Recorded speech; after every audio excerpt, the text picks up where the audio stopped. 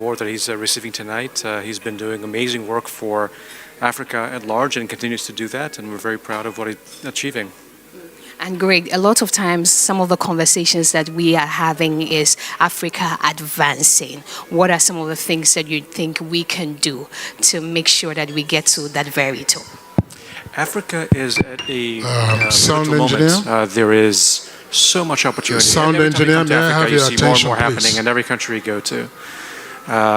But you're seeing the world around changing dramatically.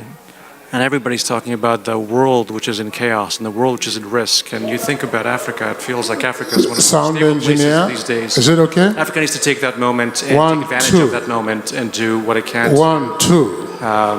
really attract all the investment that it possibly can, because this is the time it can do it. Aside all of the serious stuff that is going to happen tonight, One, what are two. you most excited about? Is it the music, the food? The people. I've already met, I think, in the last 12 hours, 20 friends. I'm looking forward to meeting many more. People from all over the continent are here. People from all over the world are here, and it's amazing, an amazing opportunity to just to connect and get to know the amazing talent that exists in this part of the world. Definitely, and I wish you well tonight. Thank you. Thank you very much. So much. Thank you.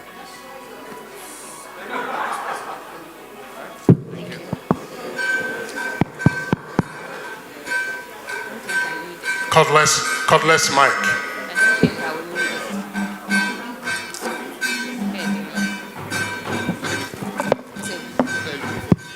Cordless mic.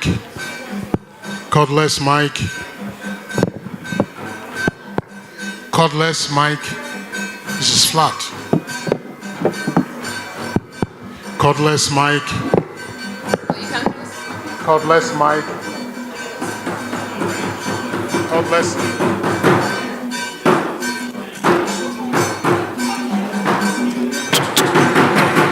Hello. The podium. Okay.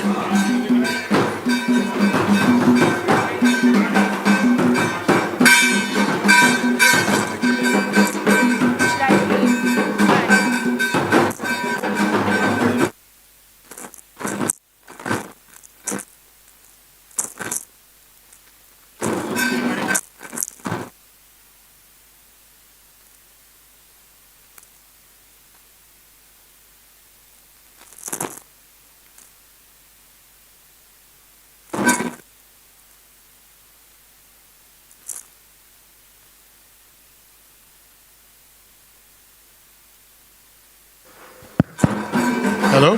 Hello? It's flat. Hello? Hello? Hello? Hello? Hello? Good evening. Good evening.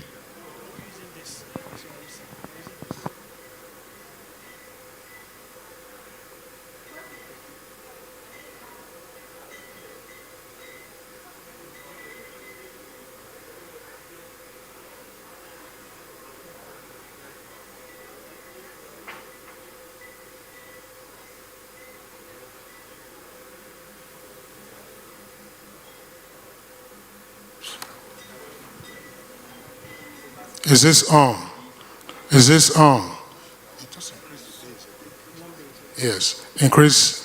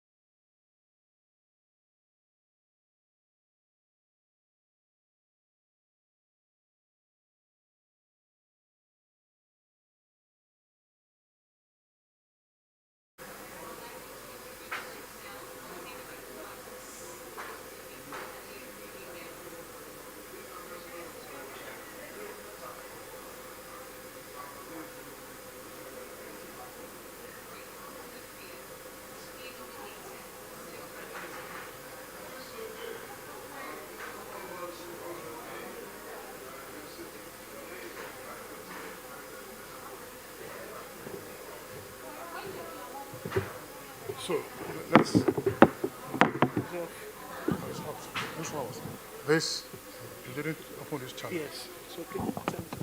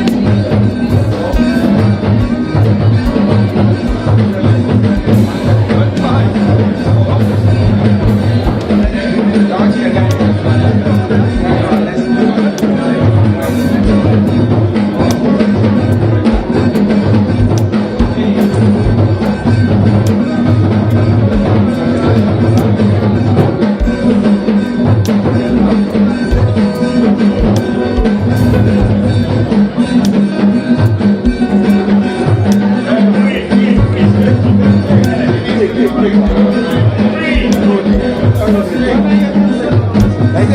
said he can't get all of you, that's why he said that. I say you. I say you. It's okay, Charlie.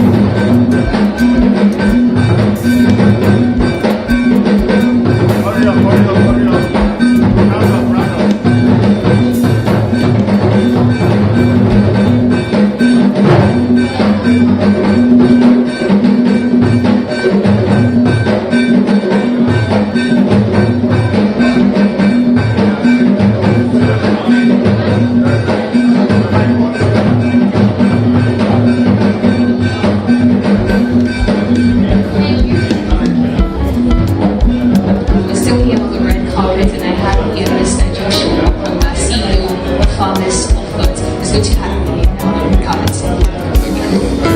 The Maponga part is right, but the Mr. part. So what do we do? I don't think I deserve that white title. Only called a Mr. So correct me, sir. How do we pronounce it? Just Joshua Maponga. Alright. And I mean, you are a recipient for African Advancement Awards. How do you feel about this particular award? Surprised, I should say. You would never see it coming. And I think when you work and you don't expect it or anticipate any award that comes your way. So I just thought all we wanted was Just like you thought you were doing what everyone is doing, what word do you have for people around the globe, around the African continent, also looking at this particular scheme? as Africa is moving towards the global village, the Indians are coming as Indians, the Chinese are coming as Chinese, the white man is coming as a white man. I wonder what the African will look like in that global village, because all of them are bringing their cultures, their individualities, their food, their medicines, their fashion, their kings, their politics. But unfortunately, Africa is lost its soul, lost its way. So let's find ourselves so that we can And your final answer is here you have a hand wrap on there. What does it truly represent and what does it mean for you today? It's African cosmology. What is above, what is below, forms of the shell, the skies, the signals, apples all and the same circle. What is above is what is inside, what is below. Connection.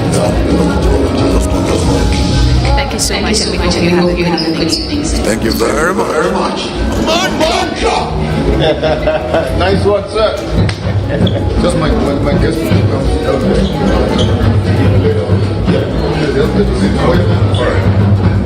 Just stand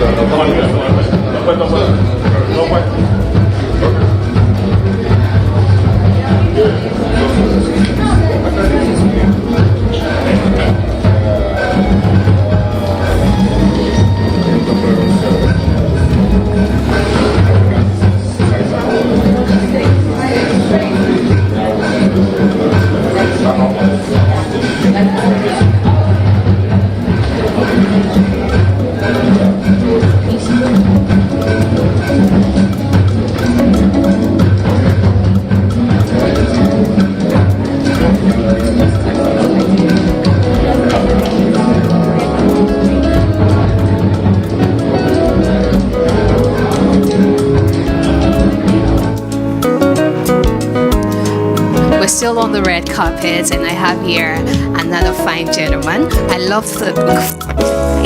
Can you tell me the inspiration behind it?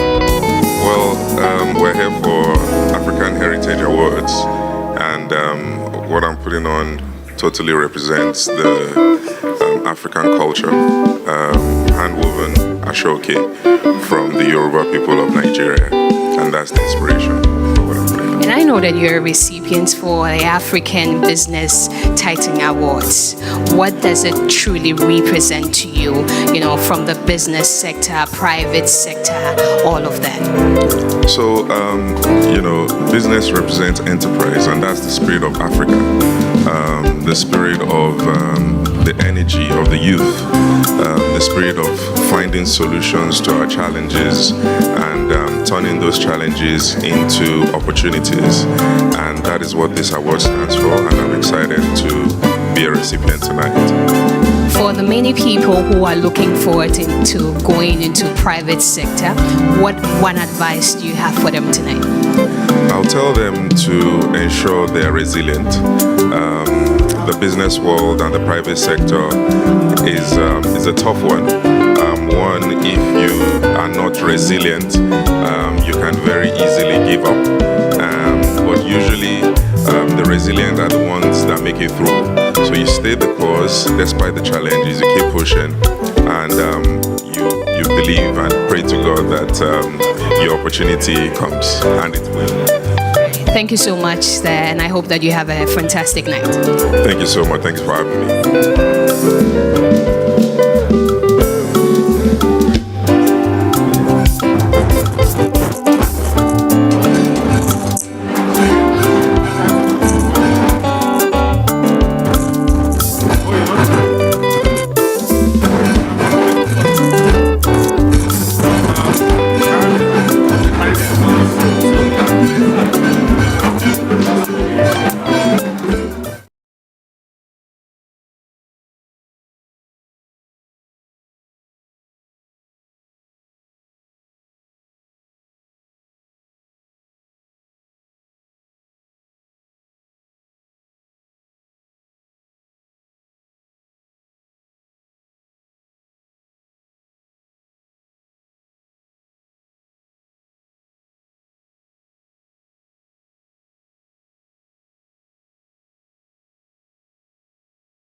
How does it feel to be here representing at the African Heritage Awards?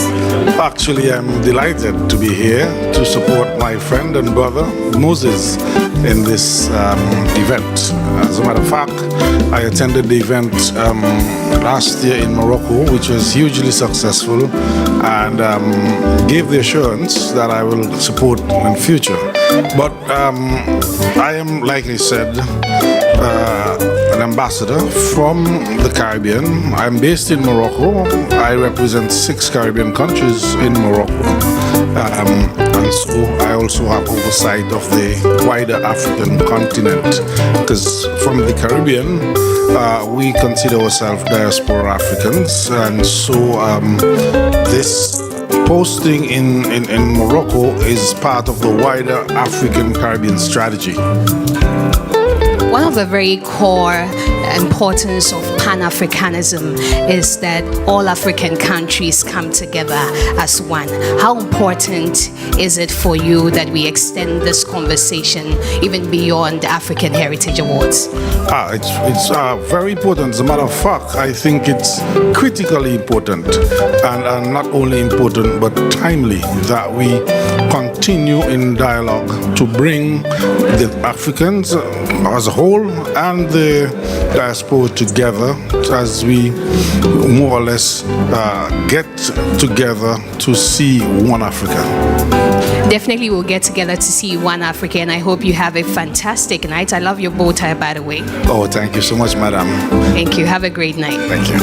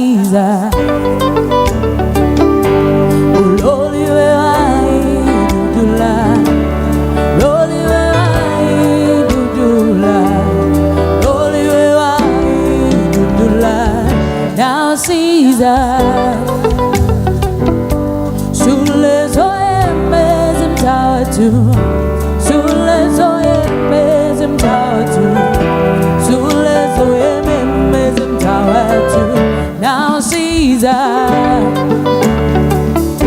sulezo yemeze mtawatu sulezo yemeze mtawatu sulezo yemeze mtawatu now Caesar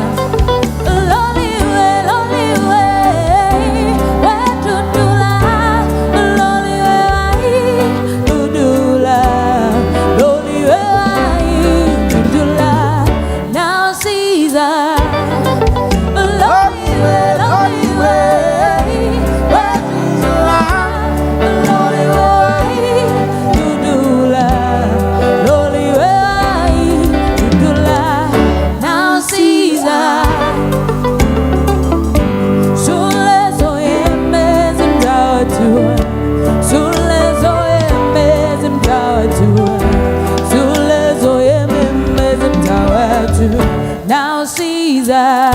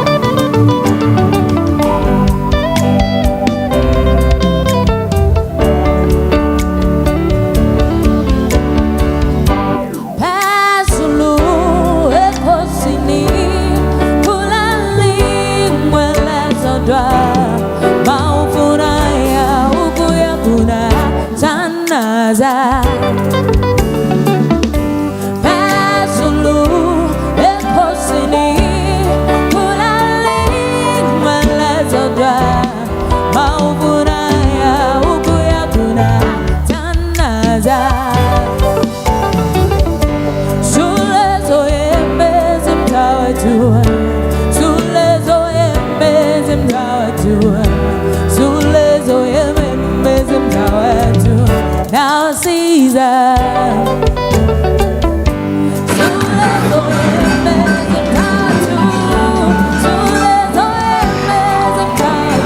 I have on the red carpet Dr. Michael Obing, and he is an award recipient for the African Humanitarian Award. It's nice to have you on the red carpet. What's the inspiration behind the look tonight? I didn't understand your question. It's great to be here. Could you please repeat your question? What's the inspiration behind the look tonight? Just my everyday look. Just your everyday look. I love that. But I mean, this is an award that seeks to celebrate what you've been doing, over the years. How does it especially make you feel? It's always good to be honored. It gives people hope, it encourages people to do good. But that's not why we do the work. We don't do work because of recognition. But it motivates the next generation to emulate what we do. And that's why these awards are so important. Lastly, when you talk about humanities, Africa is being limited to just charity. What can we do differently to move the conversation beyond? We need to change our mindset. Charity can always move us one step further, but education is the key. Even the Bible talks about teaching men how to fish and always have food. We can't just continue to receive charity. We need to change our mindset and ask to be educated so that we can carry on and do the great things when we have been educated.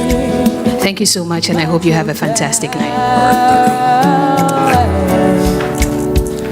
thank you.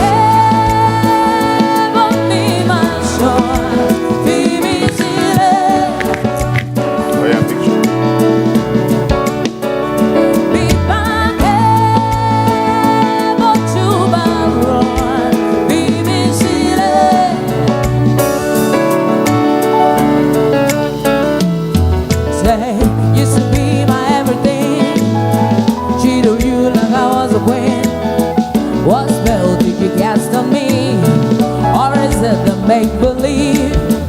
said they'll never be afraid of ever loving me.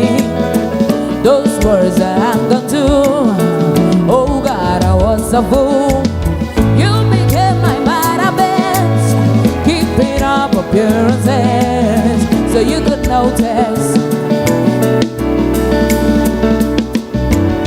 Even when you suddenly paid your things and left the keys. Well, that's crazy. Be back here, be my shore.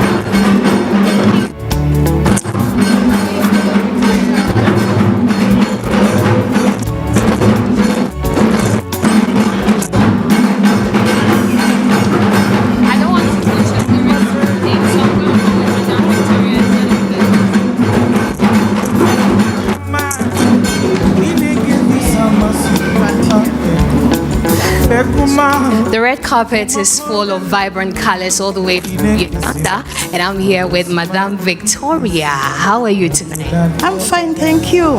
And I know that you were a Pioneer Award recipient on this particular award scheme, the African Heritage Awards. How does it feel to be back even after receiving your very own award? Yeah, I'm so excited to be here. I'm so excited by the fact that there are so many other African men and women who are proving to be worthy getting these awards, who are doing a lot of work to promote our African heritage, and who are really making us proud. I'm so proud of the so many Africans, and I'm proud this evening as well that there is a Ugandan who is getting an award again, despite the fact that I was the first Ugandan individual to get the African award. That's a good one. And I mean, going forward, we are preaching Africa coming together as one body. What role do you think that women can play to make sure that such an agenda is on the right course? I think the women in Africa have got quite a lot to do, but first and foremost, the women being mothers, they have to ensure that there is peace. If we can have more women in Africa in positions of responsibility, it will be possible for us to ensure that we have peace and stability in our countries. We need peace and stability on this continent. We need to ensure that we work on our economies so that we are no longer dependent on donor funding. Once you depend on donors to fund whatever you are doing back home, the donors will dictate what happens in your country. We want to be economically independent, and the women, once empowered with the positions of responsibility, will definitely be capable of ensuring better economies for our countries and for the continent of Africa. Thank you so much, and we hope you have a good night. But you are not here alone. You have another gentleman with you. That's your grandson. Wow, and you know that your grandmother won the very first, award for this award scheme. How does it feel to be back after the number of years?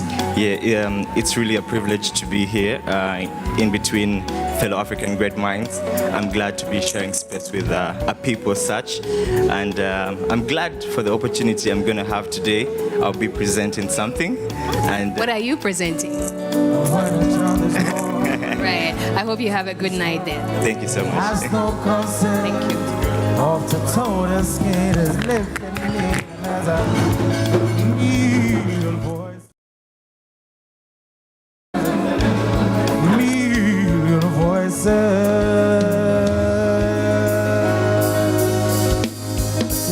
Again, 7 seconds away.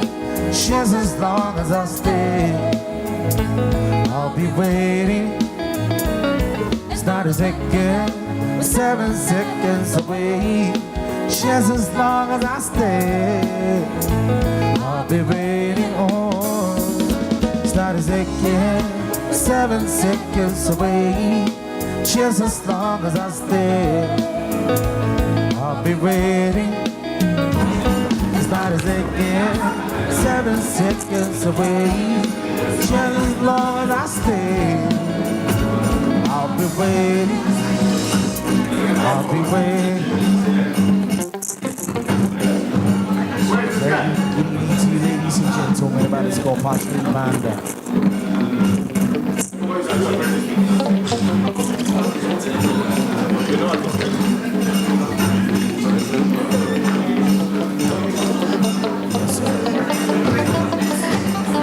It's such an honor to share the red carpet stage with Right Honorable Rebecca Kadaga. 26, ladies and gentlemen. The band right here is called Posh Place. Really beautiful music. Relax and enjoy yourselves.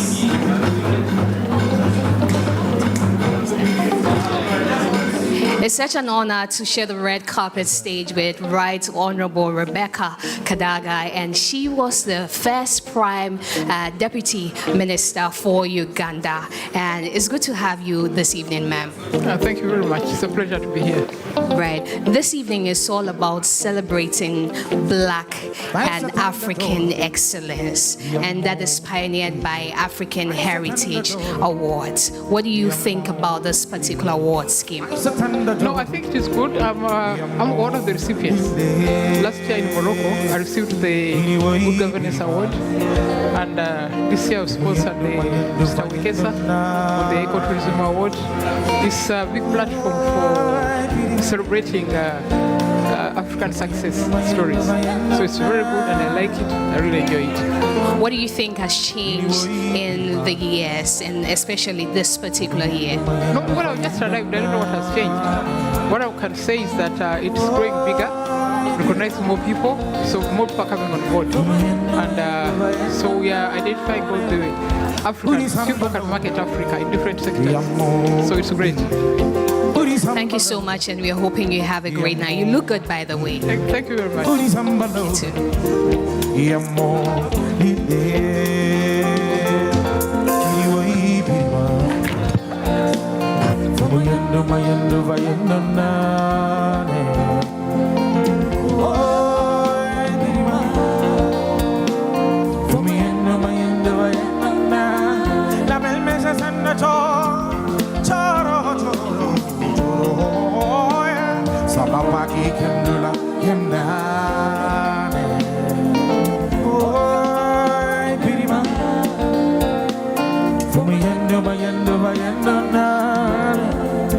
Watch Bay Music.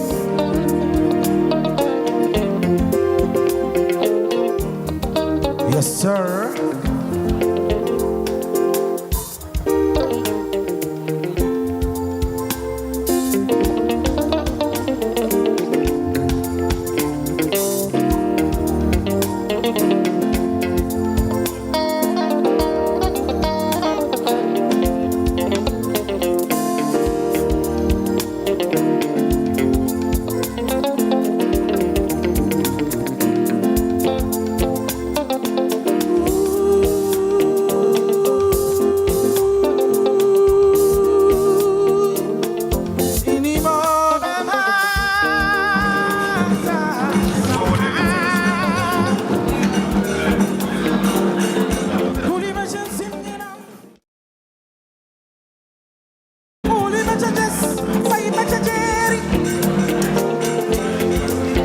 I'm still hanging out with some of the finest leaders across Africa, and I'm here with Abdul Rahman Bashir Haske, and he is a founding member for AB Haske Foundation. And this evening, he's going to be taking home the African Humanitarian Award. That's a big one. How do you feel about it? In one word, excited, extremely excited, and feel very honored to be identified as one of the best young men within Africa to take this award home. And you are young indeed. And so for the very young people at home, across the continent watching, what's that one word that you would like to pass on to them? I am young, but not very young. The message here is we should be consistent in whatever we do. We should be strong, stand strong. It's a difficult terrain to operate in Africa, but we should stay strong, be committed and dedicated to every cause we follow. Thank you so much, and we hope you have a fantastic night. Thank you very much, I appreciate it. And you look very lovely in this. Thank you too. Hi, how are you? How are you doing?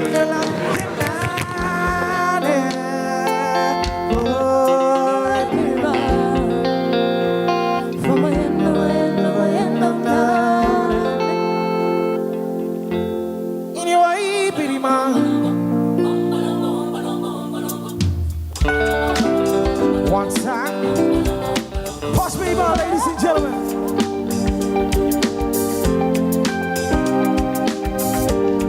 One time, one time.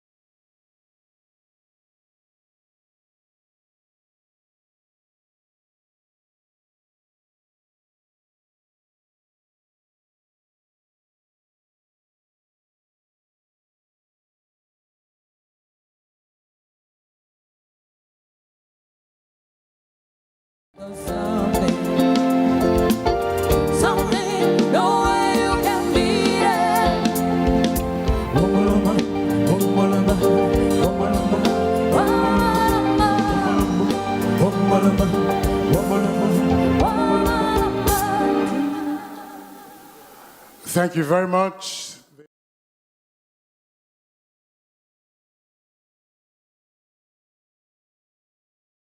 For an equally nice evening.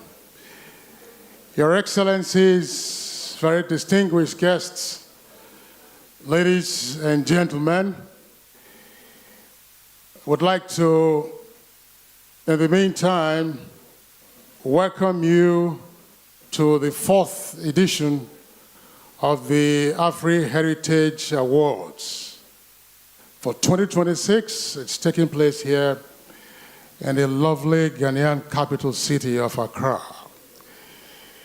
While we await the arrival of our very distinguished special guest of honor and chief host, His Excellency, the President of the Republic of Ghana, Dr. John Dramani Mahama, you will permit us to apologize for the slight delay in the formal kickoff of the program, but also in the meantime recognize the other dignitaries who are already seated and had earlier taken advantage of the red carpet reception. I would like to, at this time, warmly welcome, and I urge you also to join me with a round of applause, to welcome His Excellency Dr. Seretse Khama Khama, former President of the Republic of Botswana.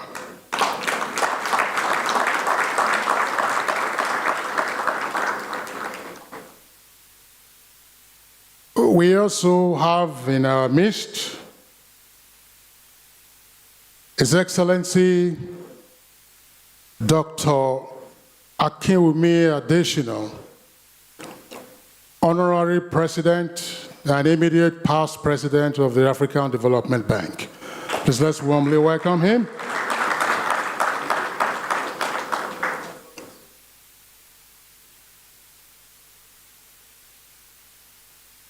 His Excellency Ian Quilly, Ambassador and Head of Mission, Embassies of Eastern Caribbean States in the Kingdom of Morocco, is also here in our midst. Please let's welcome him.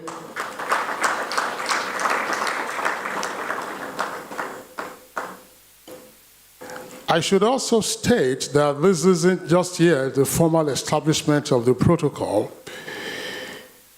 because I'm slightly blindsided by the lights that focused on the stage at this time, and so I can't immediately pick out the faces.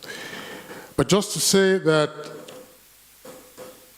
upon the arrival of our chief hosts and the formal takeoff of the program, we will be recognizing the other dignitaries who are in our midst. We have a fairly long list. Our esteemed awardees are here, very many distinguished guests, ladies and gentlemen. My name is Kingsley Osadolo, and I'll be one of the masters of ceremonies for this evening.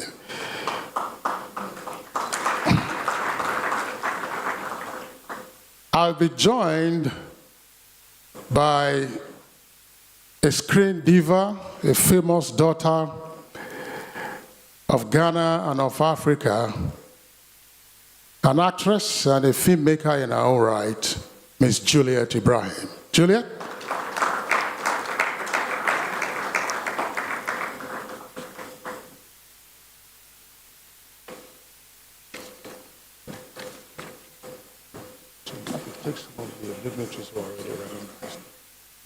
Good evening, ladies and gentlemen, distinguished guests. You're all welcome. Akwaba. How many of you have been to Ghana before? Oh, so there are many first-timers. How many Ghanaians do we have in the house? Oh, okay. Akwaba, I hope you're enjoying your stay so far, and you've actually received a warm Ghanaian welcome. All right, so we'll still continue to acknowledge some of the special guests that we have with us tonight. We have Her Excellency, Right Honorable Rebecca Alitwala Kadaga, First Deputy Prime Minister and Minister for East African Community Affairs. A round of applause for her. You're welcome, ma'am. We also have here with us Dr. Martin Fregeni, Acting Vice President, Agriculture, Human and Social Development of the African Development Bank Group. You're welcome, sir.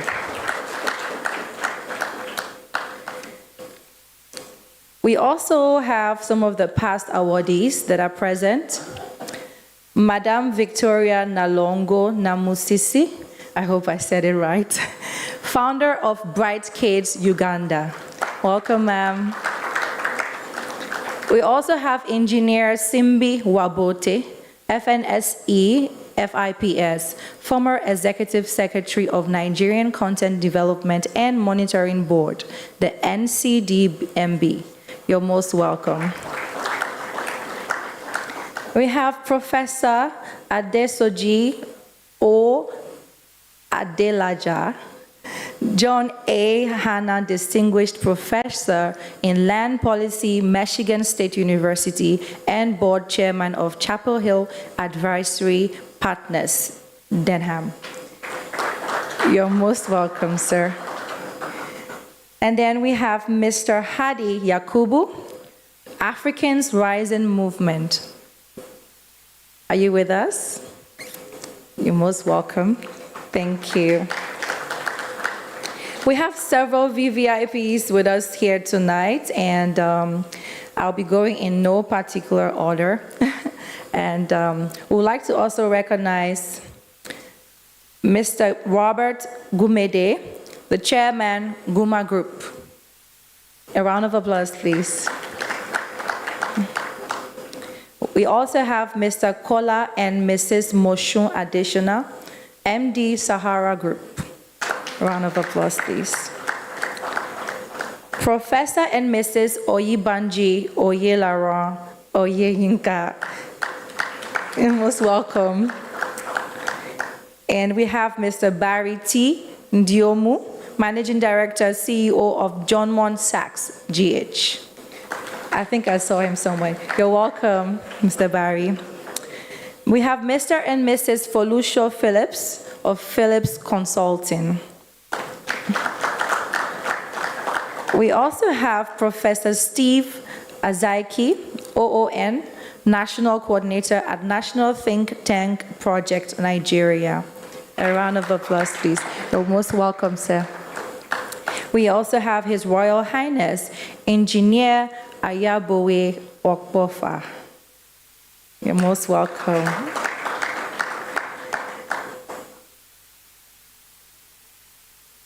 We also have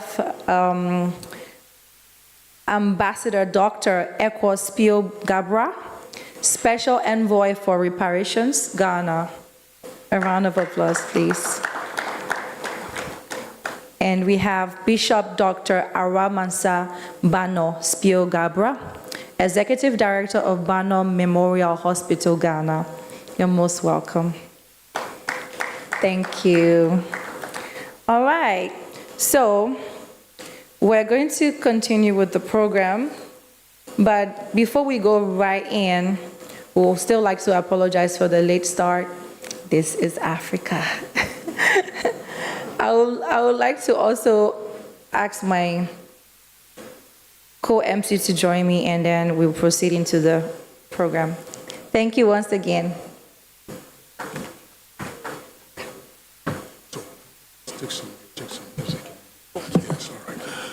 All right, thank you very much, Juliet, for those recognitions.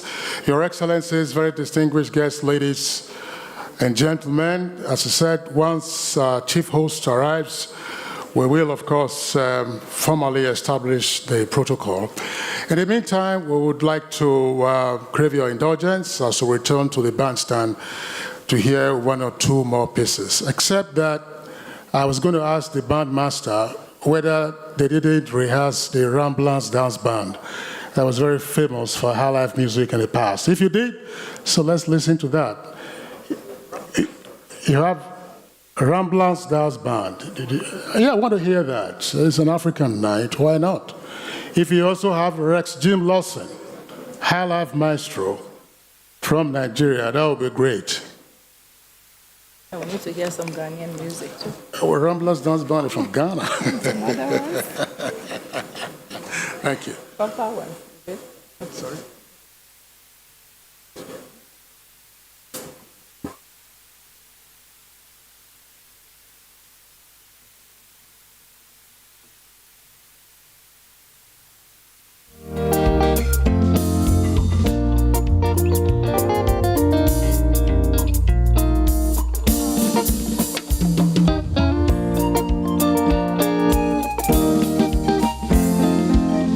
I'm a boss away.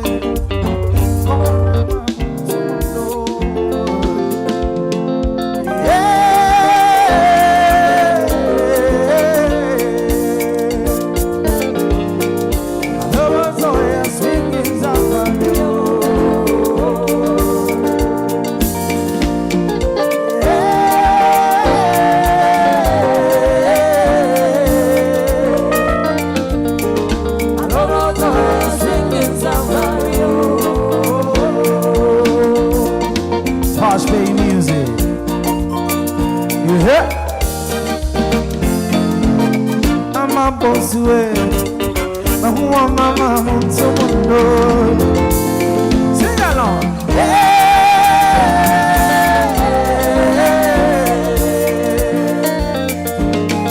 I love all time, singing somebody.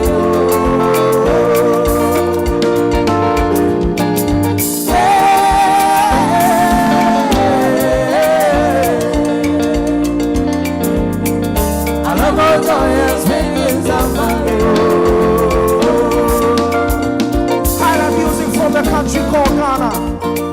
Water. This is called high life music. Originated from Ghana, West Africa. Yes, sir.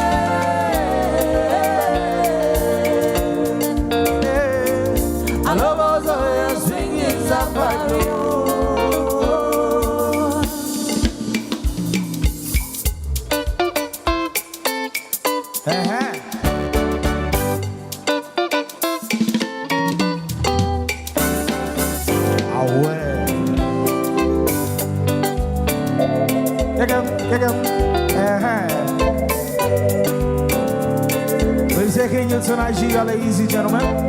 This is Patch Me Band.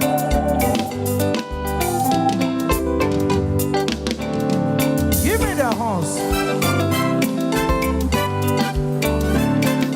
African Heritage Awards 2026.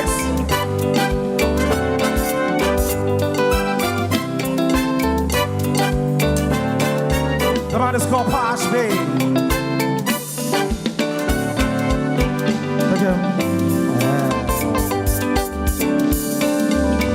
Sweetie banana, your love be like sugar. When you love me, it dey kill me softly. Your touch is amazing each time, but I have to tell you this time, I never know say love go feel sweet like this.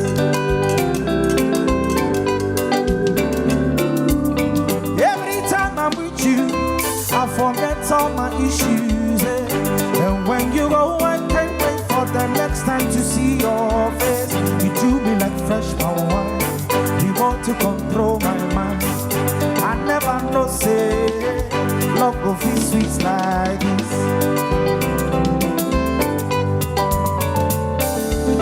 Darling, this I love you.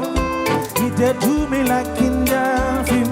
You know go fit find this kind of love anywhere but Indian film. You humble and kind, someone like you is so hard to find it. I never know say love go feel sweet like this. I never know say love go feel sweet like this. I never know say love go feel sweet like this. I never know say love go feel sweet like this. I never know say love go feel sweet like this. Ladies and gentlemen, the band is called Posh Baby.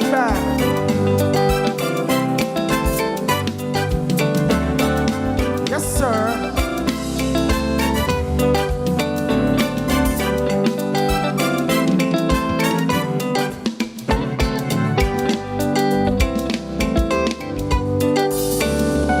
See, darling, when we kiss, my body no remember. Said you take me to heaven, bring me back every time you call my name. You humble and kind, someone like you is so hard to find it. I never know say love go feel sweet like this. Darling, this I love, if they do me like Indian film, you know go fit find this kind of love anywhere but Indian film. This love is sweet, oh,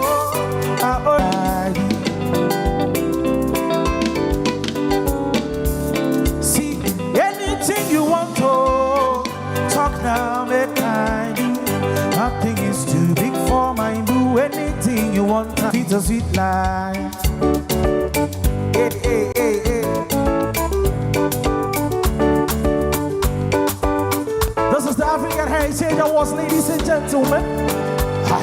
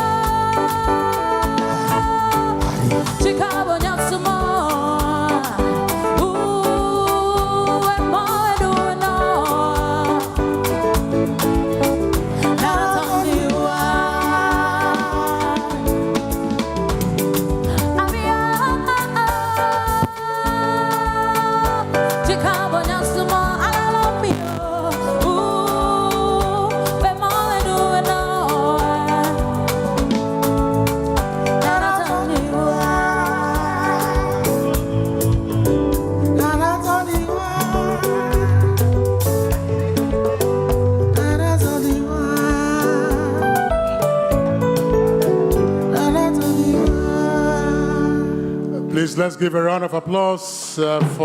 a round of applause for Her Excellency Dame Marcella Librod, GCMG JP, who is the Governor General of St. Kitts and Nevis, is being represented by Dr. Edward Martin and Dr. Amma Martin. So a round of applause to the Governor General of St. Kitts and Nevis. His Excellency Mr. Ahmed Shide, that's the Honorable Minister of Finance of Ethiopia, is being represented by His Excellency Asaye Alameyehu, Ethiopian Ambassador to the Republic of Ghana. A round of applause to the Honorable Minister of Finance of Ethiopia, who would have been here but for the urgency of the assignment that he was given lately by his Prime Minister. We also have with us Dr. Colin Mashawana, founder and chairman of Colin Mashawana Foundation. You're welcome. A round of applause, please. We also have Chief Joseph, round of applause, please. We also have Chief Joseph Pinawo, Chairman of First Marine Engineering Services Limited. You're welcome, sir. We have Shangambar.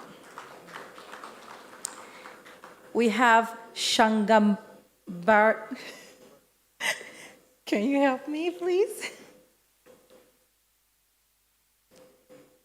Sorry, I'm trying to rehearse it myself before I help you. Well, that's the beauty of African names. In some parts of the continent, you see that there is a play with consonants. Yeah. So many consonants are combined, and you have to struggle. But exactly in this case, it's not a question of consonants. It's just that the name is a sentence, if not a paragraph. Changabire Joshua Mapunga Marara III. Wow. You made it sound Nigerian, though. Shangabire. Yeah, he's the CEO of Farmers of Thought. You're welcome. The next one is yours. But this is straightforward. Engineer Chukwudi Chidi Abuomena, who is Managing Director, CEO of Vagan Oil and Gas Limited. Please a round of applause for him. And Abdul Rahman Bashir Haske, founding member of AB Haske Foundation. Then we have Mrs. Leslie Ajay Mensah, CEO of Finam Industries Limited, and Mr. Frank Ajay Mensah, her spouse. You're welcome. We have Dr. Michael K. Obeng, MD, FACS, the director of Miko Plastic Surgery and founder of Restore Worldwide Incorporation. You're welcome.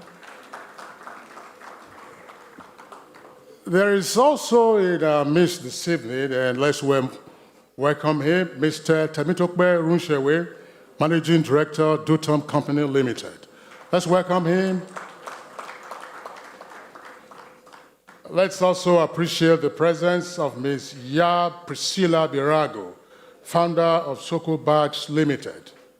Let's welcome her, please. Then we have Mr. Nathan Kwabena Adisi, the CEO of EIB Network Group, also known as Bolare. You're welcome. We have Ambassador Dr. Elisha Atai, DFAI CMP, the founder, global president of African Women in Leadership Organization, AWLO, and his spouse, Mrs. Eno Atai. You're welcome, sir. That's right. You'll have to pardon us because some of the suffixes are not spelled out. Having CEO, of course, is fairly straightforward. That's Chief Executive Officer. And Atai, DFAI, is not pretty clear to us. We would like to explain that to the audience so there's a better appreciation. There are many suffixes these days. Of course, that's because of the expansion of the scope of knowledge and accomplishments. When I was much younger, there was the suffix for a specialization field in medicine. If you are not careful, if you are reading it, it would look like frog. Frog, that is Fellow of the Royal College of Gynecologists. Frog, F-R-O-G, but that college actually would compel you to hold back and not say Dr. XYZZZ Frog, but that's the part of the challenge that we are having this evening. So once again, permit us to warmly welcome Mr. Amos Wekesa, CEO and founder of Great Lakes Safaris. Please, let's put our hands together. Kesa. Then we have Miss Bianca Aquile Clinton, Esquire, co-founder and senior partner, Clinton Consultancy Limited, and her spouse, Mr. Rexford Aloti. You're welcome. Then we have the University of Ghana, Ghana. A round of applause, please. And we also have the Deputy Vice Chancellor in charge of transformation, student affairs, and social responsiveness at the University of Cape Town. That is Professor Elelwani Ramugondo. Please, let's welcome Professor Ramugondo. All the way from Cape Town, Professor Ramugondo. All right, Your Excellencies, distinguished guests on the program, we are supposed to be entertained at this time by a troupe from Ghana. And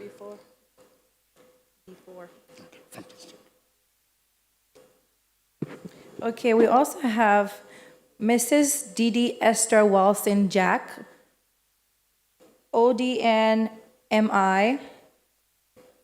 Do you want to break it down for me? This is what I was saying about FROCG or something, fraud. But with the greatest respect, would like to welcome the head of the Civil Service of the Federation of Nigeria, Mrs. Didi Esther Walson Jack, recipient of the Nigerian National Honor of OON, that is Officer of the Order of the Niger, and a member of the National Institute, MNI. A round of applause for her, please. Thank you.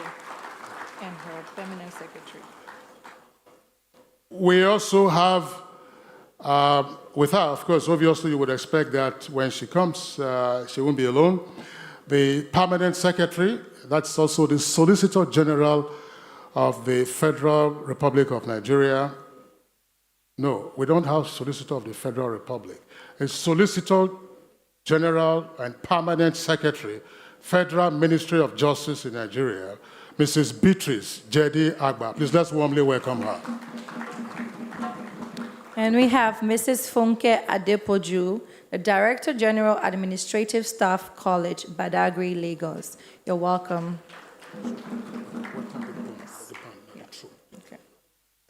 Okay, we're going to go right into the program, and we'll be having a special performance of Adua and Kete dance performances. So they will be leading this, and I think they're ready to go, right? Okay, you're welcome.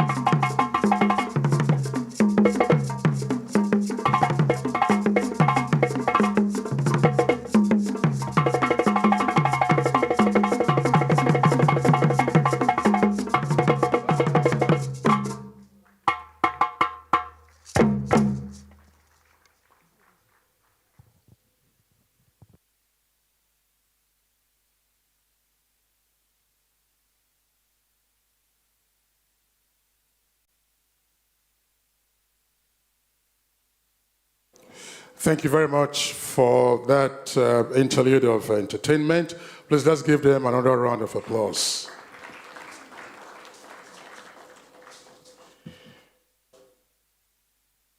We will shortly be having a brief feature, a documentary on the journey so far for the African Heritage Awards. As you're aware, this is the 4th edition in this series for 2026 here in Accra, Ghana. But in the meantime, you will permit me to recognize other dignitaries who have also joined us. The publisher of Ovation magazine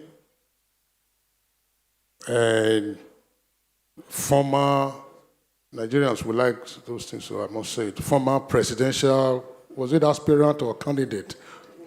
Oh, both of them. Oh, okay. So, former presidential aspirant, former presidential candidate, fiery journalist and writer, Chief Dele Momodu. Please, let's warmly welcome him in our midst.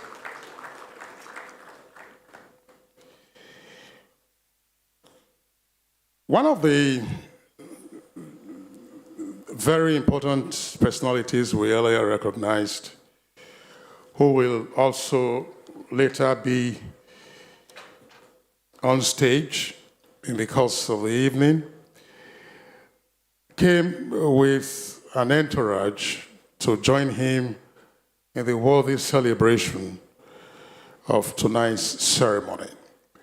So amongst those who are with him, you will permit me to respectfully recognize His Royal Majesty Kalanampi Luke, the Pere of Akubene Main Kingdom, and first Vice Chairman of the Delta State Council of Traditional Rulers in Nigeria. Please, let's welcome him. Let's welcome him.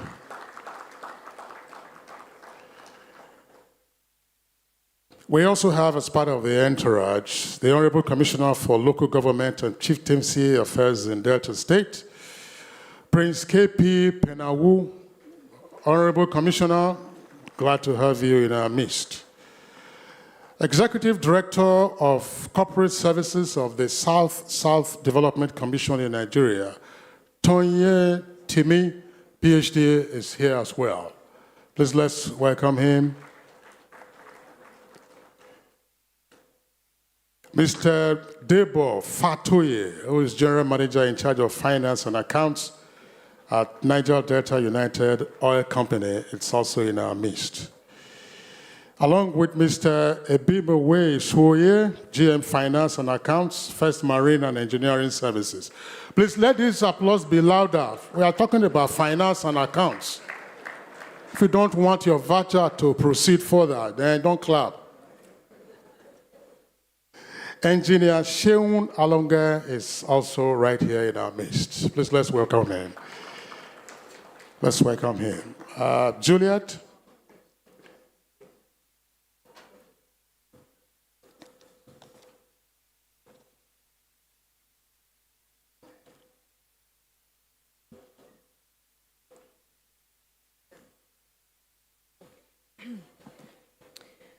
All right, so up next, we'll be showing you guys a journey through the Afri Heritage Awards, and we'll be doing so with a very beautiful video that we've curated for you.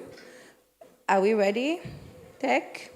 Yes, so please do enjoy a montage of Afri Heritage Awards, the journey so far. A round of applause, please. I am also pleased.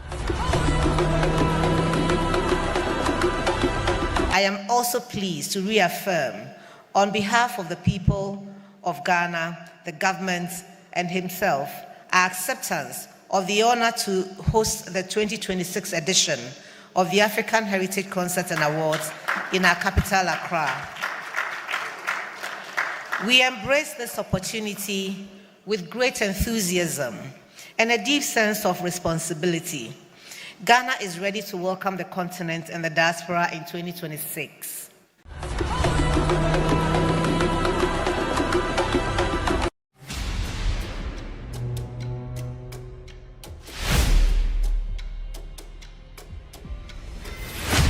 Africa is not short of greatness. It is rich in history, resilient in spirit, and limitless in potential. Across centuries, Africa has shaped civilization, inspired movements, and produced leaders whose legacies transcend borders.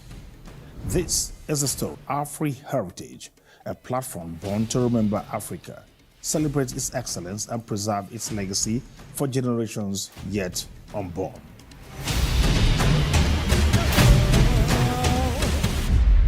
Afri Heritage is a proudly homegrown African initiative created to recognize and celebrate outstanding African advancing the image of the continent globally. From leadership and governance to philanthropy, education, business, sports, arts, culture, innovation, media, and social impact, Afri Heritage honors excellence wherever it stands. At its heart lies a bold Pan-African dream to build a strong network of African men and women committed to unity, dignity, shared values, and cultural pride. Afri Heritage is more than an award platform. It is a movement dedicated to preserving African heritage while inspiring the leaders of tomorrow. Began in Kigali, Rwanda in 2023, where Afri Heritage took it. In 2024, the movement expanded to Lagos, Nigeria. Africa's heartbeat of enterprise and creativity cemented Afri Heritage as a major continental recognition platform. By 2025, Afri Heritage arrived in Marrakesh, symbolizing North. At every Afri Heritage ceremony, Voices of African Excellence speaks not only of success, but of service, sacrifice, and responsibility. In Africa, our culture and our tradition is recognized as our past. This award to my parents who influenced my charitable work, to the disadvantaged in our societies, and even to all the other recipients, and encourage you to continue with your good work. Thank you very much. I consider this award from the Heritage Times as an inspiration that I come and be a better president than I was even before. And so I want to thank you very much. I'm deeply honored to accept this African Lifetime Achievement Award. I want to thank all of you, particularly the Management Committee of the African Heritage Awards, for selecting me for this distinction. I have to dedicate this to all Africans who are struggling to stabilize, promoting democracy and promoting peace. We are all in battle, and I believe we'll succeed. I dedicate this award to Africans of goodwill, from whose eyes the scales of ignorance have been removed, and from whose ears the wax of resistance have been melted away, and who are able to recognize that our continent is in a crisis, and yet it is also on the cusp of hope. It is in a crisis because this continent is the object once again of an honest scramble. And if we are not very careful, this continent will be eaten for lunch once again.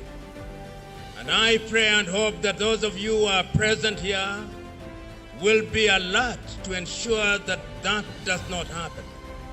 I also wish to dedicate this award to the young men and women with whom we work under the foundation in 40 African countries.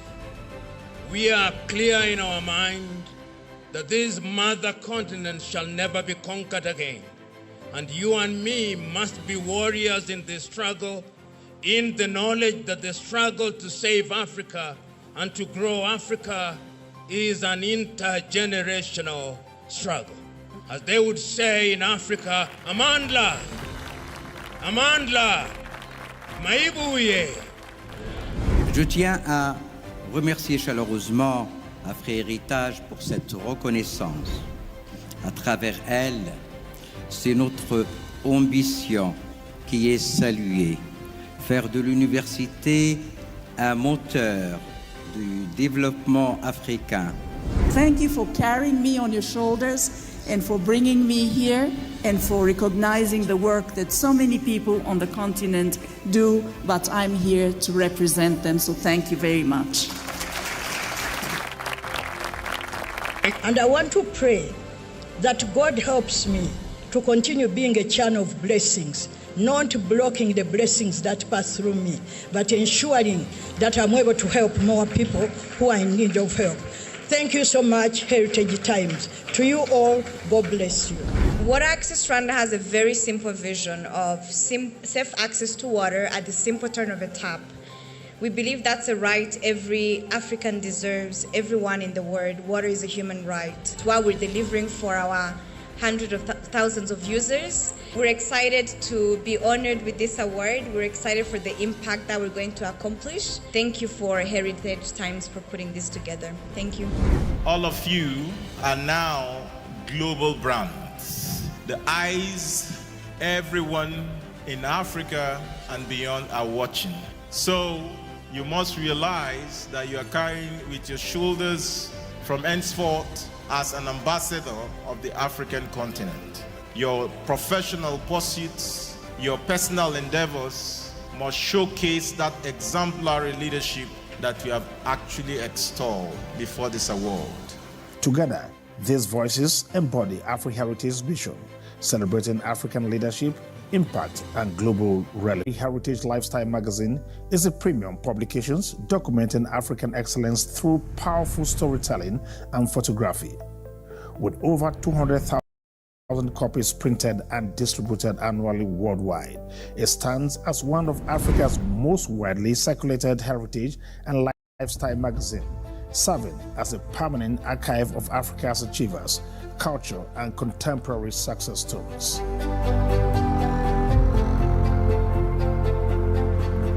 The future of Afriheritage is bold, visionary, and transformational. Hopefully, another striking feat to look forward to is a proposed $120 billion Afriheritage Center to be established in Accra, a world-class Pan-African landmark, a dwelling place for history, enterprise, and African greatness.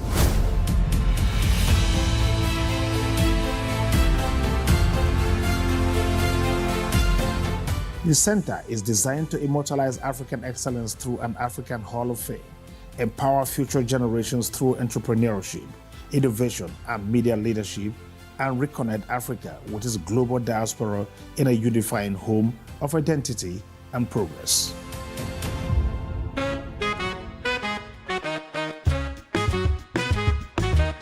Ghana holds a special place in Africa's story. First in sub-Saharan Africa to gain independence and a beacon of Pan-African liberation. Ghana's historic year of return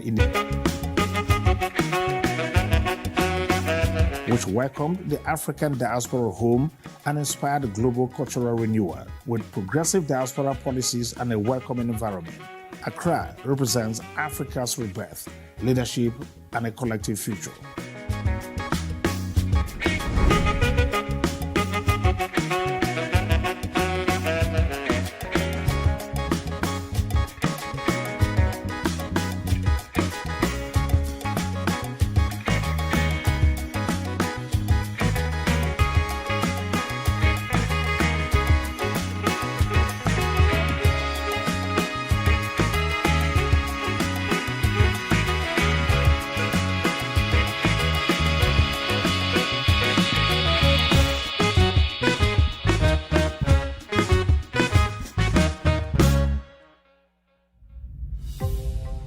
Afri-heritage stands on the shoulders of giants, from Nelson Mandela to Patrice Lumumba to Julius Nyerere and many others. Their courage, sacrifice, and vision continue to shape Africa's destiny. Their legacies live on, woven into the Afri-heritage narrative.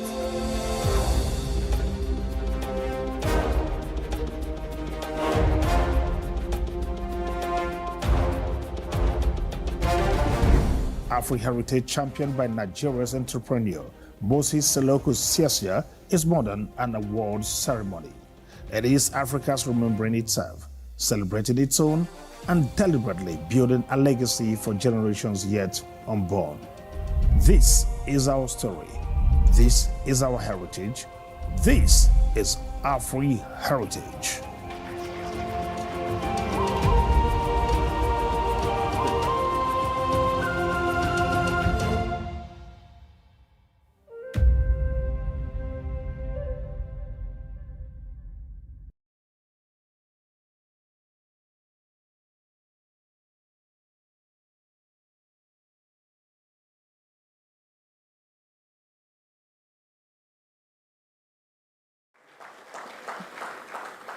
Thank you. I would also like to recognize a very special person who walked in when we had the video playing. We would like to honor and recognize the presence of Archbishop Nicholas Duncan Williams, Archbishop and General Overseer of the Action Chapel International Ministry. You're very welcome, sir. And I would like to officially open this beautiful ceremony by inviting Afri-heritage convener Mr. Moses Seloku Siasia for his welcome address.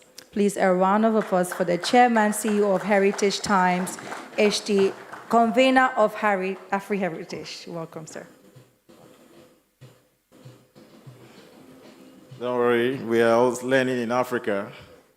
I believe that we are making progress, and we will continue to make progress. Your Excellencies, distinguished ladies and gentlemen, it is my humble honor and privilege to specially and most profoundly welcome all of you from different walks of life, different countries across Africa, and also in diaspora. We have people from the United States, Canada, and UK here today.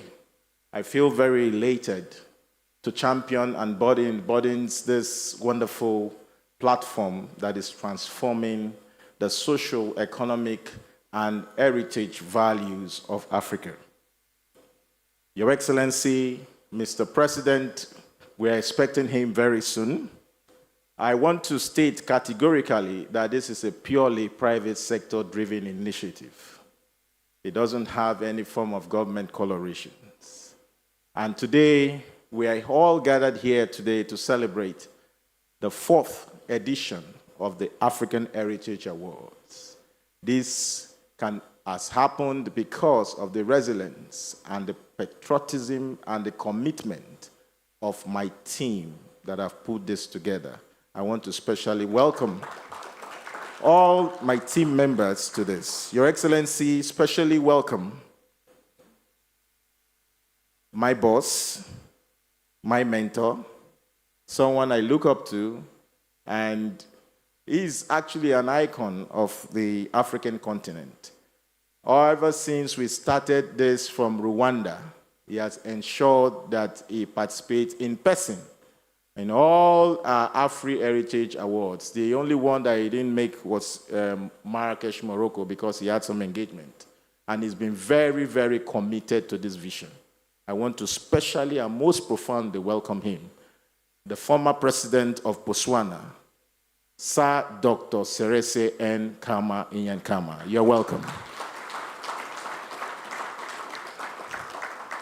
I also want to thank and welcome specially a lady that have also been committed to this vision. She's also an awardee, but she has followed us all through from Rwanda. Now she's also here, and is someone that is very passionate and committed. may I seek your indulgence to formally welcome Madam Victoria Lalongo Namosisi, all the way from Uganda. Thank you very much for your commitment to Afri-Heritage platform.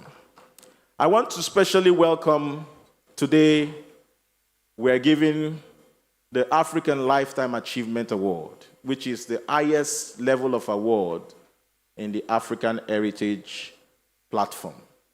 We are giving it to a man that have transformed lives. God placed him in a position to change narrative and to change realities.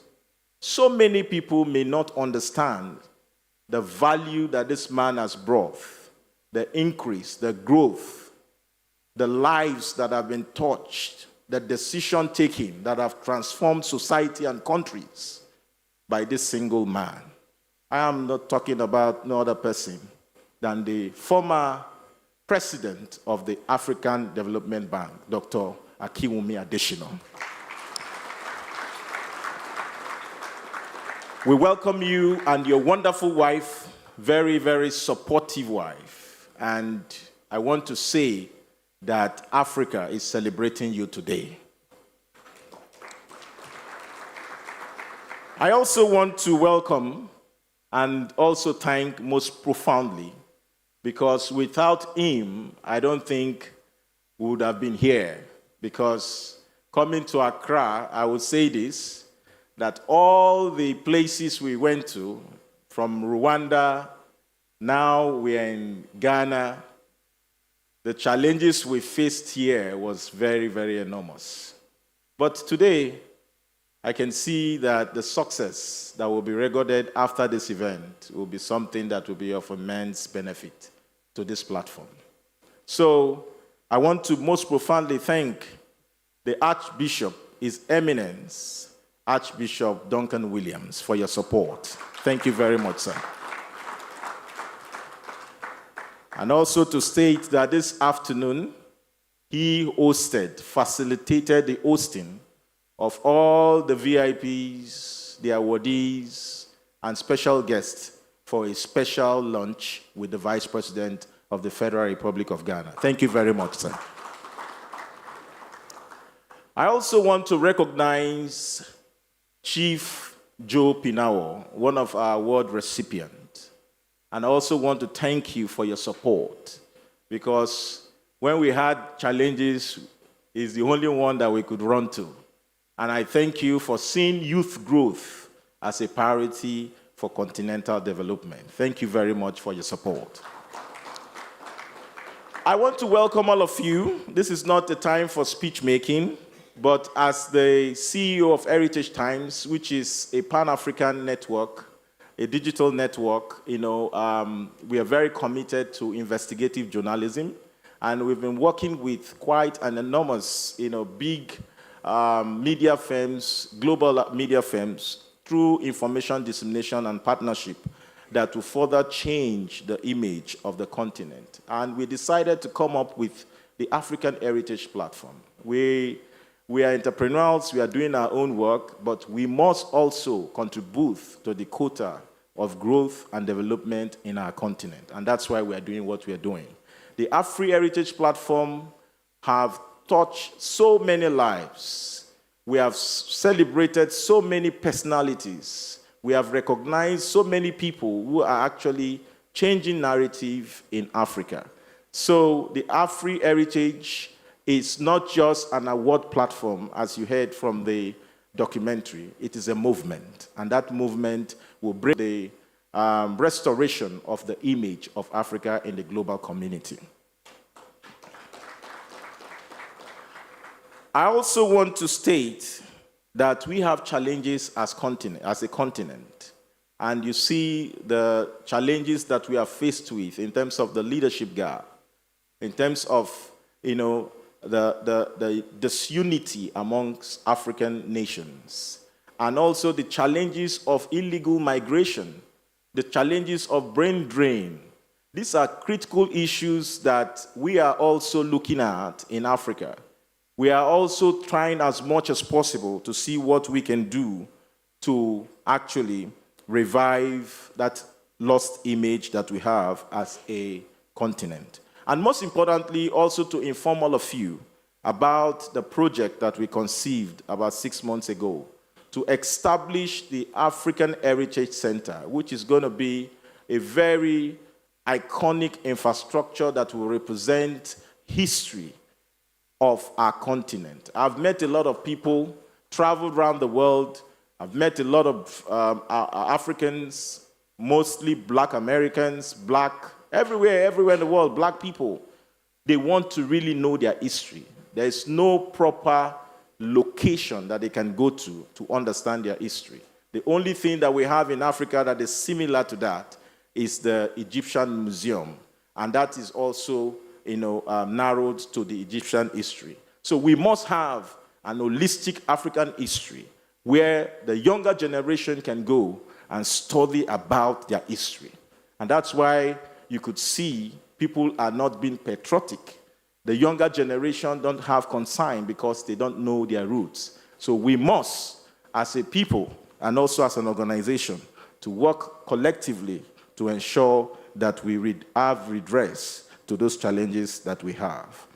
I also want to say that all the awardees of Afri Heritage Platform, a lot of people have been honored, celebrated. That's what we do, celebrate people. At the end of the day, some will be committed, some will not be committed. So we want to use this opportunity that if you are not committed as an Afri Heritage awardee, after every event, you come and receive an award and you are not committed to this movement, we will not use your name and your information on the African Hall of Fame because it won't tell well for what we are doing. We need collaboration, we need support, we need unity, and we need partnership. Once again, I want to welcome you all. It's an evening of celebration, celebrating men and women that have done very well in the African continent. I know some of you will be saying we have a lot of Nigerians in the hall today, and it is deliberate because the man who is moving on this vision is also a Nigerian. So I want to thank the Nigerians for seeing this as a viable vehicle and also supporting this platform. Thank you very much. I also want to thank others too. Thank Rwanda, Botswana, Uganda, South Africa, Morocco, the government of Nigeria for their support so far to this platform. And I want to assure you that collectively we are building an Africa where our lost image and our lost glory will be regained. Thank you very much. May God bless you all. And also, to end, I also want to use this opportunity to say this. Ghana is a very wonderful place, very blessed people. The few time I've spent here, I've been coming to Ghana because of this event. And one thing I realize is that the people are very polite, very respectful. Ghana is the only country in the world that you have the highest number of please. So please, ladies and gentlemen, I want to welcome you to the 4th edition of the African Heritage Awards. Thank you very much.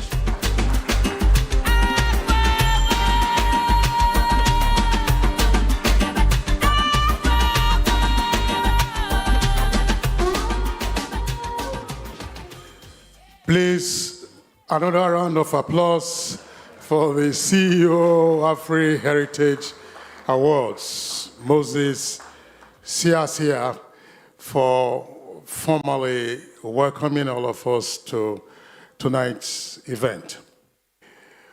We will take just one goodwill message. And I'd like to respectfully invite His Excellency, whose father was the founding president of Botswana. He trained as a military officer. He was commander of his country's defense forces, and then became vice president, and then became president of his country. from 2008 until 2018. His Excellency, Lieutenant General Dr. Serese Khama Ian Khama, former President of the Republic of Botswana. Please let's welcome him to the microphone.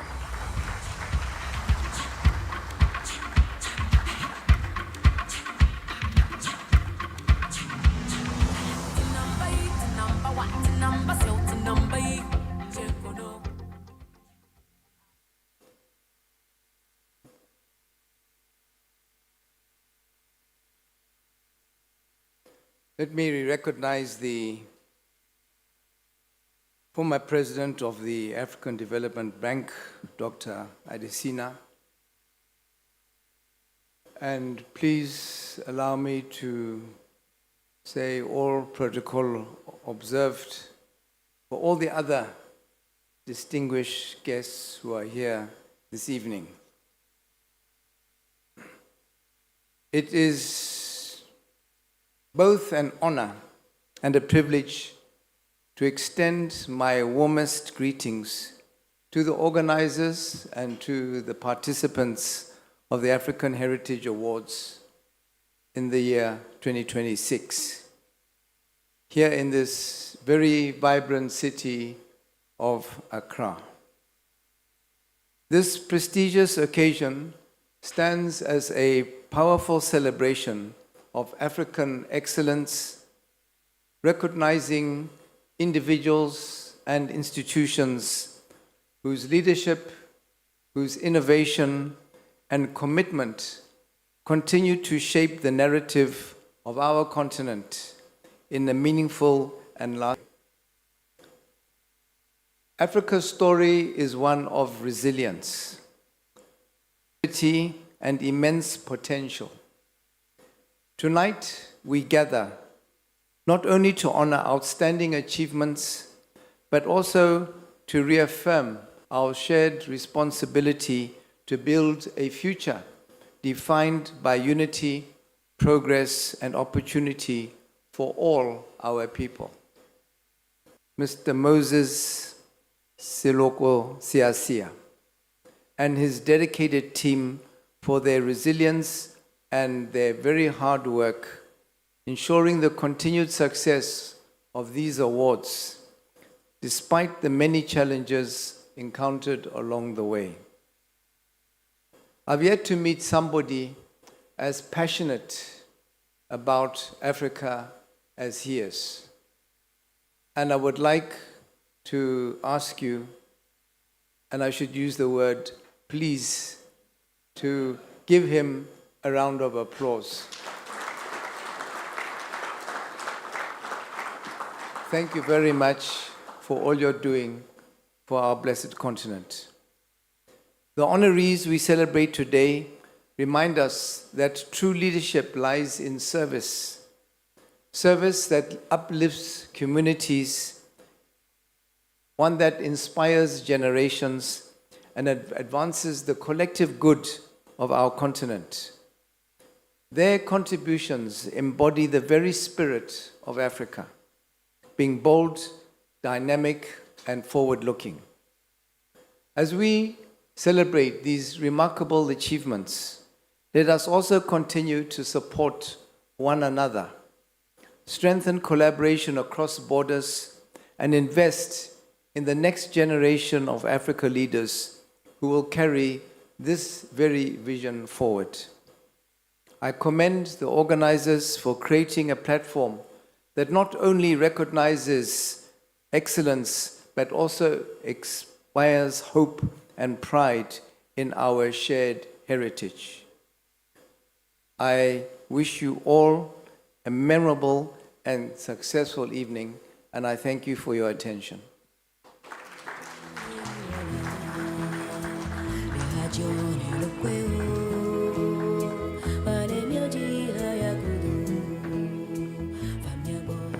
Please, another round of applause for His Excellency, the former President of Botswana, for the goodwill message. Your Excellency, I I thought I was going to see a sprint as you were going back to your seat. I didn't quite see that, but obviously you're still very agile.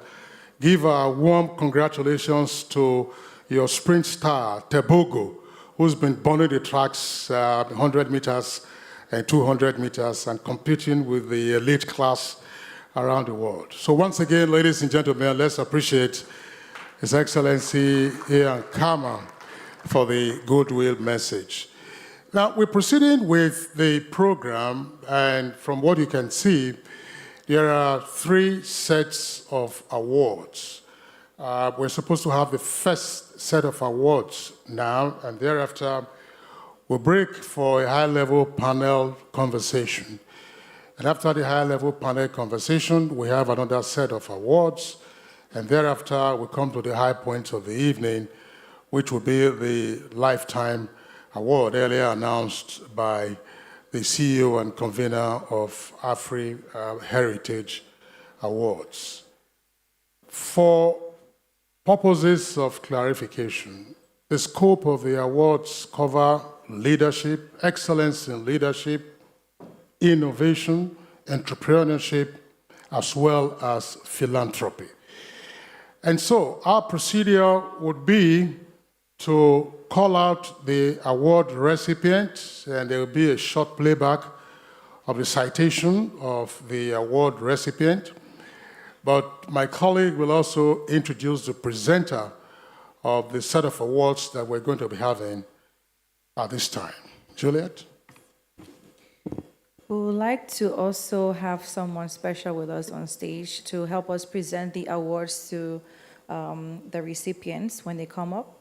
And that's none other than Right Honorable Rebecca Alitwala Kadaga, the first Deputy Prime Minister of Uganda and Minister for East African Community Affairs. A round of applause for her. She'll be joining us on stage as we present the awards.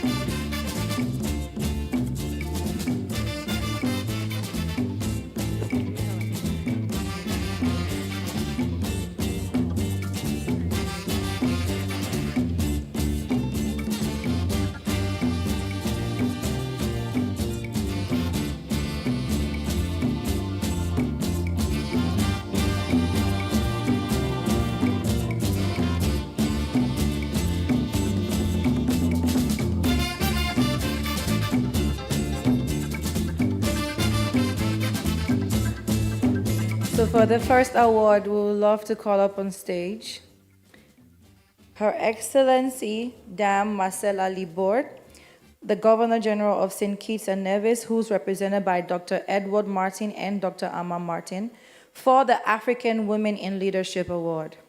A round of applause, please. The nominee for African Women in Leadership Award is Her Excellency Dame Marcella Libord, GCMG JP, Governor General of St. Kitts and Nevis. Dame Marcella Libord, GCMG JP, is a trailblazing stateswoman whose career has redefined women's leadership in the Caribbean. A barrister and solicitor admitted to the Eastern Caribbean Supreme Court in 1994, she transitioned from law into national politics, where her legislative and executive influence would leave an enduring imprint on St. Kitts and Nevis. As Speaker of the National Assembly of St. Kitts and Nevis from 2004 to 2008, she presided over parliamentary affairs with distinction before being elected as a Member of Parliament for Constituency Number 2. Her legislative legacy includes drafting and advancing transformative laws such as the Domestic Violence Act and the Equal Pay Act. These were groundbreaking measures that strengthened social protection, gender equity, and justice within the Federation. Serving as Minister of Health, Social Services, Community Development, Culture and Gender Affairs, and at times acting Prime Minister, Dame Marcella championed inclusive governance, community empowerment, and and public sector reform. In 2013, she shattered another glass ceiling by becoming the first woman elected chair of the St. Kitts and Nevis Labour Party in its 81-year history. Her historic ascent continued when she was sworn in on February 1st, 2023, as the first female Governor-General of the Federation, the highest constitutional office in the land. Through pioneering legislative reform, barrier-breaking political leadership, and steadfast advocacy for gender equity and national development, Dame Marcella Libourde was nominated for AFRI Heritage's African Women in Leadership Award.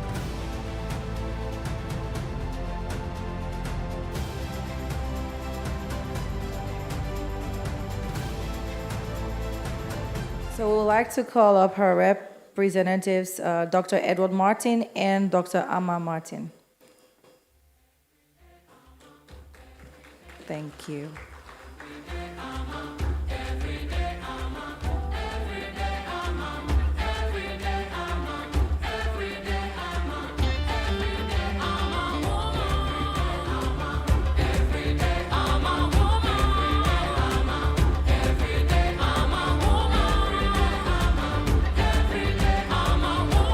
Okay, so would you like to say something? All right, thank you. Next award, the African Humanitarian Award. This goes to Ms. Niraida Lobo, founder and president of Little Crowns Foundation. The nominee for African Humanitarian Award is Ms. Niraida Lobo, founder and president of Little Crowns Foundation / founder of Miss Cabo Verde International. Niraida Lobo is a compassionate changemaker whose life's work reflects the power of purpose-driven leadership. Born and raised on the island of Brava in Cabo Verde, her early years in a resource-limited community instilled in her a deep understanding of education as a catalyst for dignity, opportunity, and collective progress. Niraida transformed personal experience into public impact. Her advocacy gained wider visibility when she was crowned Miss Africa USA, a platform she used beyond pageantry to champion education, youth empowerment, and authentic African representation. In 2017, she founded the Little Crowns Foundation, a humanitarian initiative that has since supported more than 10 schools and positively impacted over 1,550 children across Cabo Verde and Ghana, expanding access to education and essential resources. That same year, she launched NL Consult, a woman-owned marketing and consulting firm, and in 2022 founded Miss Cabo Verde International, an innovative leadership platform redefining pageantry through service, community action, and global visibility. Through education-centered initiatives, leadership development, and resolute humanitarian commitment, Niraida Lobo continues to uplift underserved communities. Her cross-continental educational outreach and dedication to empowering children, women, and marginalized communities across Africa and the diaspora earned her nomination for AfriHeritage's African Humanitarian Award.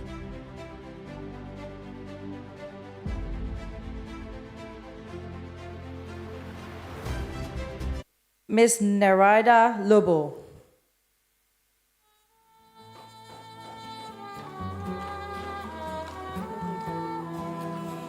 Okay, we'll keep it for her. And the next award recipient is Ambassador Dr. Elisha Atai for African Humanitarian Award, founder and global president of African Women in Leadership Organization. A round of applause, please.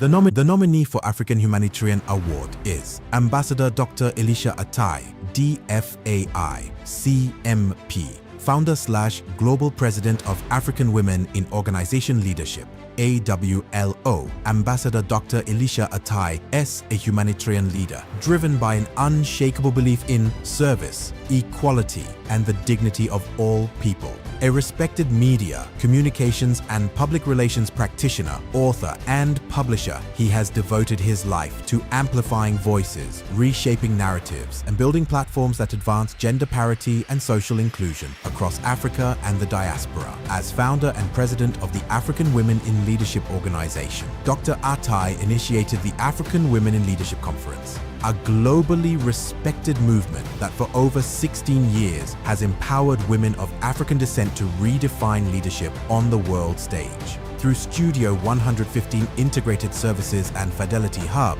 he has transformed brands, developed leaders, and produced premium media content for leading platforms across Africa. Beyond professional achievements, Dr. Atai's humanitarian spirit is deeply expressed through faith-based service, charitable advocacy, and institutional leadership. He serves as the African Union 6th Region Global Regional Director of Civil Society Organizations for ECOWAS and supports critical causes, including neonatal care for premature babies across Africa. Guided by his philosophy, #I live so I can give, and alignment with key sustainable development goals, his lifelong commitment to humanity underpins his nomination for AfriHeritage's African Humanitarian Award in recognition of his tireless advocacy for gender equality, inclusive leadership, and service-driven social impact across Africa.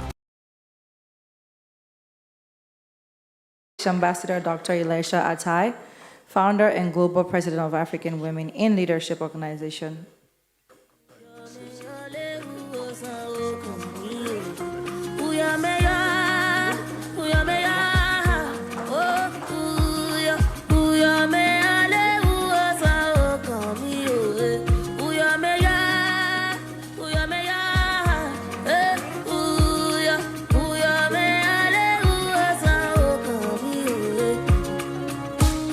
Everybody's gonna win, yeah, yeah.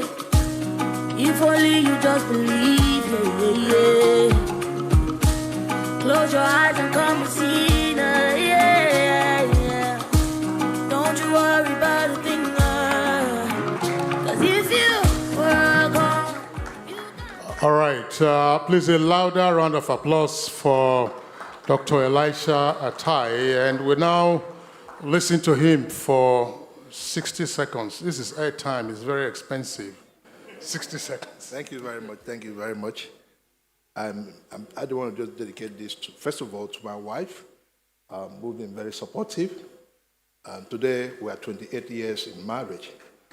Today, and this is, I feel, it's one of the best things that have happened. I just want to appreciate AfriHeritage Award, and of course, Heritage Times for being very supportive. When we talk about AULU, it's not just about me. I have great champions who believe in what we're doing, who believe in gender parity. This is for you. This is for you, Ovation Magazine, Daily Momodu. Thank you for all the support. And all our Lunians that we have in the house, I have about 60 seconds. Thank you so much, my master, Moses Sasia. Can we appreciate him one more time for what it's done? Thank you. All right, that's Ambassador Dr. Elisha Atai showing his appreciation for the African Humanitarian Award presented by AfriHeritage Awards.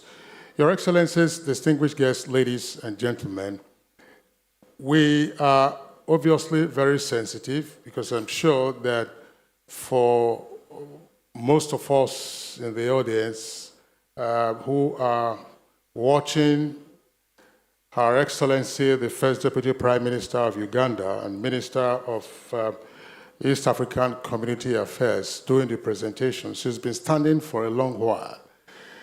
And just before we made the first set of announcements, I had asked her if she could take the stress.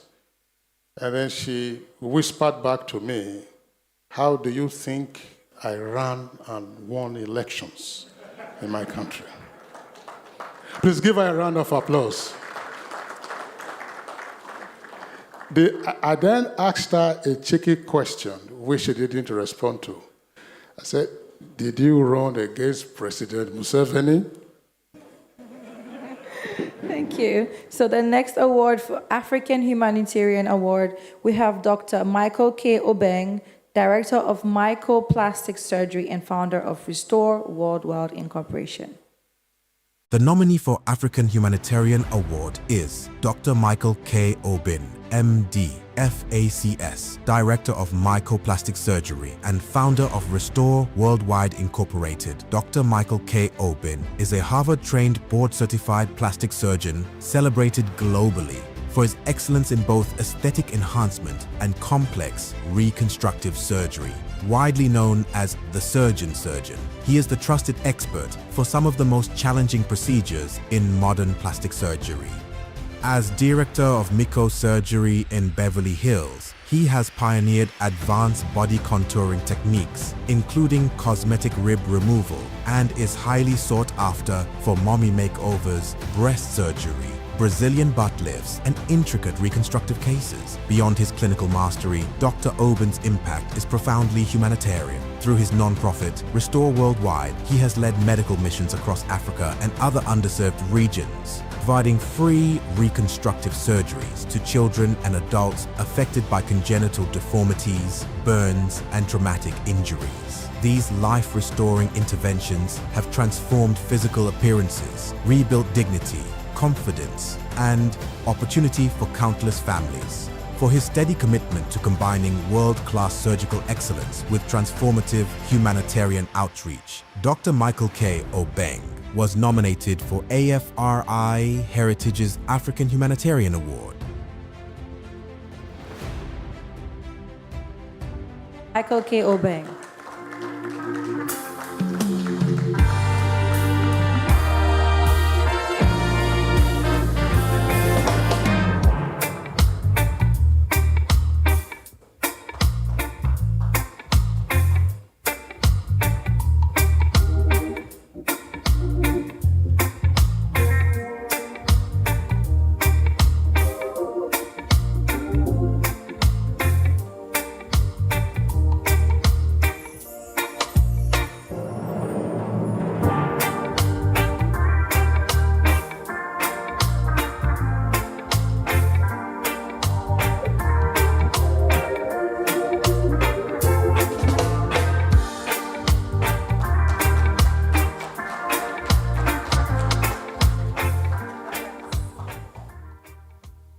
Thank you very much.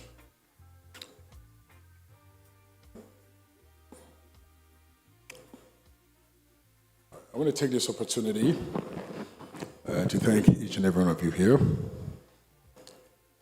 In the proper version, good evening, distinguished leaders, honored guests, and my brothers and sisters here, and also in the diaspora. First, I give all glory to God for the journey, the calling, and the responsibility to serve. I'm deeply humbled to receive the African Humanitarian Award, but this honor is not mine alone. It's for all the countless volunteers, patients, and the communities that have allowed us into their homes. It belongs to every patient whose life we have restored, and every volunteer who has served with compassion, and every community that has trusted us. Through Restore Worldwide, we have witnessed something powerful. And when you restore a person's body, you also restore their dignity, their purpose, and their future. Because I believe this with all my heart, and that's why we do what we do. Healing is not medical, it's spiritual. And health is not a privilege. Health is a God-given right. But today I want to challenge us.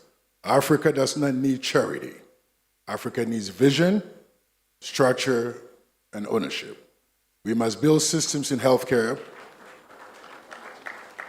Thank you.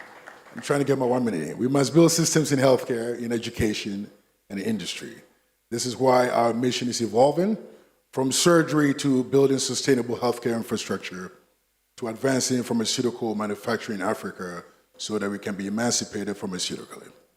Because true impact is not just what we give, it's what we build that outlives us. And I say to the next generation here in the room and listening, God has already placed greatness inside of you. Your responsibility is to rise and to transform this continent. This award is not a destination. It's a calling to do more. Together, with faith, with purpose, and with unity, we will continue to restore hope, function, and aesthetic form. May God bless y'all, and may God bless Africa. Thank you very much. Thank you.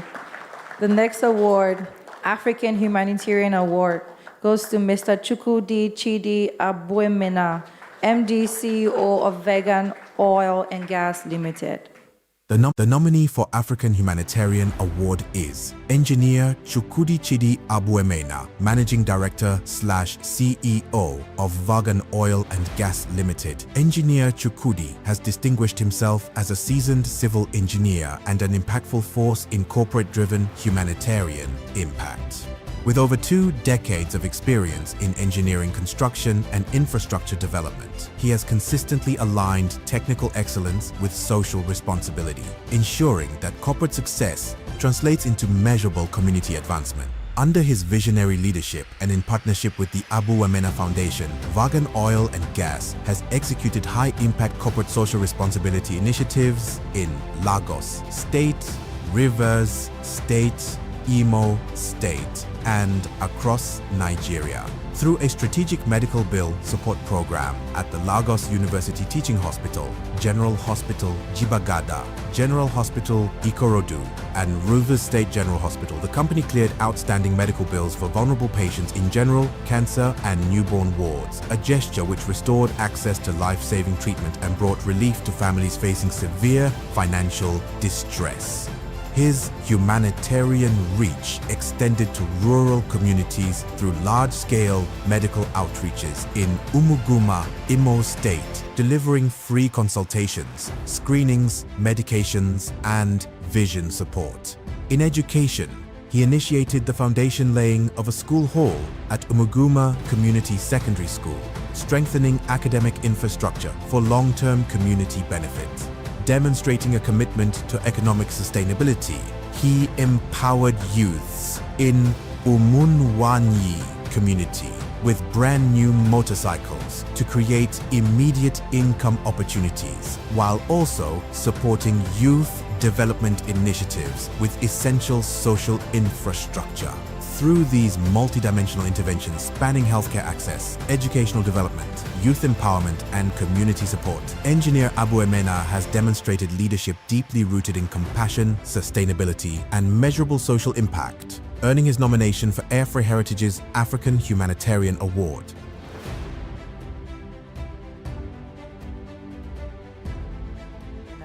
Please join us on stage.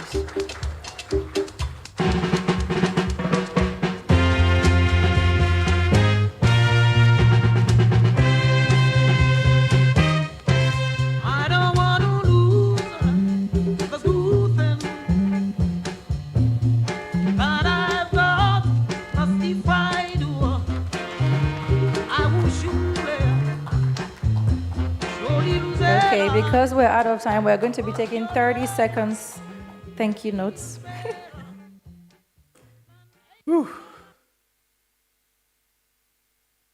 Thank you, African Heritage Award. I just want to say a very big thank you for Heritage Time Award. It's a privilege and an honor for me to receive this award. And I want to say that in Africa, we need to do this together. I grew up by people I don't know helping me, but today I stand here to impact in other people as well. So please, Africa, can we do this together? It's a journey that we have to do together, and please, can we do it unitedly? Thank you very much. Thank you, Africa. Thank you, everyone. Thank you. Thank you. We have African Humanitarian Award, Abdul Rahman Bashir Hashke, founding member of A.B. Hashke Foundation. The nominee for African Humanitarian Award is Abdul Rahman Bashir Hashke, founding member of AB Haske Foundation, Abdul Rahman Bashir Haske is a visionary entrepreneur, philanthropist, and leader whose work has delivered measurable economic and social impact across northern Nigeria and Africa. Renowned for translating bold ideas into tangible outcomes, he has driven initiatives that expand opportunities, strengthen livelihoods, and promote inclusive development. A central pillar of his impact is the establishment of a state-of-the-art 48-ton-per-day rice processing mill that revitalized local agriculture, enhanced food security, created sustainable employment, and empowered smallholder farmers by integrating them into a more efficient value chain. Beyond agriculture, his strategic investments across key sectors have stimulated regional growth, improved logistics networks, and opened new frontiers for enterprise and job creation for young people.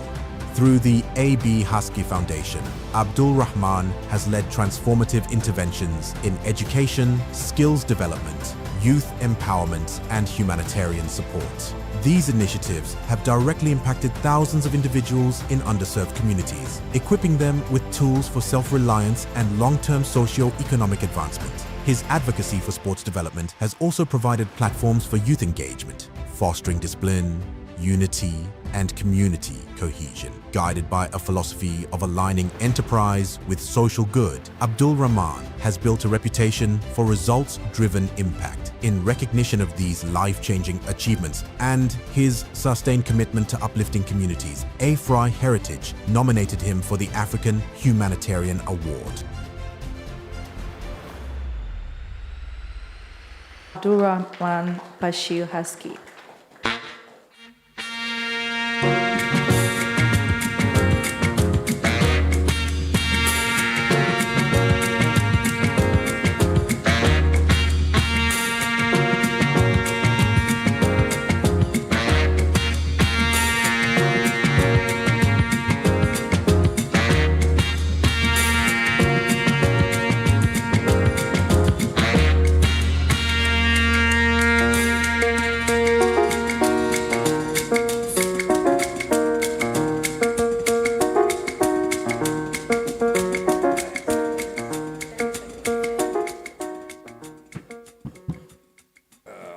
Quite tall, maybe I'm a bit taller. Akwaba, good evening, everyone. Thank you to my friends and family here. I want to dedicate this to the staff and team members of AB Haske Foundation. We have been doing a lot as a team. I would like to appreciate you all and put you on the national, or I would say an international stage today. We're proud of what we have been doing over the years, and thank you to African Heritage for this opportunity to put us on the spotlight. It's a bit overwhelming as well, but we sincerely appreciate this gesture, and it shows our commitment to driving development within Africa, and we are being appreciated by doing this. To my team, family members, and everyone, every young Nigerian, I would like to use this opportunity on behalf of every young Nigerian to say thank you very much, and we would keep doing more and more and more. We appreciate this opportunity. Thank you. Thank you. We have the African Social Impact Champion Award, and this goes to Ya Priscilla Birago, the founder of Soko Bags Limited. The nominee for African Social Impact Champion Award is Ms. Ya Priscilla Birago, founder of Soko Bags Limited. Ya Priscilla Birago is a visionary Ghanaian-Canadian social entrepreneur whose work sits powerfully at the hamlet of sustainability, technology, and social equity. As founder and CEO of Soko Bags Limited, she has redefined Africa's response to plastic pollution by transforming discarded cocoa jute sacks, cotton, and other sustainable materials into eco-friendly, reusable bags. turning waste into opportunity and enterprise. Under Birago's leadership, Soko Bags has evolved from a grassroots idea into an award-winning social enterprise operating across 7 countries. The company has replaced more than 40 million single-use plastic bags, built an 80% women-led workforce, and pioneered circular economy solutions that create inclusive green jobs across West Africa. She is also spearheading Soko Smart, a QR-based innovation that allows users to track carbon savings and product life cycles, reinforcing transparency in sustainable consumption.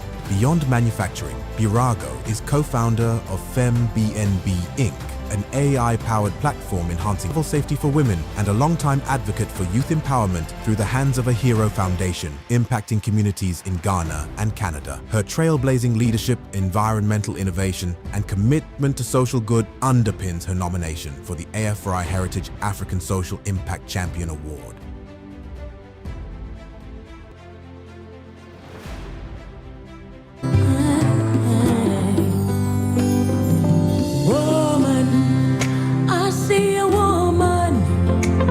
Every day in the mirror I see a woman, and every time I look at mama I see that woman, a wonderful woman, an African woman, mother of nature, yeah, yeah. Beautiful woman, yeah, yeah. Beautiful woman. Congratulations. Congrats. So we have the next. Congratulations, yeah, Priscilla. Congrats. We have the next award, African Cultural and Ecotourism Award, and that goes to Mr. Amos Wekesa, founder and CEO of Great Lakes Safaris.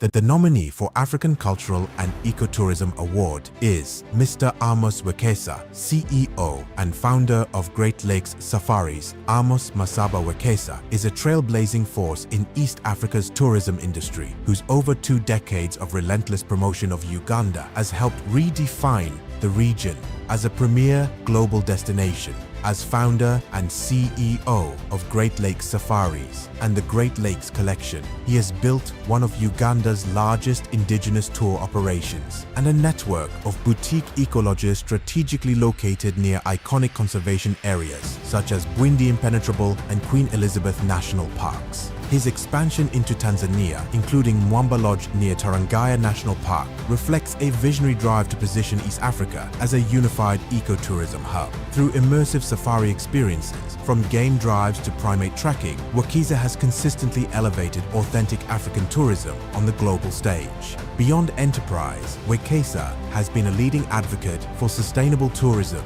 community development, and youth empowerment. He has addressed the United Nations General Assembly on Entrepreneurship for Development, served on the Uganda Tourism Board, and chaired the Presidential Investment Roundtable's Tourism Technical Working Group. His influence extends globally through advisory roles in key hospitality and investment platforms, while his creation of the Rwenzori Marathon has pioneered sports tourism in Uganda, boosting conservation awareness and local economies. His contributions have earned him multiple continental and international recognitions in leisure and tourism, underscoring his impact in promoting domestic and international travel. In recognition of his transformative leadership, commitment to sustainable tourism, and role in advancing cultural and ecotourism across Africa, Amos Masaba Wekesa is nominated for AFRI Heritage's African Cultural and Ecotourism Award. Kisa.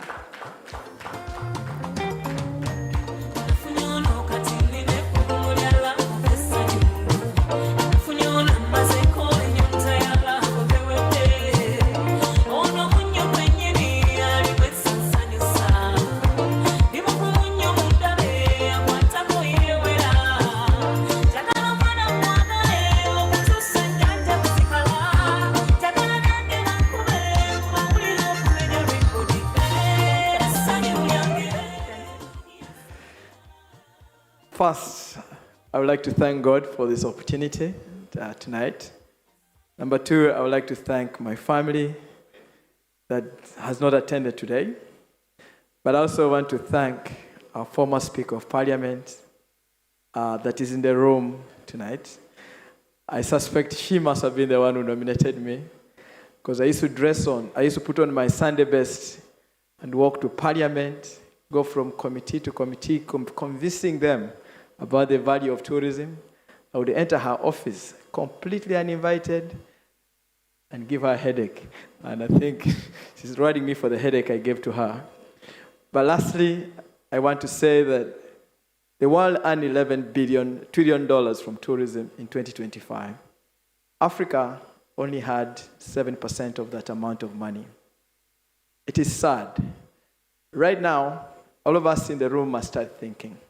If you look at Africa, 40% of our tourism is brought in by European airlines.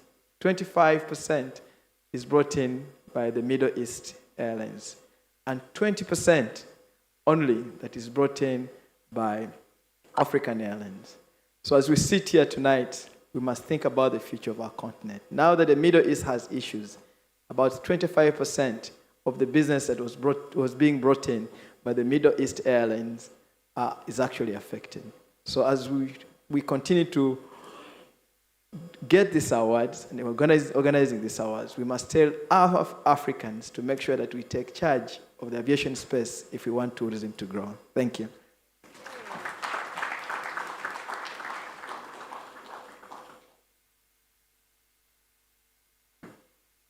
All right, thank you very much,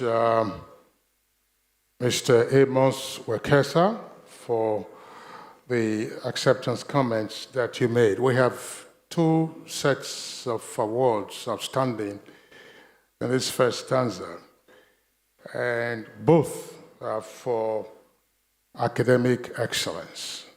Let's welcome on stage the University of Ghana. A round of applause, please. The nominee for African Award for Academic Excellence is University of Ghana.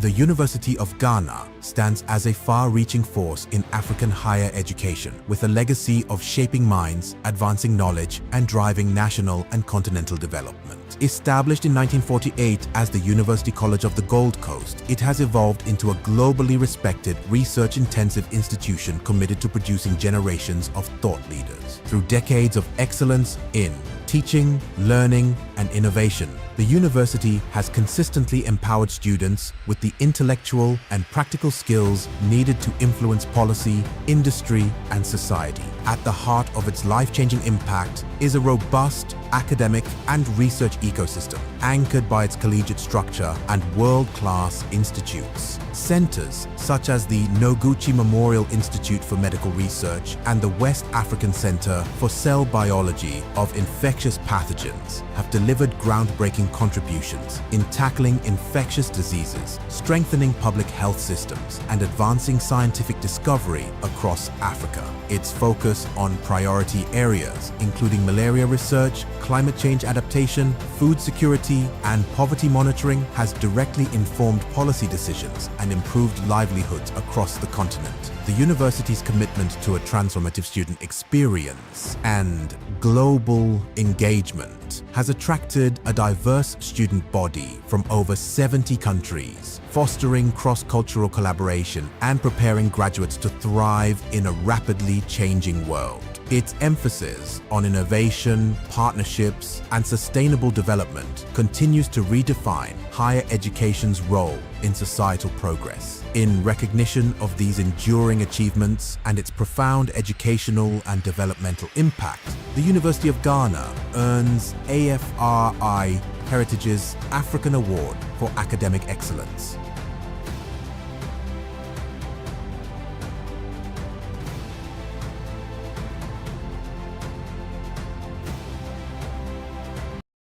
Nana Abba Apia Amfo to please step forward for the awards.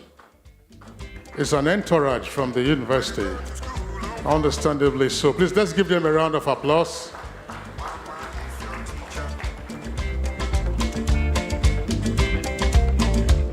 When you go to school,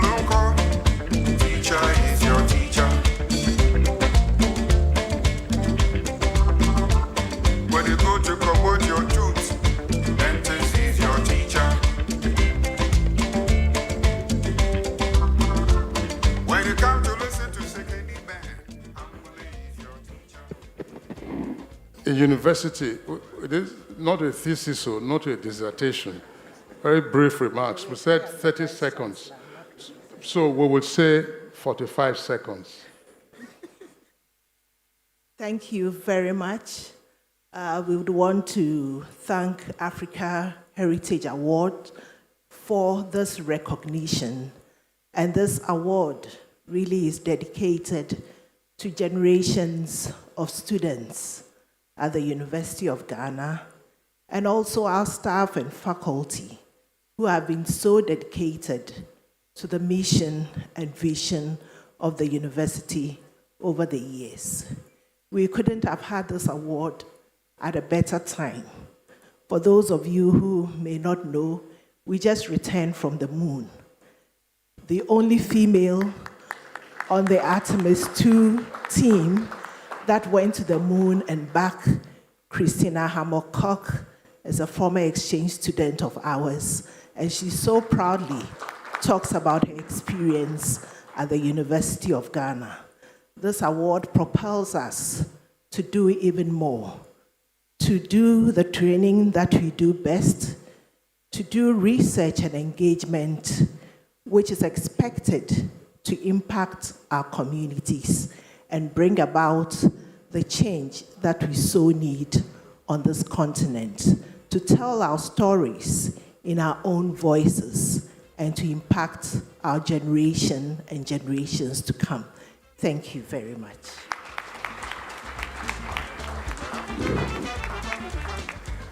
Thank you very much, University of Ghana, and also thank you for reminding all of us that an exchange program student of yours, Christina Koch, was in space along with the other astronauts. They traveled furthest from the Earth.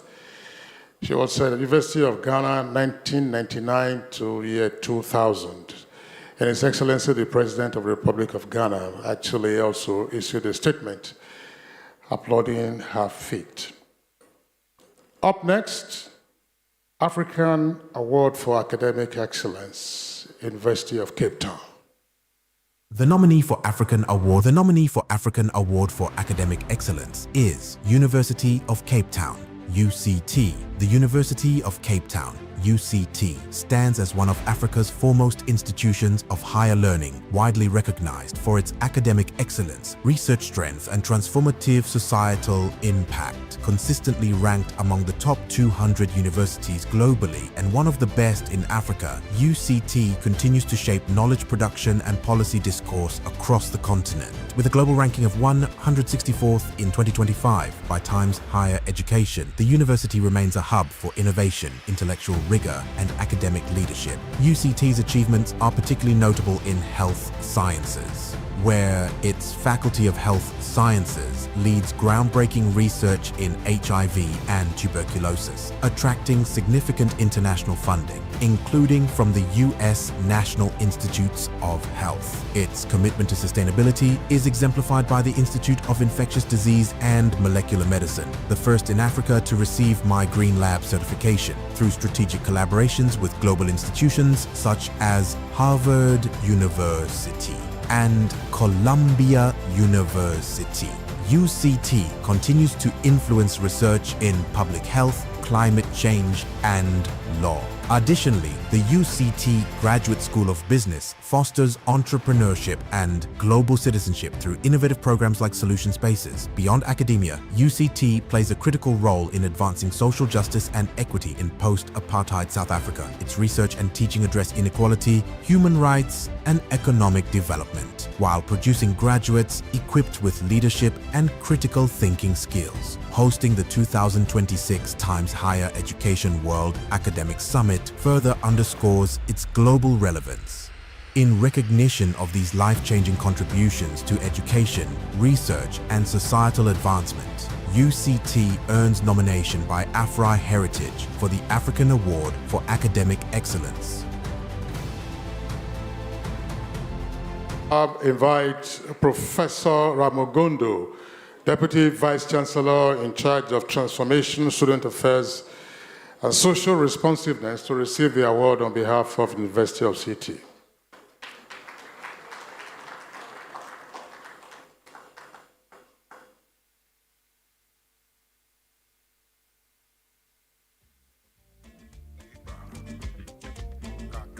Not a keynote address, I imagine.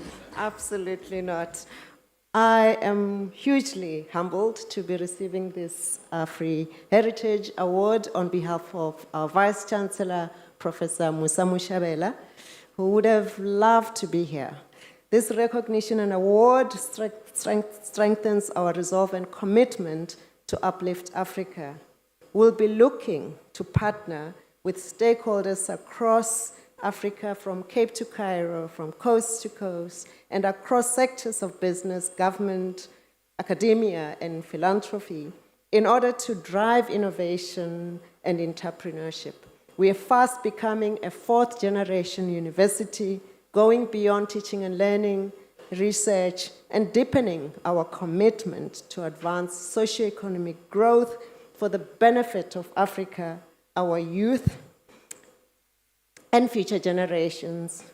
We receive this award with a deep sense of honor, humility, and gratitude. Thank you. Thank you very much, Prof, for the acceptance remarks that you just gave. Your Excellencies, please, let's give a round of applause to Her Excellency, the first Deputy Prime Minister of Uganda. At some point, we offered her a chair, but she declined and said, listen, I can stand. That's been quite an exercise. Please, let's give her another round of applause. Let's give her another round of applause. I wish you many more years of strength and successes in your campaigns. We are going to take a short break just to refresh, listen to some music from the band, and thereafter we'll come to the second set of awards, and we'll be brisk about it. We'll be skipping the conversation that we had earlier envisaged, but if time permits, we might return to it. The band master.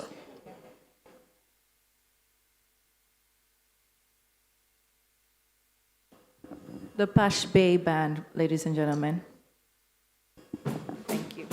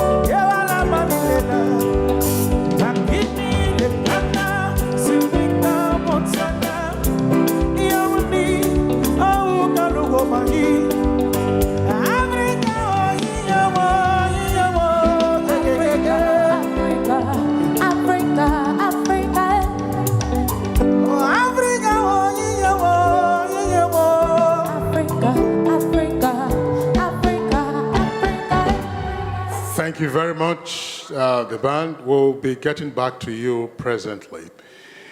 But as you know, Your Excellencies, distinguished guests, there are a number of senior citizens in our midst, and the health tips we get these days include the fact that you should avoid late dinners. It's on the menu for us to have dinner after the second set of awards, but we are bringing that forward now.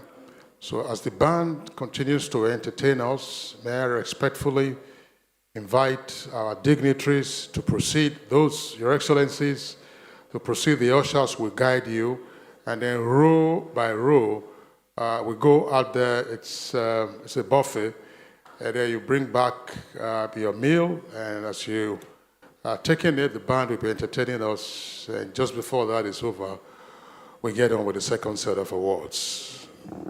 Juliet? All right, so bon appétit à tous. Patch Bay Band, sorry for the interruption. You may continue.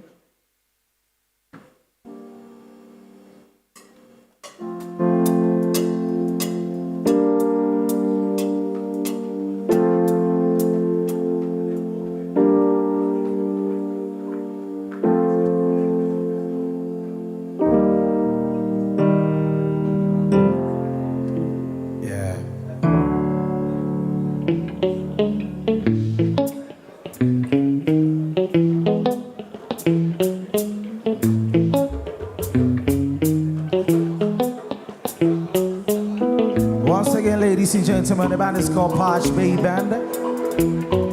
Yes, sir.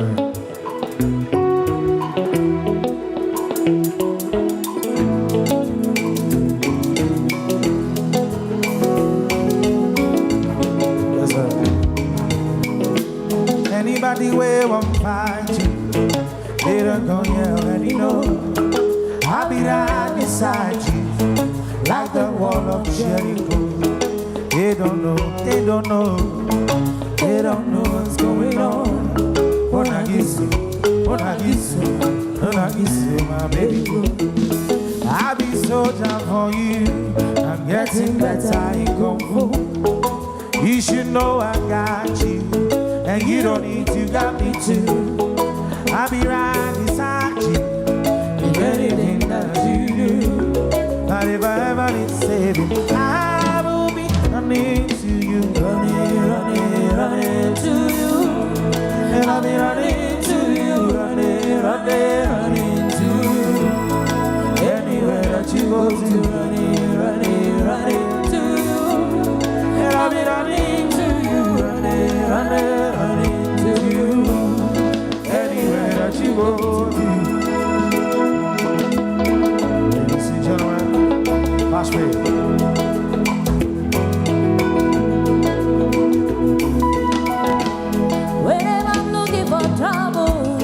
As far as I know that I've got you, only one fans everybody, oh, and it's because of your boom boom. And anytime that I'm out of control, you hold me down, never ever let go.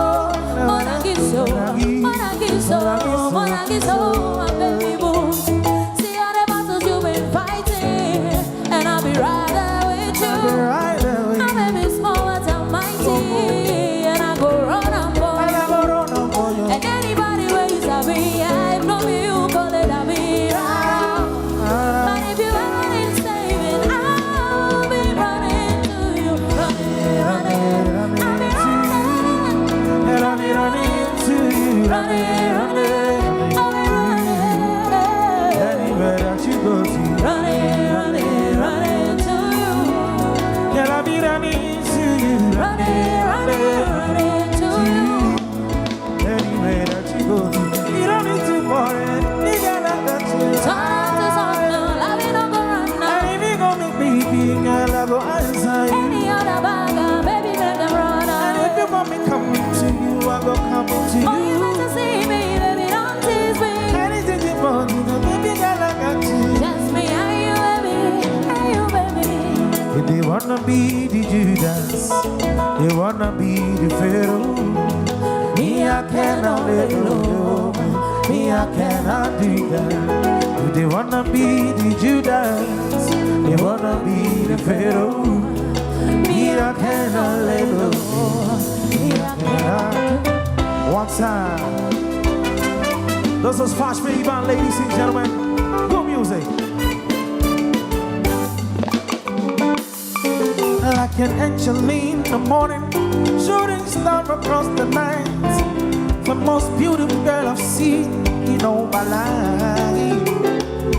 Every second spent with you is high and ain't as that's brand new. Girl, I'm so amazed with all the things you do. Yes, I wanna build my whole world around you. And so I promise you forever and for always. See how you are my sunshine, baby, don't you go away. Yeah, want me, all alone for me, or at me, I love me. I will love you forever.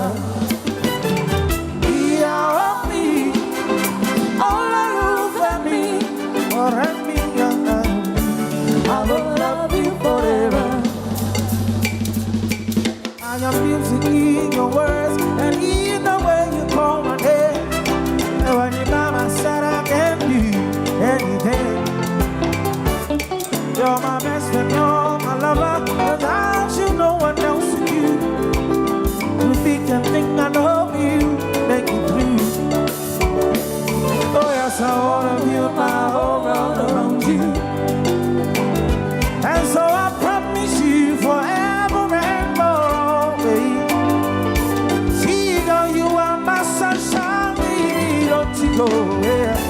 Yeah, want me, all over me, or at me, I will love you forever. Yeah, want me, all over me, or at me, I will love you forever. My baby, see you are my sunshine, and my lover, my essence. There's no one like you. You're my baby, see you are my sunshine, and lover, my essence. There's no one like you. Yeah, me, all over me, or me, I will love you forever. Say you're me, all over me, or me, I will love you forever. My sugar, my honey, my lover, yeah, I will love you forever. My baby, my lover, and my best friend, I will love you forever. I place no woman above you, I will love you forever. And I promise you always I love you, baby. I will love you forever. When there's nothing more to say, I will love you forever. Forever and ever more. I will love you forever. One time.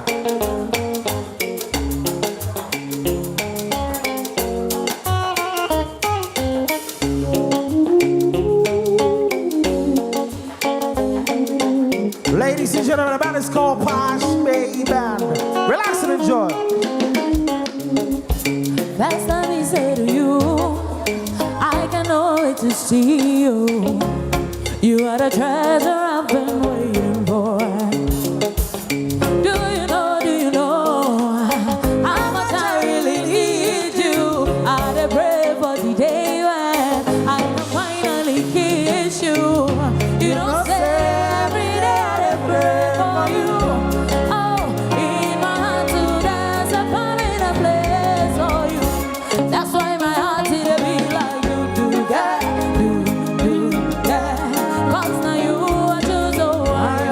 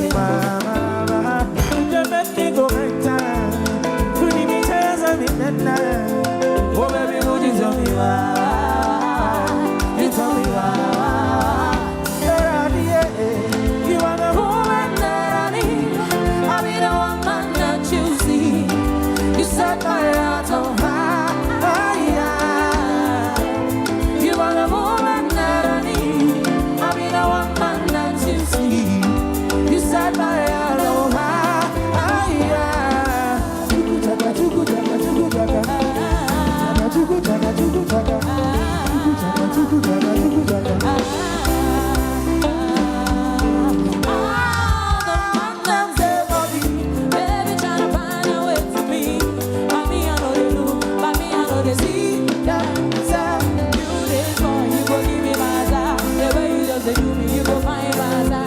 Whenever you call me, I come through. No matter the weather. You this Lord, you gon' give me matter. Whenever you just do me, you gon' find water. Whenever you call me, I come through. No matter the weather. Everybody that I need, You are the woman that I need. I'll be the one man that you see. you set my heart on fire. You are the woman that I need. I'll be the one man that you see. You set my heart on fire. Oh na na na, oh na na na, oh na na na na, yeah. You set my heart on fire, fire. You be the woman I desire, desire. You go give me your, You are the woman that I need. I'll be the one man that you see. you set my heart on fire. You are the woman that I need. I'll be the one man that you see. You set my heart on fire. You're welcome to Ghana, ladies and gentlemen. This is some highlight music originated from the country called Ghana. Yes, sir. You're welcome wherever you're coming to hear from. This is highlight music. Okay. Oh, that's any baby, oh. Onipa baby was a season, and so young baby na, baby a fool.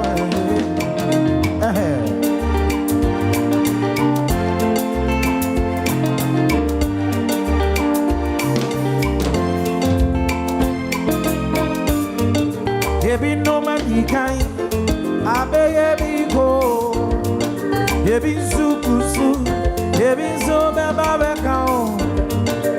And twa so, sada tia mi biawa boy. You're from Ghana, let me hear you sing. Sing. Tell me doa, yeah yeah, yeah don't be oh.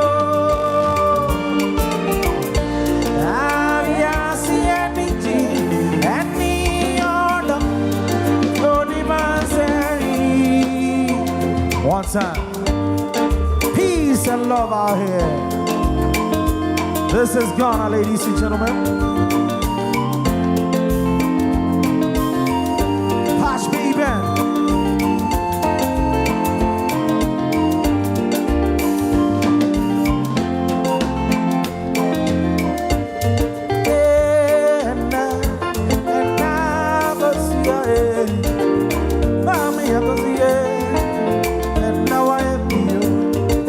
I be a boy, I be a man.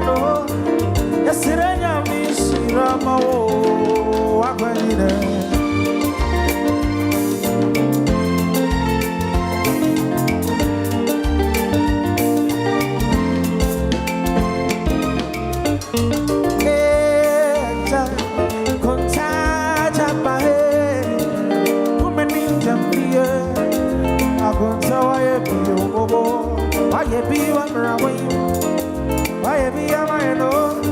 Yes, everybody help me say, oh, be down. Oh, yeah, don't be oh. I see a DJ and me on don't even say me. Emma.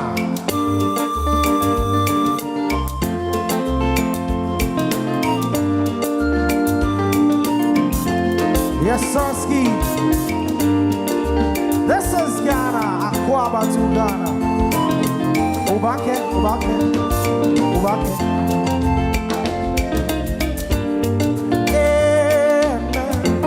I can touch up my head. Now I'm crying. My power is you. I be one rabbi. I be a man. Yesterday, I'm in Shirama.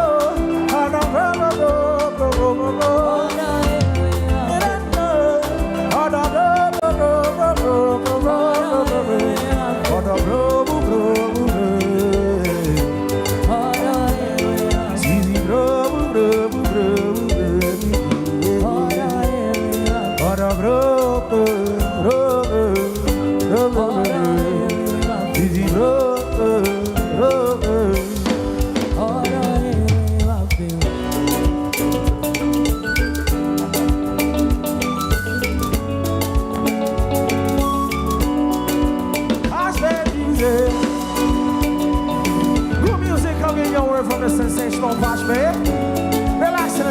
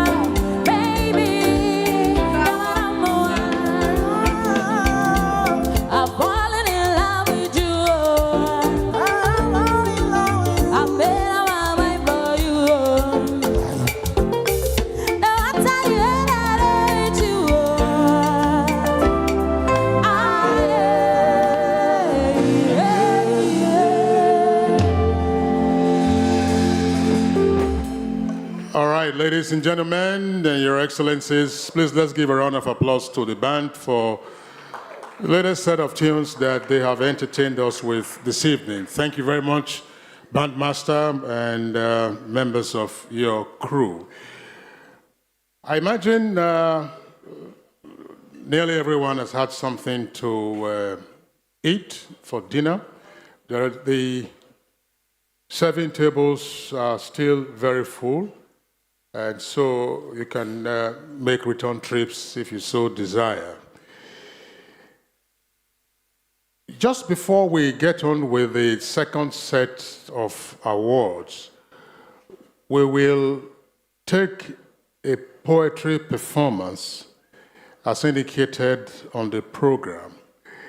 It was supposed to come after dinner is served, so we have ticked that off, meaning that we've had dinner. So, Mr. Omara Christopher Abraham. I saw him earlier. Omara Christopher Abraham. It will just take a couple of minutes to give us his poem. And right, he's making his way right to the podium. And while he does that, please let us warmly welcome Mr. Bolaji Balogun. Mr. Bolaji Balogun is the co-founder of Airtel in Nigeria and CEO of Chapel A Denham. He's the first son of a very well-known Nigerian banker. He's also a financial wizard, Otumba Shobumi Balogun. Please, let's give him a round of applause. In his usual quiet manner, he sneaked in and he thought that we would not notice him. We have pulled out his legs. Mr. Bolaji Balogun, Bibi, you're welcome. You can stay here, right? 2 minutes. Skip some paragraph.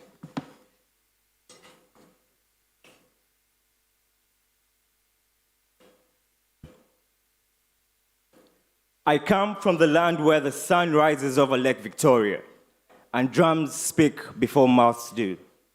I come from Uganda, where stories are not written fast, they are lived. But tonight, I stand in Ghana, where history remembers itself out loud. Where the Gold Coast once carried chains, yet still choose to carry freedom. Where the ancestors whisper through the Kent cloth, and the soil remembers the names the world tried to erase. And standing here, I realize something. We are not fragments. We are not separate maps. We are one heartbeat, moving through different rhythms.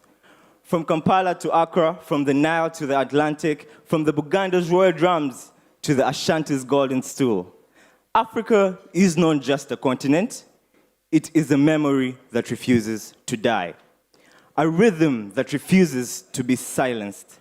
A people who refuse to shrink. But memory alone is not enough. Heritage must be preserved. Culture must be protected. Because when a people lose their story, they lose their direction. Our languages are libraries, our traditions are blueprints, our history is not behind us, it walks with us. And tonight, we remember the giants, Kwame Nkrumah, who declared that Africa's freedom must be united. Nelson Mandela, who proved that resilience can outlive prison walls. Thomas Sankara, who taught us that dignity is wealth. Wangari Maathai, who planted trees and grew a movement. They were not fragments, they were a fire. And because of them, we do not gather here as survivors. We gather here as torchbearers. That is why the work of Heritage Times matters. It is more than journalism, it is preservation, it is reclamation. It is telling African stories with African dignity. And Afri-Heritage Awards is more than a ceremony. It is a reminder that Africa has always been excellent, not becoming, not aspiring, always. So tonight is not just a celebration, it is action time.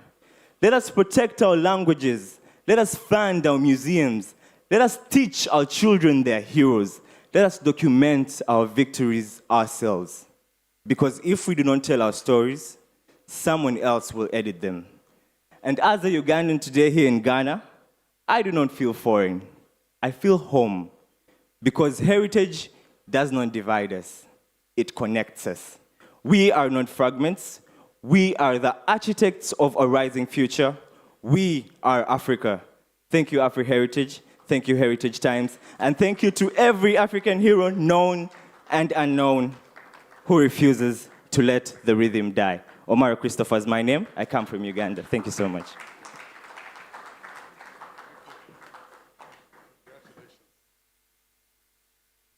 Thank you very much, Omara Christopher, for that very moving poem on the African identity and African resilience, which, of course, are all in sync with the theme of the Afri Heritage Awards. Your Excellencies, distinguished guests, ladies and gentlemen, we get on now with the second set of awards for tonight.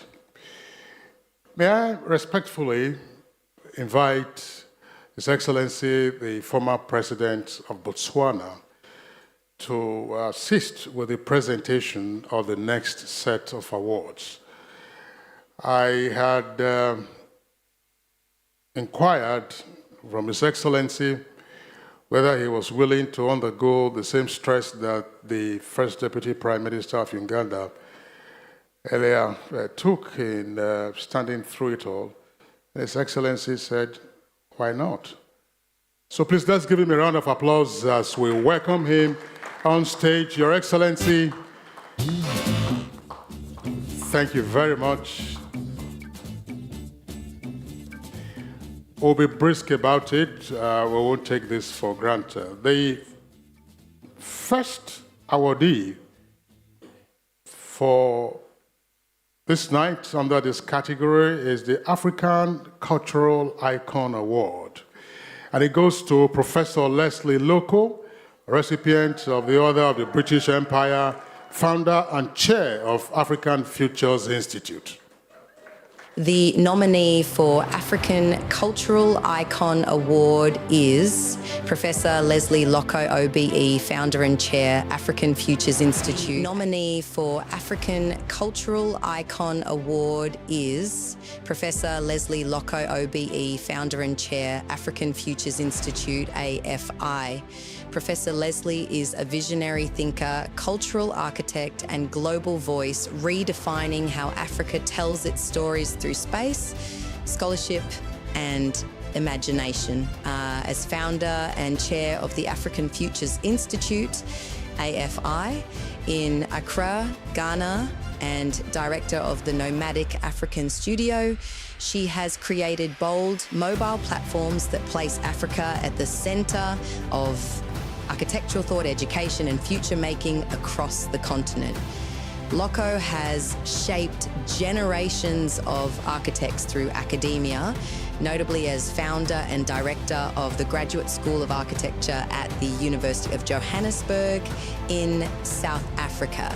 Her intellectual influence extends through seminal works such as White Papers, Black Marks, and her editorship of Folio, Journal of Contemporary African Architecture, where she interrogates race, culture, and power within the built environment. Beyond academia, she is also an acclaimed novelist with 13 best-selling works translated into 15 languages, weaving African identities into global literary consciousness.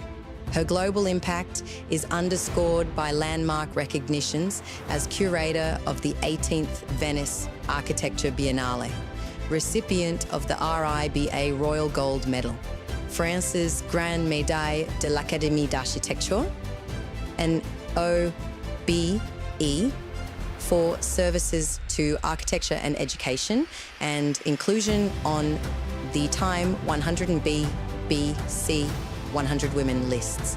Through an extraordinary fusion of culture, education, architecture, and storytelling, Leslie Loko has reshaped global narratives around Africa, earning her nomination for AFRI Heritage's African Cultural Icon Award for her enduring influence on African cultural expression, intellectual leadership, and global architecture.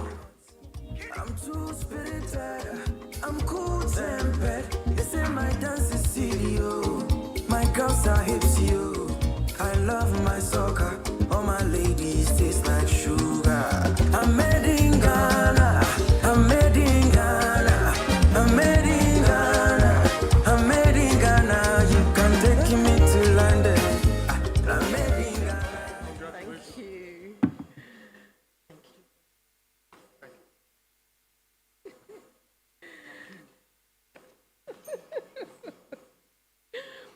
So thank you enormously for this honor. It's the very first time I've been recognized for anything other than a traffic violation on my home continent. So it is more meaningful than I think many people here tonight can imagine. Recognition, especially one that carries the weight of heritage, is never about the individual. It is about lineage, it is about memory, it is about the invisible threads that connect who we are to where we came from, and perhaps more importantly, to where we are going. To be called an African icon is both humbling and unsettling. Humbling because it reminds me of the many shoulders I stand on, those who came before me, often without recognition, who built, imagined, resisted, and created space where none existed. Unsettling because it asks a question: what does it mean to be an icon in a continent that is still, in many ways, becoming? Africa is not a fixed idea. It is a conversation, dynamic, contested, and alive. And each of us, in our own way, is contributing to that conversation through our work, our voices, our silences, and even our doubts. So I accept this award with great humility, not as a conclusion, but as a responsibility to remain curious, to keep questioning the narratives we inherit, and to make room for new stories, new voices, and new possibilities. If there is anything I have learned, it is that the future is not something we step into. It is something we design deliberately and collectively. So tonight I say thank you, not just for this honor, but for the reminder that the work continues. And that perhaps is the greatest award of all. So thank you. Thank you very much. Thank you very much. Yes, please. Thank you very much, Professor Leslie Loko, OBE, for your kind words on this occasion. The next award is for the African Public Service. And the recipient is Mrs. Didi Walson-Jack, OON, that is Officer of the Order of the Niger, and member of the National Institute. In parentheses, The nominee for African Public Service Award is Mrs. Didi Esther Walson-Jack, OONMNI, Head of Civil Service of the Federation, Nigeria. Mrs. Didi Esther Walson-Jack is Nigeria's head of the Civil Service of the Federation, who has redefined public sector leadership through bold reforms, institutional revitalization, and a sweeping digital transformation that has changed the trajectory of the country's civil service. Anchored on the Federal Civil Service Strategy and Implementation Plan, 2021 to 2025, FCSSIP 25, she has repositioned the federal civil service into a more efficient, accountable, and citizen-centered institution guided by EPIC values: efficient, productive, incorruptible, and citizen-centered. Notable among her many historic achievements is the full digitisation of core government processes. Under her leadership, paper-based bureaucracy gave way to secure, automated, and centralised digital workflows across ministries, departments, and agencies, MDAs. She launched GovMail, providing over 34,000 civil servants with official government email accounts, and deployed enterprise content management systems that eliminated lost files, reduced processing time, enhanced transparency, and save costs. At the Global Government Summit 2025 in Singapore, she unveiled ServiceWise GPT, an AI-powered tool revolutionising policy drafting, research, and decision-making within the civil service. These reforms have significantly accelerated service delivery, strengthened institutional memory, restored public trust in governance, and impacted the professional capacity of Nigerian civil service. Beyond digitalisation, Mrs. Walson-Jack institutionalised performance accountability through dedicated war rooms and a weekly performance management system day, ensuring reform momentum across priority pillars. She advanced inclusivity and non-discrimination by enforcing the 5% recruitment quota for persons with disabilities and championed diversity reforms across MDAs.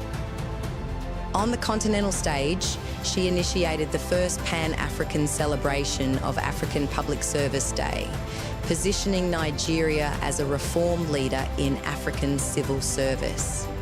Through visionary digital innovation, institutional strengthening, inclusivity reforms, and measurable improvements in public service delivery, Mrs. Wolfson-Jack has demonstrated exemplary leadership worthy of AFRI Heritage's African Public Service Award.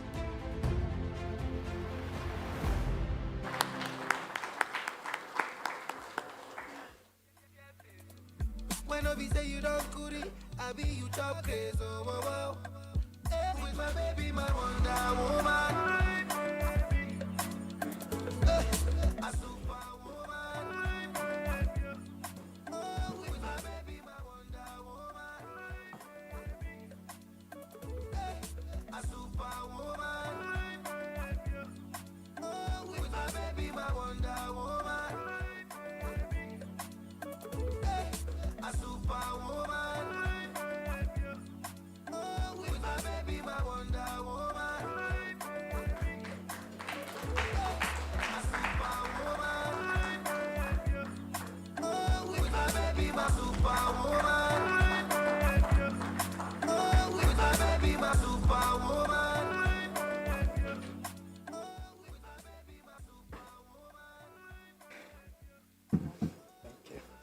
Your Excellencies, distinguished ladies and gentlemen, I must start by saying thank you to my Father, God Almighty, for bringing us this far.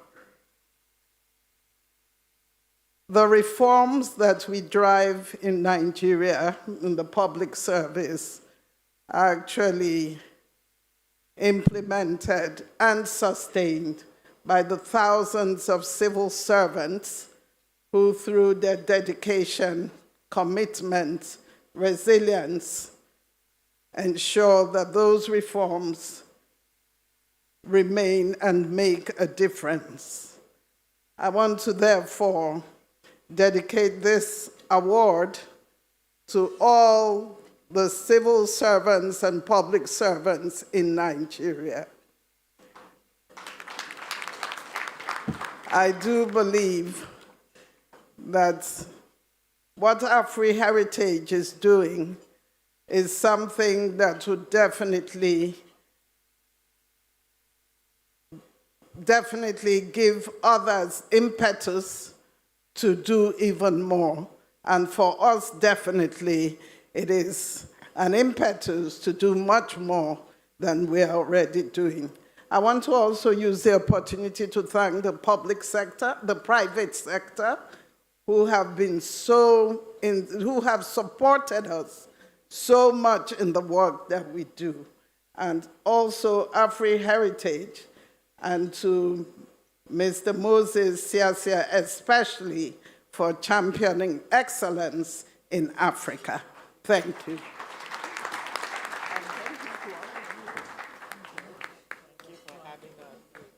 Thank you very much. The next award for African Public Service, we have His Excellency Mr. Ahmed Shide, Honorable Minister of Finance of Ethiopia. The nominee for African Public Service Award is His Excellency Mr. Ahmed Shide, Honorable Minister of Finance of Ethiopia. Mr. Ahmed Shide sits as Ethiopia's Minister of Finance. He is the leading architect of the country's ongoing reforms, steering key initiatives aimed at strengthening economic management, improving fiscal stability, and expanding private sector participation in the economy. In recent years, he has played a crucial role in mobilizing large-scale international financing and investment to support Ethiopia's homegrown economic reform agenda, a program designed to liberalize the economy, strengthen macroeconomic stability, create sustainable livelihood for citizens, and attract foreign direct investment. Under Ahmed's leadership, Ethiopia secured over $15 billion in financing. He's not here, so we just have to move on to the next award. we have African Philanthropist Award. This award goes to Chief Joseph Pinawo, Chairman of First Marine Engineering Services Limited. A round of applause, please. The nominee for African Philanthropist Award is Chief Joseph Pinawo, Chairman of First Marine Engineering Services Limited. Chief Joseph Pinawo, Chairman of First Marine Engineering Services Limited and founder of the Joseph Pinawo JP Foundation, has distinguished himself as a humanitarian leader whose impact extends far beyond enterprise. While his oil and gas interests have contributed to employment and economic growth in Nigeria's oil-rich Niger Delta region, it is his sustained investment in human development that mostly defines his legacy. Since establishing the JP Foundation in 2014, Chief Pinawo has led targeted interventions focused on healthcare access, education, youth empowerment, and poverty alleviation. The foundation delivers essential medical outreach services, health supplies, and financial support to underserved and rural communities, with particular attention to the elderly and vulnerable families. In the creeks and oil-rich heartlands of Nigeria's Niger Delta, a story of vision, resilience, and purposeful success continues to unfold. Chief Joseph Tubodie Pinawo, from humble beginnings, rose to become one of Nigeria's respected entrepreneurs and industrialists. This village are family. They are always family. So their well-being is very important. And God has raised us for a purpose. God has raised us to touch the lives of those that we have grown into this village. It is always a pleasure to come to this village and give back to those we know that are part of us in this village. As Chairman and Chief Executive Officer of Nigdel United Oil Company Limited, Chief Pinawo has pioneered indigenous participation in upstream oil exploration and production. He is the founder and chairman of First Marine and Engineering Services Limited, which provides drilling, pipeline construction, dredging, field logistics, and engineering solutions to major oil companies. His business interest also spans across other engineering and oil companies, and he serves as the country's chairman of Daewoo Nigeria Limited. Yet, for Chief Pinawo, true success is measured not only by the enterprise, but by impact on humanity. In November 2014, he founded the Joseph Pinawo Foundation, rooted in his hometown of Akubene, Delta State. For over a decade, the foundation has served as a structured vehicle for sustainable social intervention across the Niger Delta's riverine communities. At the heart of the foundation's work is the annual medical outreach program. Each year, teams of doctors, nurses, and specialists in gynecology, optometry, dentistry, and laboratory services descend on underserved areas in Bomodi, Rutu, Ugeli South, and surrounding communities. Oh, I'm so happy that I've attended this medical outreach of Joe Pinawo. By the special grace of God, He has given us a very adequate treatment. Free consultations, medications, diagnostic tests, and treatments are provided to thousands. In a single recent outreach, over 3,000 residents benefited in just 3 days, from elderly patients managing chronic illnesses to mothers receiving prenatal care and children gaining restored vision or dental health. These efforts have earned strong recognition. The executive chairman of Bomadi local government area has publicly commended the foundation for complementing government healthcare delivery in hard-to-reach riverine areas. Traditional rulers across the Niger Delta have applauded Chief Pinawo as a worthy son and leader whose initiatives restore dignity and reduce preventable suffering. Chief Pinawo's commitment to the next generation shines through the Foundation's education initiatives. Scholarships support bright but indigent students from the region, enabling them to pursue secondary and tertiary education without financial barriers. To celebrate academic excellence and motivate recipients. So the Penal Foundation has awarded you the scholarship as deemed fit. Every New Year's Day, the Children's Party lights up Akubene. African Philanthropist of the Year Award.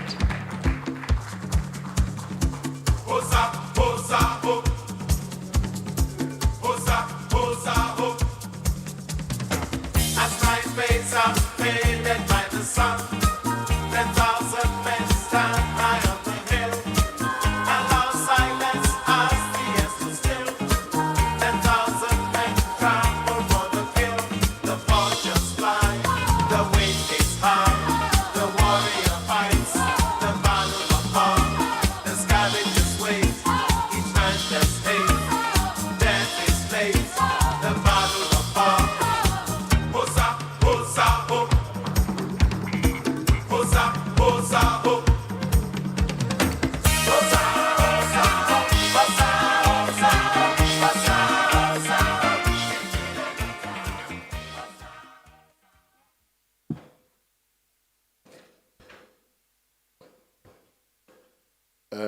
I'm not known to be making speeches, but I thank God Almighty for making this day possible.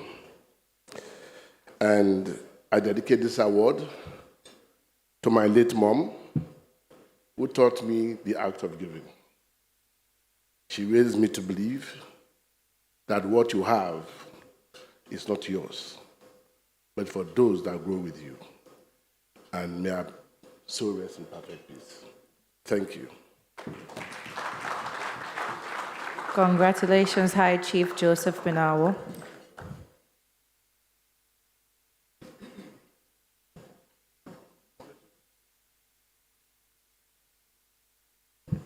Well, thank you very much for the last recipient, but I want to more specifically also appreciate the disc jockey for the tune that was played while the award was being presented. There was a great band in the 1970s that was based in the UK, Osibisa. That tune came from Osibisa, Hosa, Hosa, Ho. When we used to go to discotheques, if you didn't dance to Osibisa, then you had not danced to any music. 78, 79, at that time, we were still in our mom's womb anyway. This jockey, can we just have the second of that more? Hosa, Hosa, Ho. DJ Mingle. And the guys have Ghanaian roots. hosa, hosa, ho. Hosa, hosa, ho. As my face up, faded by the sun. 10,000 men stand high on the hill. Allow silence as the years to still.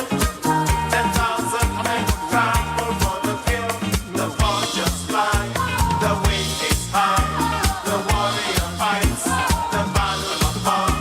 The scavengers wait, each man does hate. Okay, thank you. The next award is for African Philanthropist of the Year, and it goes to Dr. Colin Mashawana, founder and chairman of Colin Mashawana Foundation.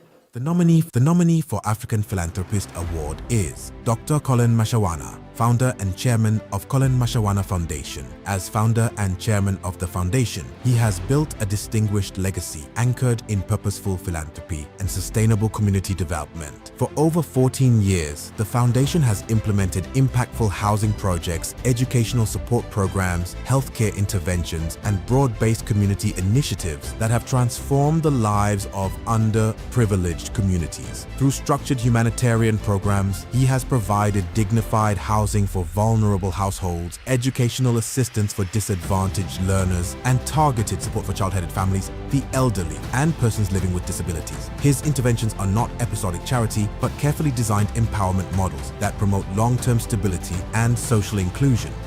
Beyond direct social interventions, Dr. Mashawana has strategically leveraged his business platform at AfriBiz Invest to mobilize infrastructure expertise and private sector partnerships in support of community development. By aligning corporate capacity with social needs, he has expanded the scale and sustainability of housing delivery, skills development, and local economic participation, ensuring that philanthropy is reinforced by enterprise-driven solutions. Through sustained humanitarian commitment, measurable social impact, and transformative support for vulnerable populations, Dr. Colin Mashawana is inspiring a culture of giving across the continent, hence his nomination for AFRI Heritage's African Philanthropist Award. Can we welcome on the stage Dr. Colin Mashawana? A round of applause, please.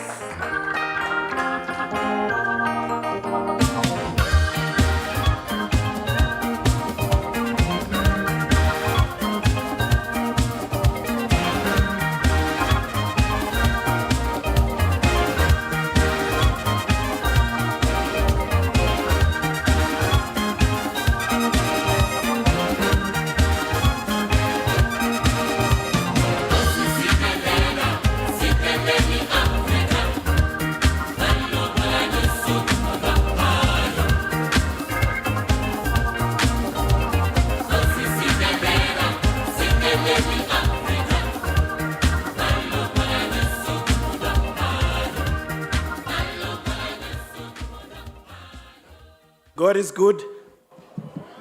God is good. All the time.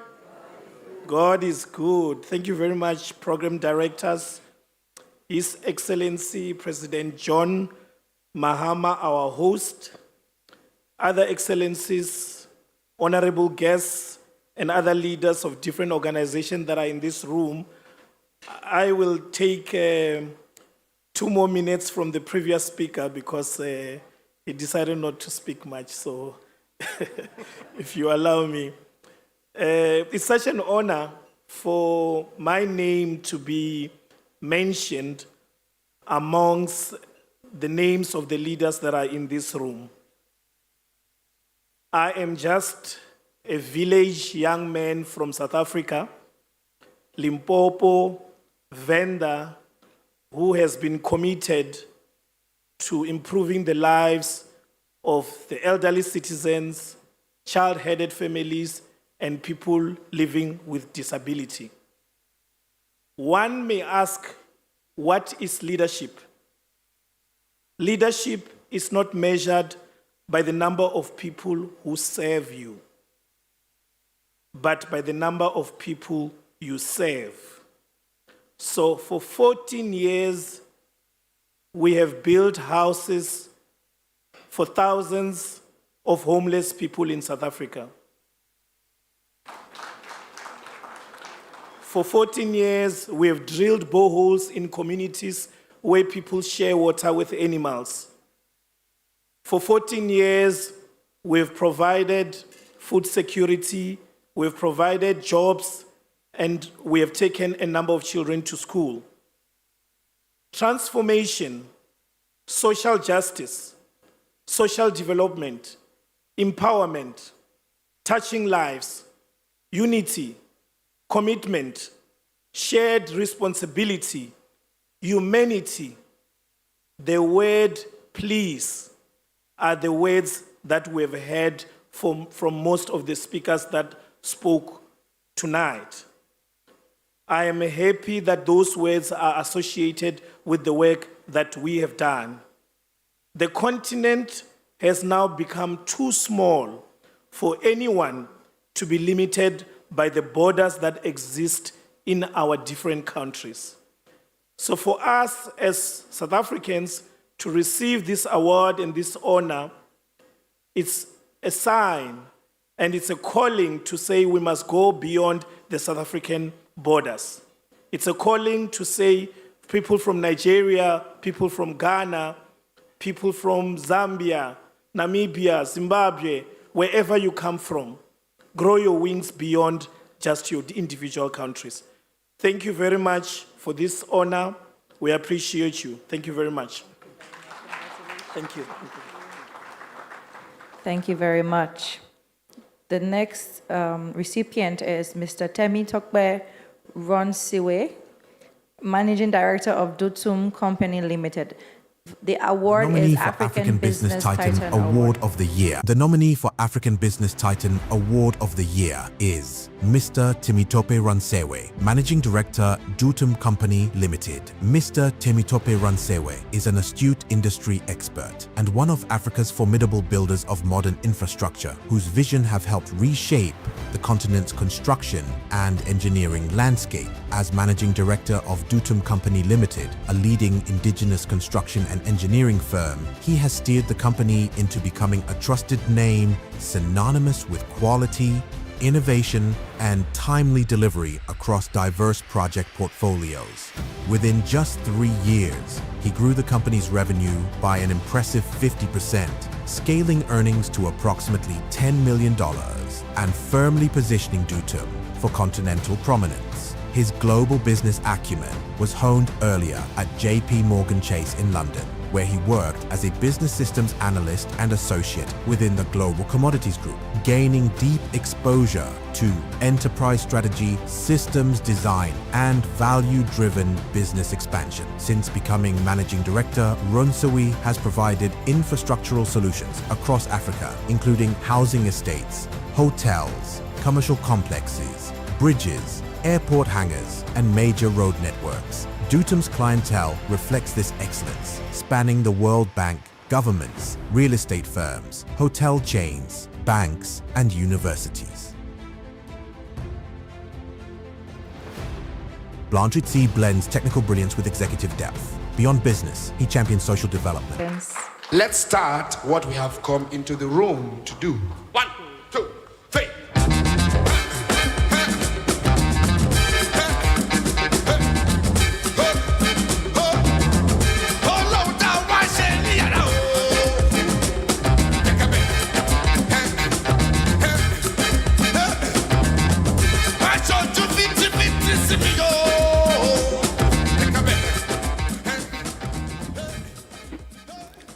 Good evening, distinguished ladies and gentlemen.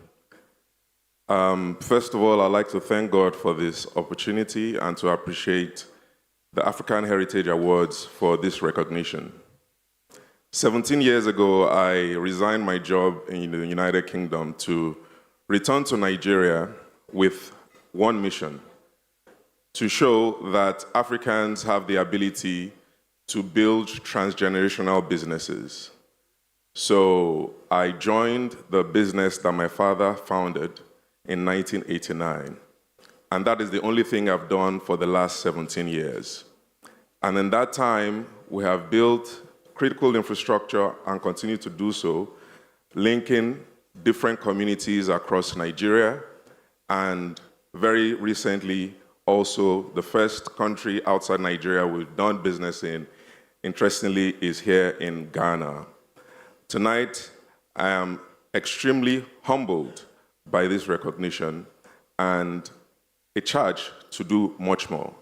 And I dedicate this award tonight to the founder of our business, my father, Engineer Olatunde Runshewe, who is not here tonight, but I know he's going to watch this, to say thank you and well done for what you've done. And I hope that you are excited about what we are doing right now. I also appreciate my siblings and my family, my wife and my children, and I say thank you so much to Heritage Awards tonight. Thank you all for listening. God bless you all, and God bless Africa. Thank you. Thank you very much, Mr. Runshewe, for those remarks. The first time I saw the signature of his company, this is not an advertisement. Mr. Runshewe, thank you very much. After your greetings with His Excellency Dr. Akinwumi Adesina, I was going to say this is not a promo, but if it is, do not forget my commission. 25%. Agreed? Thank you very much. They are all witnesses. The first time I saw their signature, it was in Abuja, pedestrian bridges, Dutum. And I said, which firm is this? And they had a unique way of constructing the pedestrian bridges. Usually, You know, pedestrian bridges at both ends, they are very long, so they take a lot of space. So when I saw the bridge at Mabushi, connecting Mabushi and Utako, for those who are familiar with Abuja, I said, this is pretty unique. And then also on the Nnamdi Azikiwe Expressway, I also saw it. So a lot of conservation of space, very tight, clean, neat, and solid. And how Afri Heritage sought him out to honor him and his work tonight is truly amazing and one to be appreciated. Your Excellency would like to appreciate you. We appreciate the fact that you are strong, and we are not taking it for granted. Very quickly, let's invite Mrs. Leslie Ajay-Mensah, CEO of Fenam Industries Limited, to receive the African Women in Business Impact Award. Every great thing begins somewhere small. For Les Femmes, it began in a garage. Not a warehouse, not a factory, not a facility with machines and production lines and fleets of vehicles. A garage. A mother's garage. In Accra, Ghana, where a young company took its very first breath. In 2011, they were distributing, carrying other people's water, other people's soft drinks, other people's brands, out into the world on behalf of companies bigger than them. But that is how many great stories begin. 2 years in, something was becoming clear. The business was growing. By 2013, they had moved from the garage into a small shop. The growth kept coming, and so they did what growing businesses must do. One of the critical things was in its expansion journey, they secured a place, to build its own warehouse. But this was a container warehouse built with aluminum sheets, and they stayed in, and within a year, they already were at what presently we call Les Femmes Grove. But something happened in the container warehouse. One day they arrived at work and everything plunged, or every stock they had in there had plunged to the ground. The CEO looked at what had fallen and chose, in that moment, not to rebuild what was broken, but to build what had never existed before. I sat down to write a script using our challenges. So I took each department and the challenges we had to be able to solve it in an automated way. So the idea was, why don't we try and source finance from some of the banks and build an ultra-modern warehouse where you have the racking system, the shuttle, everything that for the first time, no Ghanaian company will have that. It took 4 years of work, of planning, of sacrifice, of stubborn belief. But in 2017, the works began. And in 2019, Les Femmes Place opened its doors. Located at Ritz Junction, Medina, in Accra, this was not just a new building for Les Femmes. This was a statement. An ultra-modern warehouse facility, the first of its kind in Ghana's FMCG space. And with a world-class facility came world-class reach. Their fleet of vehicles grew. Their distribution network expanded beyond the community where it all began, into Accra, Tema, Ashaiman, Kasoa, and beyond.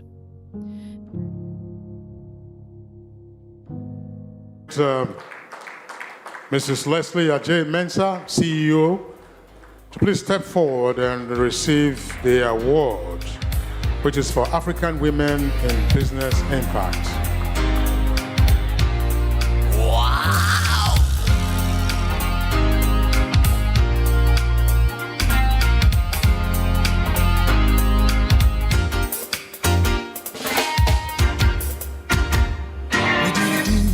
Better you much raman. Better you much raman. Iwosika kameta zika kokompa wamana nantimo. Iwosika kamesi dai amana demo. Avamawa mawa bebrama wana suno. Thank you once again. Thank you to Africa Heritage Awards. In fact, what we wanted our video to show is not what you showed. is just to give an encouragement to every woman here that you can do it. We started as a distribution company from the garage, and today we have 5 factories in one. We are proud to say that women can do it. And for a woman or a little girl out there that we are being told that your dream is too big, I'm sure to tell you that it's not big. You can do it. We started, it was like standing on a foggy road and walking on it, but for sure God led us, and we are here to say we are really grateful for how far He has brought us, and we will say thank you once again. Thank you. Bye. Congratulations, congratulations, congratulations. African Media Icon Award goes to the CEO of EIB Network Group, that is Mr. Nathan Kwabena Adisi.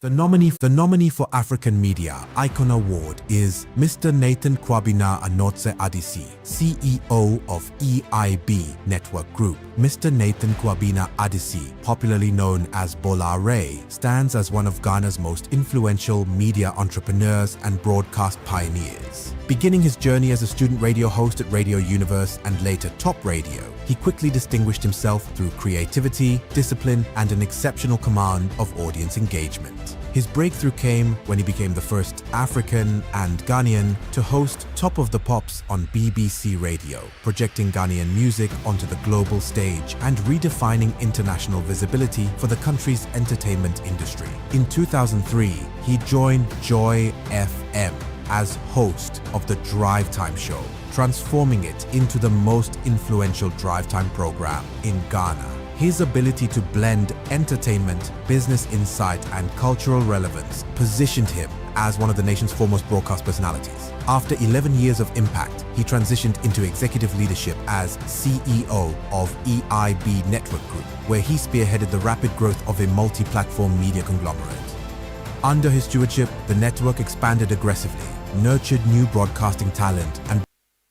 All right, Mr. Nathan Adisi, please step forward very quickly. Let's... No be me do no be me do all of the progress where you see in my life. No be me do no be me do no be me do. Give me God Almighty, everything by grace. All of the things by grace. Every little thing by grace. All by the grace of God. Everything by grace. All of the things by grace. Every little thing. Very briefly. Sure. Wow. An amazing evening it is. Good evening, Your Excellencies, distinguished ladies and gentlemen. What an incredible journey. Next year will be 30 years that I got into the media as a student on campus, and it's been a wonderful one. Tonight, I am deeply honored to receive the African Media Icon Award. This recognition is not just for me, but for every storyteller, every voice, every dreamer in the African media and beyond. Media has the power to shape narratives, inspire change, and unite our diverse continents. I dedicate this award to my incredible teams that I've worked with over the years. And of course, to the team at EIB Network, handling, managing, directing, coordinating 7 radio stations and 2 TV stations, not just in Ghana, but globally, is an arduous task. But to God be the glory for the great team that I have and everyone out there supporting to elevate the African story to the world stage. So tonight, to the team, I say thank you, Team EIB, and to my wonderful wife, Dorcas, and the family. God bless all of us. Good evening, Africa.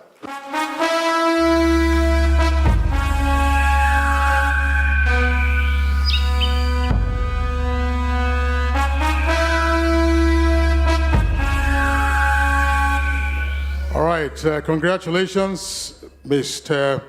DC on the award. Mr. Adisi, did you come to the podium with a pen? Okay, yeah, I'm seeing one here. Maybe it belongs to my colleague, Juliet. All right, that's great. We would have confiscated it, and then you require some appeasement to extricate it from us.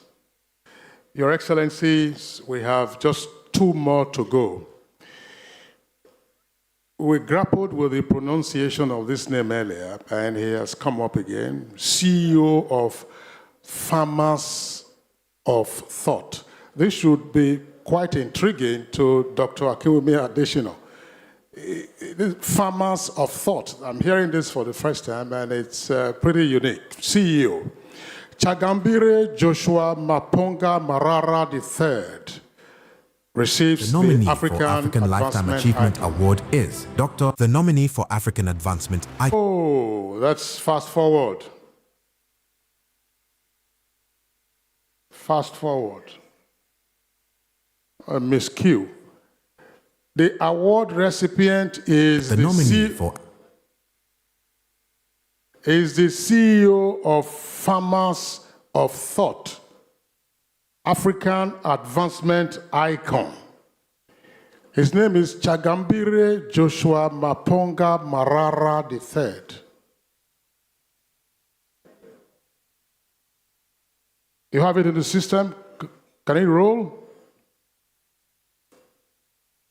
Advancement Icon Award is Changambire Joshua Maponga Marara III, CEO, Farmers of Thought, Changambire. Joshua Maponga Marara III is a fearless African thinker whose voice has ignited minds, challenged complacency, and reawakened pride in the African identity. A renowned philosopher, Pan-Africanist, and social entrepreneur, Maponga is the founder and CEO of Farmers of Thought, a transformative intellectual platform devoted to cultivating critical consciousness, community renewal, and purposeful leadership across Africa and the diaspora. An author, musician, cultural consultant, and theologian, Maponga is a creative craftsman who blends academic depth with lived wisdom. With a multidisciplinary expression that turns ideas into instruments of change. Through thought modeling, he challenges lazy thinking, uproots limiting beliefs, and plants seeds of knowledge, courage, and self-reliance, shaping what he calls new Africans equipped to build sustainable futures. At the heart of his mission is the revival of indigenous knowledge systems and the practice of learning, unlearning, and relearning as pathways to social transformation. His work emphasizes spiritual awakening, innovation, service to humanity, and collective development, inspiring individuals and institutions alike to reclaim Africa's heritage and fulfill its promise. Through strategic collaborations with governments, communities, and development partners, Farmers of Thought continues to influence policy conversations, grassroots movements, and cultural renewal, impact and vision that earned him nomination for Afro Heritage's African Advancement Icon Award for his enduring contribution to African consciousness.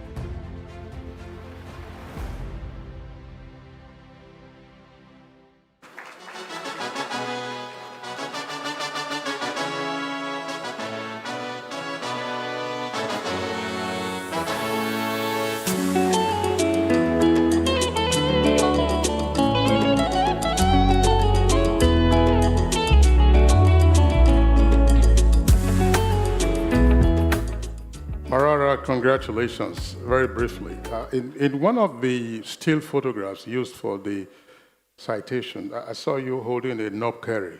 You didn't appear to have come with it, or perhaps at the airport they asked you to keep it so that on your way back you take it along with you. I imagine that's what happened. Wow, wow. What a time to be recognized right here in Ghana. Thumbs up to our Honorable President for reigniting our purpose as Africans. And I'm so excited. This award is not for me. This one I want to dedicate it to Asantewa in her absence. To all the women who are married to the heroes that have become our leaders, whose faces I may never see, but their words constantly echo in my heart, and their footprints have become a map on which I can walk. One statement of wisdom for the night: when the face is beautiful and the software is not working, the hardware between the legs will always suffer. When a continent is beautiful, but the thinking of the continent is not right, our resources will always belong to those that are awake. I thank you.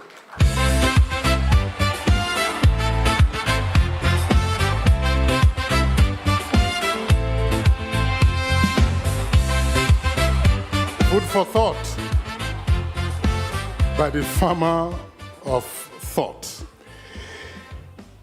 Last but not the least for this category of awards, would like to invite us to welcome the African Legal Icon recipient, Ms. Bianca Akwele Clinton, who is a lawyer and co-founder, senior partner of Clinton Consultancy Limited. The nominee for African Legal Icon Award is Ms. Bianca Akwele Clinton Esquire, co-founder and senior partner, Clinton Consultancy Limited. Ms. Bianca Akwele Clinton Esquire is a formidable legal mind whose career reflects precision, courage, and pan-African purpose. A dual-qualified solicitor and barrister with over 2 decades of experience across Africa, the United Kingdom, and Europe. She has built a reputation for excellence in corporate governance, financial law, and institutional reform. Called to the bar in 2005, she made history the same year as one of Ghana's pioneering women in corporate and financial law, and as the first female vice president of the Ghana School of Law, elected by her peers. Her professional journey spans senior leadership roles at ProCredit Ghana and Access Bank, as well as legal manager at PwC Switzerland, where she honed global best practices in compliance and regulation. Bianca's influence extended further through her work as a consultant to the World Bank Group, advising on governance and regulatory reforms across the ECOWAS region. Today, she serves as co-founder and senior partner of Clinton Consultancy Limited, a pan-African law and strategy firm operating in Ghana and the UK, specializing in commercial litigation, maritime advisory, investor relocation, and medical negligence. A Stanford Seed Aspire scholar and tech entrepreneur, Bianca also champions mentorship, gender equity, and ethical leadership, shaping the next generation of African legal professionals. Her enormous impact and legacy in pioneering leadership, cross-border legal excellence, enduring contributions to governance, justice, and... Thank you very much. Ms. Bianca Clinton, please step forward. Yeah, yeah. Na, na, na, na, na, na, yeah. Yeah, yeah. I know be dull, I be faster. And so I got my guy who be richer.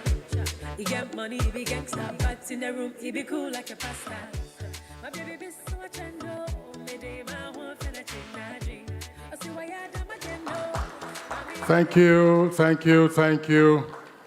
Your Excellency, may we request that you kindly return to your seat because this is the last, but let's give His Excellency an extended round of applause as he returns to his seat.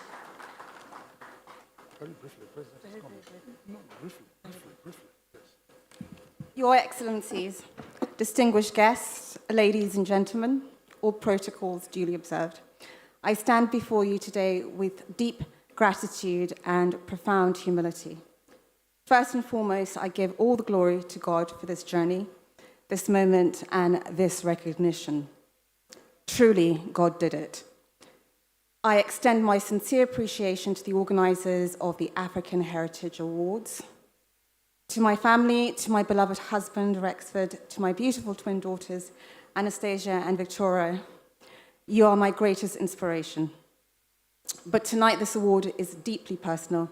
This award is in honor of my father, the late Mr. Michael John Christopher Clinton, a man whose sacrifice shaped my journey, a man who gave me the foundation to become a global citizen, a man who instilled in me values of discipline, excellence, integrity, and service. Dad, this is for you. Thank you. All right, thank you very much, Ms. Bianca Clinton, for thanking everyone. We are Shortly, of course, we'll be getting to the high point of tonight's event. But just to indicate that the Honorary President, Your Excellencies, distinguished guests, ladies and gentlemen, please let's rise to welcome His Excellency, our most distinguished special guest of honor and chief host, President of the Republic of Ghana, Dr. John Dramani Mahama.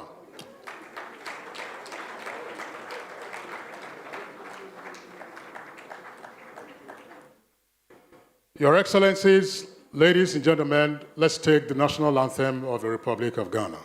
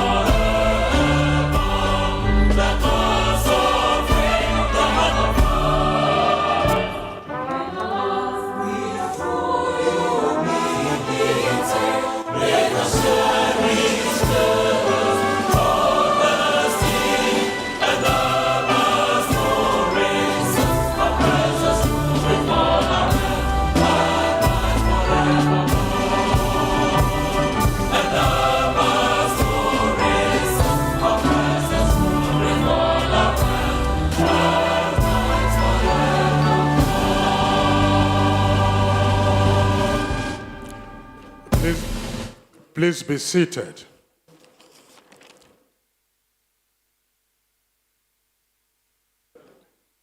Your Excellency, Dr. John Dramani Mahama, President of the Republic of Ghana, and most distinguished special guest of honor and chief host, Your Excellency, Dr. Serese Khama Iyankana, former President of the Republic of Botswana, Your Excellency, Right Honorable Rebecca Kadaga, First Deputy Prime Minister of Uganda, and the country's Minister for East African Affairs. Your Excellency, Dr. Akinwumi Adesina, Honorary President and immediate past President of the African Development Bank. Your Excellency, Ian Quilly, Ambassador and Head of Mission, Embassies of Eastern Caribbean states and the Kingdom of Morocco, respected past recipients of the African Heritage Awards, and recipients of the awards for 2026, esteemed guests, distinguished ladies and gentlemen. Your Excellency, you permit us to very briefly indicate what we have done so far shortly before your arrival. My name is Kingsley Osadolo, and my colleague in anchoring this event tonight is a very well-known Ghanaian and African face, Juliet Ibrahim, an actress and also a filmmaker in her own right. Juliet? Thank you very much, Your Excellency. You're welcome, everyone, distinguished ladies and gentlemen. You're welcome to the African Heritage Award 2026. Yeah. Thank you very much, Juliet. Your Excellency, we have had a playback of the journey so far of the Afri Heritage Awards, this being the fourth in the series. We also had a welcome address delivered with great respect that, of course, you had your ears and eyes here at the venue of the events. And the ceremony also had a distinguished, and still has the distinguished presence of the former president of Botswana, who delivered a goodwill message. And moments before your arrival, he had also made presentations for the second set of awards that we have had tonight. So we've had 3 sets of awards. And at the time we'll be taking the group photographs, we'll call out the various individuals for Your Excellency to note them. We had to skip, of course, a high-level panel conversation in order for us to save time. Your Excellency, just in time that you are here for the presentation of the African Lifetime Achievement Award. And before the citation of the honoree is read, who is the gentleman you know very well, gentleman we are all proud of from the African continent, that's Dr. Akinwumi Adesina, recipient of the Commander of the Order of the Niger, CON National Honor in Nigeria. He is the immediate past president of the African Development Bank, and it's currently his honorary president. I'm sure, Your Excellency, you remember that your brother president in Nigeria, Dr. Ebele Goodluck Jonathan, appointed him as Nigeria's Minister of Agriculture. And one of the revolutionary comments he made to provide a pathway for changing agricultural practices and food production system in Nigeria was to declare that agriculture is not a development program. Agriculture is a business. And we all saw what he did for 10 years at the African Development Bank. So tonight, he receives the award as the African Lifetime Achiever. But you crave my indulgence, Your Excellency, being a man of the world, he has come with quite a large contingent, and would like to very quickly mention the few of those persons who are on his entourage tonight. Mr. Humphrey Kariuki is an industrialist and founder of Janus Continental Group with wide footprint in several African countries. Please let's appreciate Mr. Kariuki.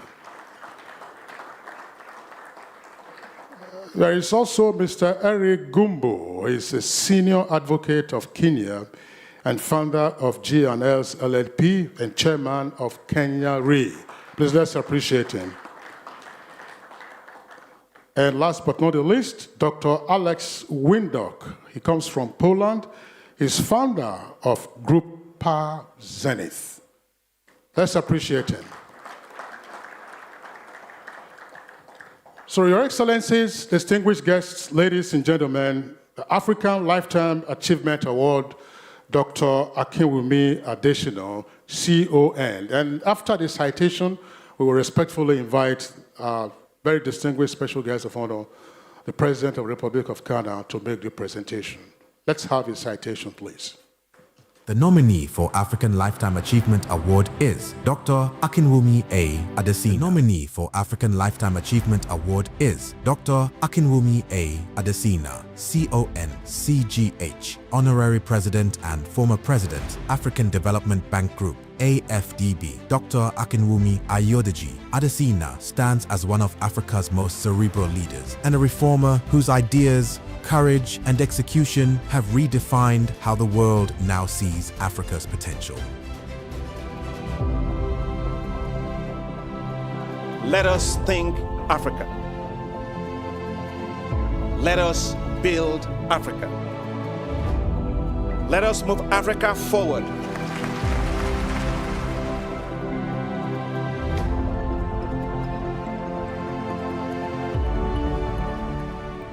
I lived in a rural community. I saw the challenges of the rural community, which has helped me, continue to help me throughout my life. I went to school with kids of farmers, and I realized that whenever the agricultural season was good, they had crops, they sold them, they made money, they wore good clothes, they paid their fees, and they were doing very well at school. Sometimes the seasons would turn bad, and when they would drop out of school, same kids. Education, you see, is the greatest asset you can have. You know, you may lose money today, you may lose your job today, but with knowledge, with education, you can do anything. You can create businesses on your own. You can adapt. People ask me, why did you start wearing bow ties? I started wearing bow ties when I was made Minister of Agriculture in Nigeria. And the reason was very simple.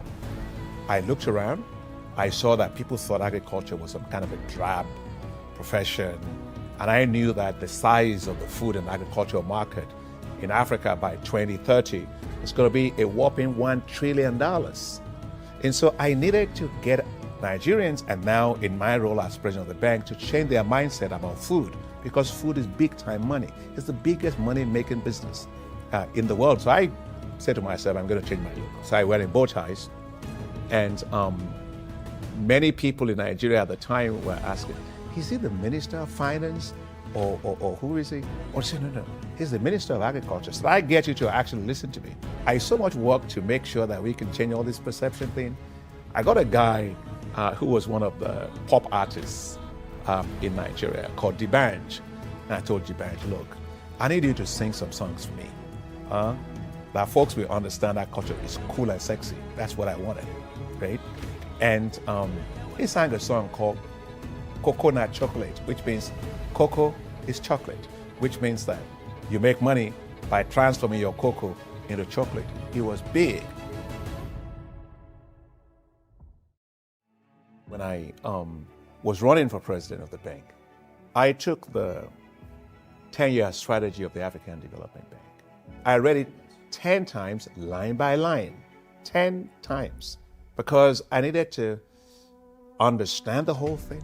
Based on what I've read, I needed to be able to design something that will impact Africa in a way that people can easily relate to and understand. And that's how I came up with the high fives. This is what led me to launch a sharply focused vision and strategy for the African Development Bank, which we call the high fives. Light up and power Africa. Feed Africa. Industrialize Africa. Integrate Africa. And improve the quality of life of the people of Africa. This was a focused mission of how I felt that if we succeeded in all these areas, Africa would be different.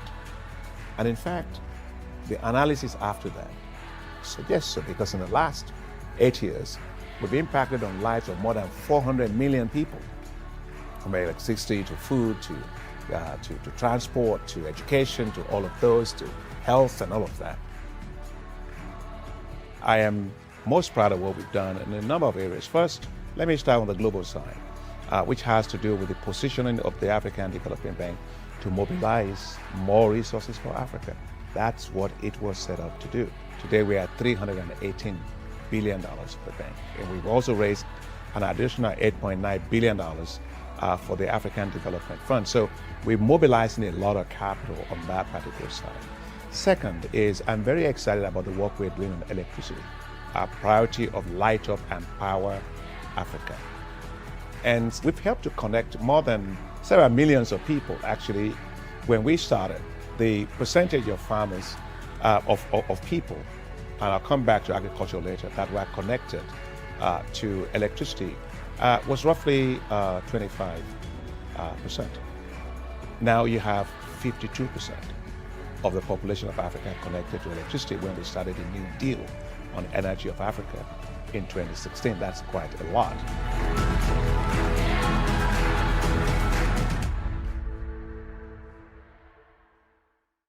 The most painful for me in life was losing my senior brother, Tunde, such an early age, in 1999. And it was so shocking for me. No, he wasn't sick or anything.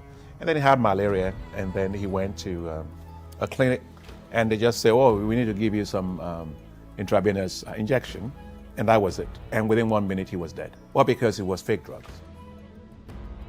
And therefore, till today, I still have it driving what I do, making sure that even as president of the African Development Bank, primary healthcare centers in Africa are well equipped.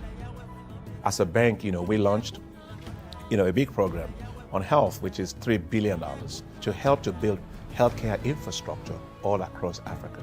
A lot of it was influenced actually by my own experiences, seeing how difficult it was to get good quality drugs and all of that. And we had, at the bank today, we're doing $3 billion of investing in having a pharmaceutical industry to emerge in Africa.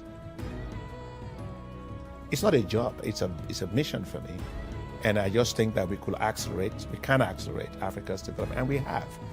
That is how I spend my moments my minutes, my seconds. That's how I use the oxygen that God has given me. Always thinking of how to make things better. Africa will be like a lighthouse that I always see and go to, because it will never be ignored again. It has been an extraordinary 10 years working together with you. Working together, hands joined, to support and make a difference in Africa. My dear wife, Grace, and I will deeply miss every single one of you. May God bless you all. Round of applause for the recipient, Dr. Akinwumi Additional African Lifetime Achievement Award. Please join us on stage, sir. And to do us the honors, we would like to call up on stage His Excellency Dr. John Dramani Mahama to present the award. A round of applause, please.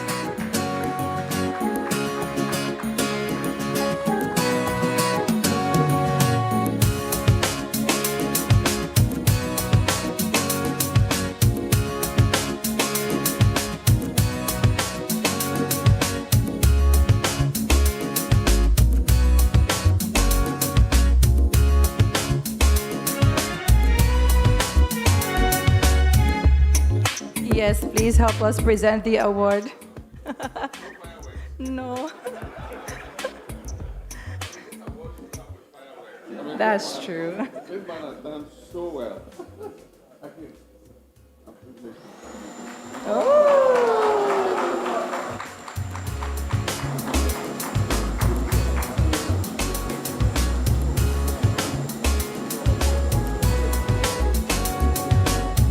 Congratulations. Thank you very much, His Excellency. Dr. Akiwumi, I think you would like to give a speech, right? Okay.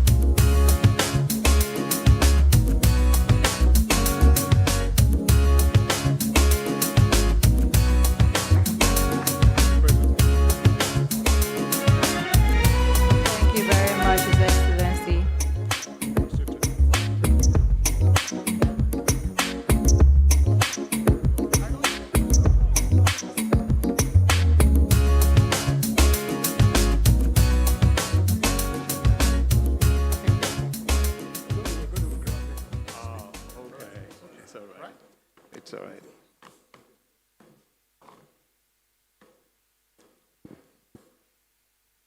Your Excellency, President John Dramani Mahama, my dearest brother and friend, and you must also know that when I was actually campaigning to be president of the African Development Bank, he was the first president outside of Nigeria to support my nomination for that job. Thank you very much, sir. Your Excellency, Ian Khama, former president of Botswana from 2008 to 2018, and you also have some part of you in Nigeria, and you told me you live in Ikeja, and they used to call you Oyibo, so I will still call you President Oyibo today. Moses Siasia, founder and chairman of Africa Heritage Awards, past and present recipients of the African Heritage Awards, distinguished guests, friends, ladies and gentlemen, and of course, my beloved, beautiful, elegant, and precious wife, Grace. Good evening. It is such a profound honor to stand at this moment, not only to humbly receive a recognition, but I've been asked to also spend some time to reflect on the continent in motion. So I'll do that. Let me begin by thanking the African Heritage Awards for what you truly represent. The recognition of African excellence, African dignity, and African possibility. Because when Africa is recognized, Africa is not only celebrated, it is elevated. Your Excellency, President Mahama, I thank you sincerely for your leadership and gracious hospitality. You represent a form of leadership that understands a simple truth, that nations ascend when leaders inspire confidence in possibility. Please give it up to this president. And under your bold, purposeful, and transformative leadership, Ghana continues to stand as a beacon of stability, of pride, and Pan-African purpose. And you are at the United Nations. We couldn't have stood prouder behind you. You made us so proud, Mr. President. Please give it up to him. It is fitting, therefore, that we gather here in Ghana, the land of Kwame Nkrumah, where the dream of African unity was never a memory, but a mission. From this land, right here out of Ghana, Africa has always moved forward. And I must say to you all, friends, today, that Africa is ascending. I congratulate all the African Heritage Award recipients. Well done. Tonight, you are not just being honored, you are being recognized as evidence that Africa is already producing its own future. Congratulations again. I'm deeply humbled to receive this African Lifetime Achievement Award. I am grateful to the African Heritage Awards. Thank you, Moses. Thank you very, very much. But I must say this with clarity. I do not serve Africa for applause. I serve Africa as a mission. Serving Africa is a lifetime calling. Even though I stepped down, my time finished at African Development Bank, that passion continues. It's a calling and it continues. Because I remain absolutely optimistic about Africa's future, not out of sentiment, but out of evidence. The International Monetary Fund projects that Africa will record approximately 4.2% real GDP growth in 2026, making it the fastest growing region in the world. More importantly, this is not an isolated event. This is not an isolated moment. This is not a blip. This is part of a sustained trajectory where Africa is expected to remain among the fastest growing regions globally for the first time ever for the next 4 consecutive years. This is therefore not a cyclical recovery. It is a structural re-evaluation. Africa is not just growing. Africa is compounding. And the world is recognizing that. We already see this shift in what we call the African champions. Mr. President, today, Dangote Group has the largest petroleum refinery in the world and has stepped up to secure Africa's capacity to meet its own fuel needs in the midst of the global supply shocks. The MTN Group has become globally recognized asset from Africa. The Safaricom Group has the world's largest mobile phone payment system. The Jumia Group has become the first fintech company out of Africa to be listed on the New York Stock Exchange. These are not exceptions. They are signals of scale, of resilience, and of readiness.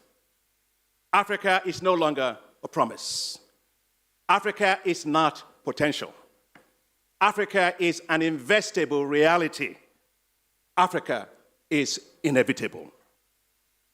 Africa holds today 30% of the world's known critical mineral reserves, resources essential for the world's energy transition. Yet it receives only 5% of global investment flows into those sectors. That gap is not risk. It is simply mispricing. Across energy, infrastructure, transport, digital systems, ports, rails, and natural capital, Africa holds today sovereign assets of extraordinary scale. But scale, Your Excellencies, is not enough. What Africa needs is structure, governance, and trust. Because Africa does not lack assets.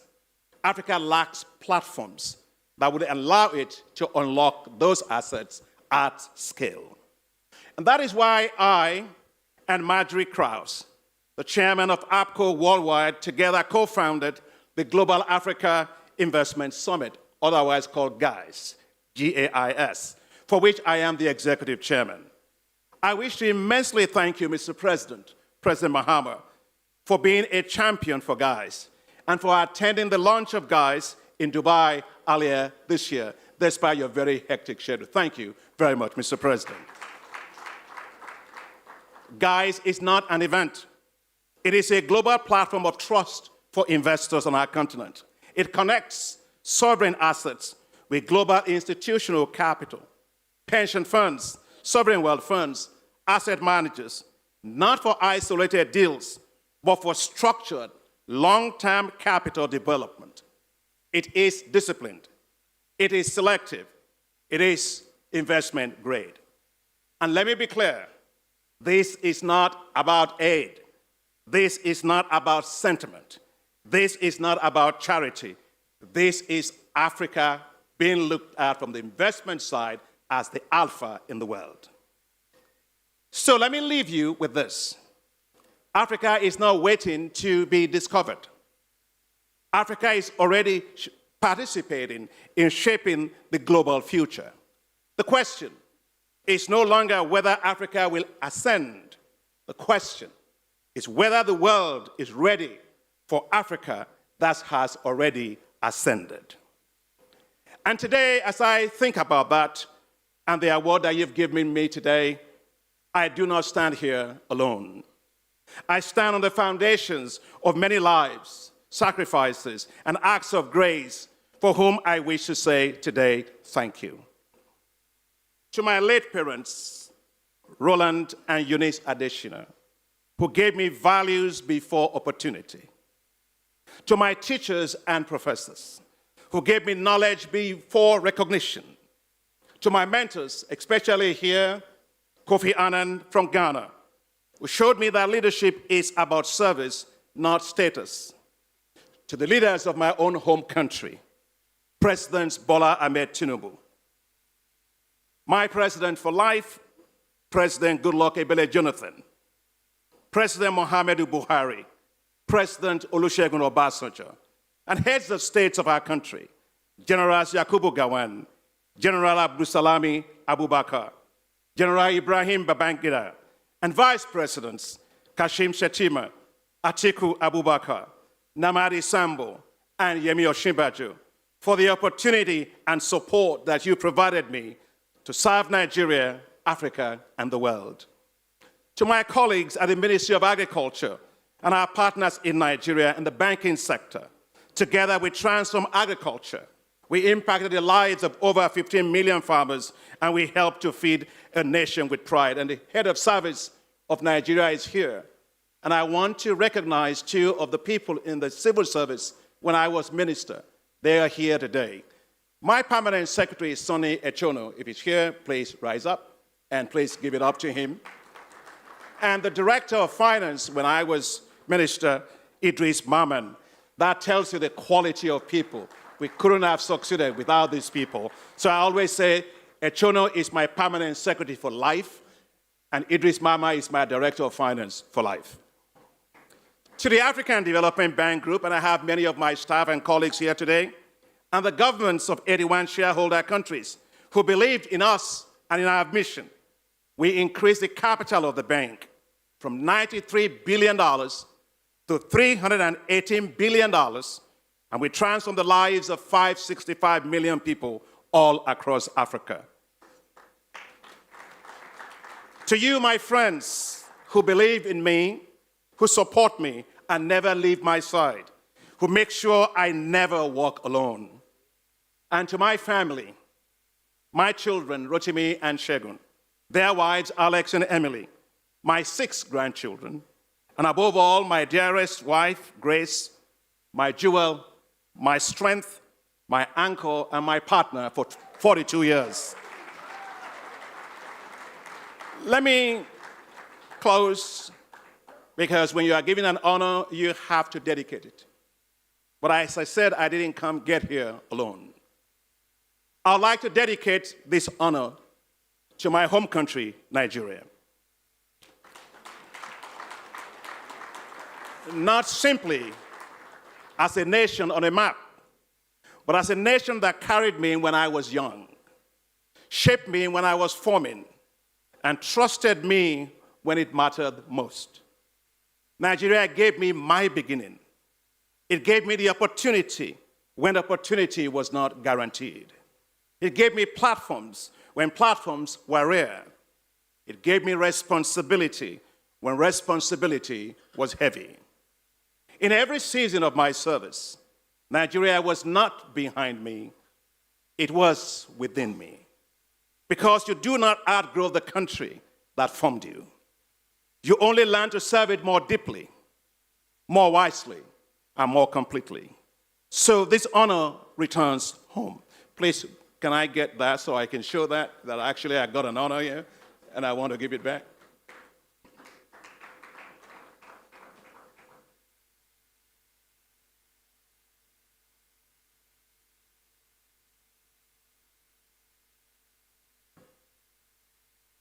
So actually you get it back. So Nigeria, this is yours as much as it is mine. This is not as a repayment, because what was given can never be fully repaid, but as gratitude expressed through service and multiplied through impact. And I carry this not as a crown, but as a reminder that service is the highest form of loyalty and contribution, the purest form of patriotism. To Africa, to the young boy and girl in a village with no certainty, fulfill dreams, to the mother who builds hope from hardship, to the young entrepreneur who sees opportunity where others see limitation. This moment also belongs to you. I will live as an African. I will die as an African. And on the day of resurrection, I'll ask God for permission to resurrect as an African. Above all, I would like to thank God Almighty for grace that He gave that carried me, for the wisdom that continues to guide me, and for the purpose that He calls me forward. To Him belongs all the glory and all the honor. I dedicate this honor to Africa itself, not as she was, not even as she is, but as she is destined to be. May God bless you all. Thank you very much, African Heritage Awards. May God bless Africa, and may the light of Africa shine brighter than ever before. Thank you very much.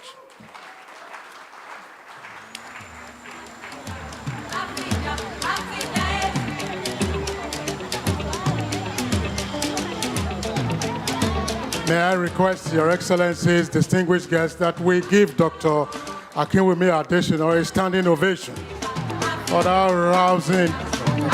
rousing acceptance speech on the award that has been conferred on him tonight.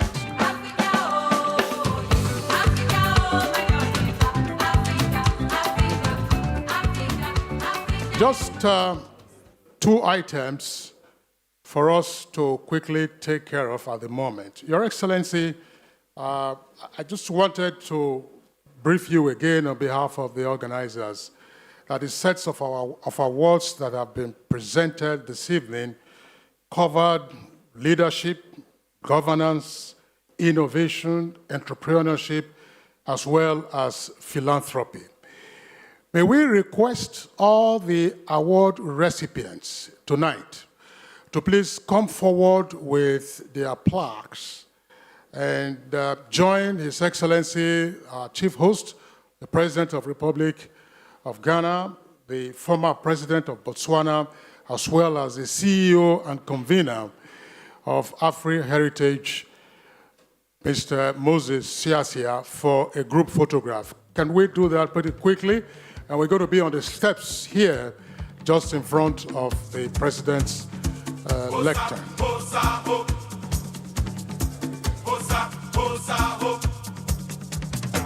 As my face are faded by the sun, 10,000 men stand high on the hill. Allow silence as the ears to still. 10,000 men trample for the kill. The vultures fly. Cameramen, please, cameramen, go to the front and take your position, please. The scavengers wait. Each man just hate. Death is late. The battle of power. Hosa, hosa, ho. Hosa, hosa, ho. Hosa, hosa, ho. Hosa, hosa, ho. Hosa, hosa, ho. Hosa, hosa, ho. Hosa, hosa, ho. Hosa, hosa, ho. Hosa, hosa, ho. Hosa, hosa, ho. Hosa, hosa, ho. Ladies searching, sitting on their own. Each one thinking, who is coming home? As spears clashing, streaming through the air. Each one shivers in their heart is fear. The vultures fly, the wind is high. The warrior fights, the battle of power. The scavengers wait, each man just hates. Death is late, the battle of power. Hosa, hosa, ho. Thank you very much. This jockey for the Osibisa sound, I earlier spoke about that. I don't want to take His Excellency's time by reminding us of Osibisa, great band that they had in the 70s and part of the 80s. Your Excellency,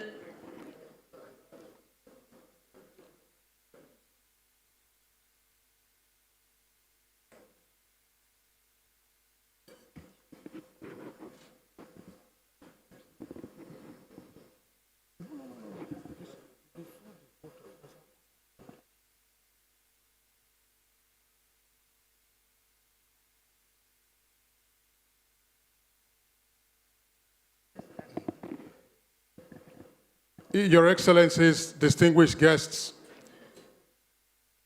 just before we respectfully invite His Excellency, our chief host, the President of the Republic of Ghana, to give his remarks and thereafter declare the 4th edition of Afri Heritage Awards closed, would like to invite the convener of the Afri Heritage Awards and CEO of Heritage Times, Mr. Moses Siasia, to deliver the vote of thanks.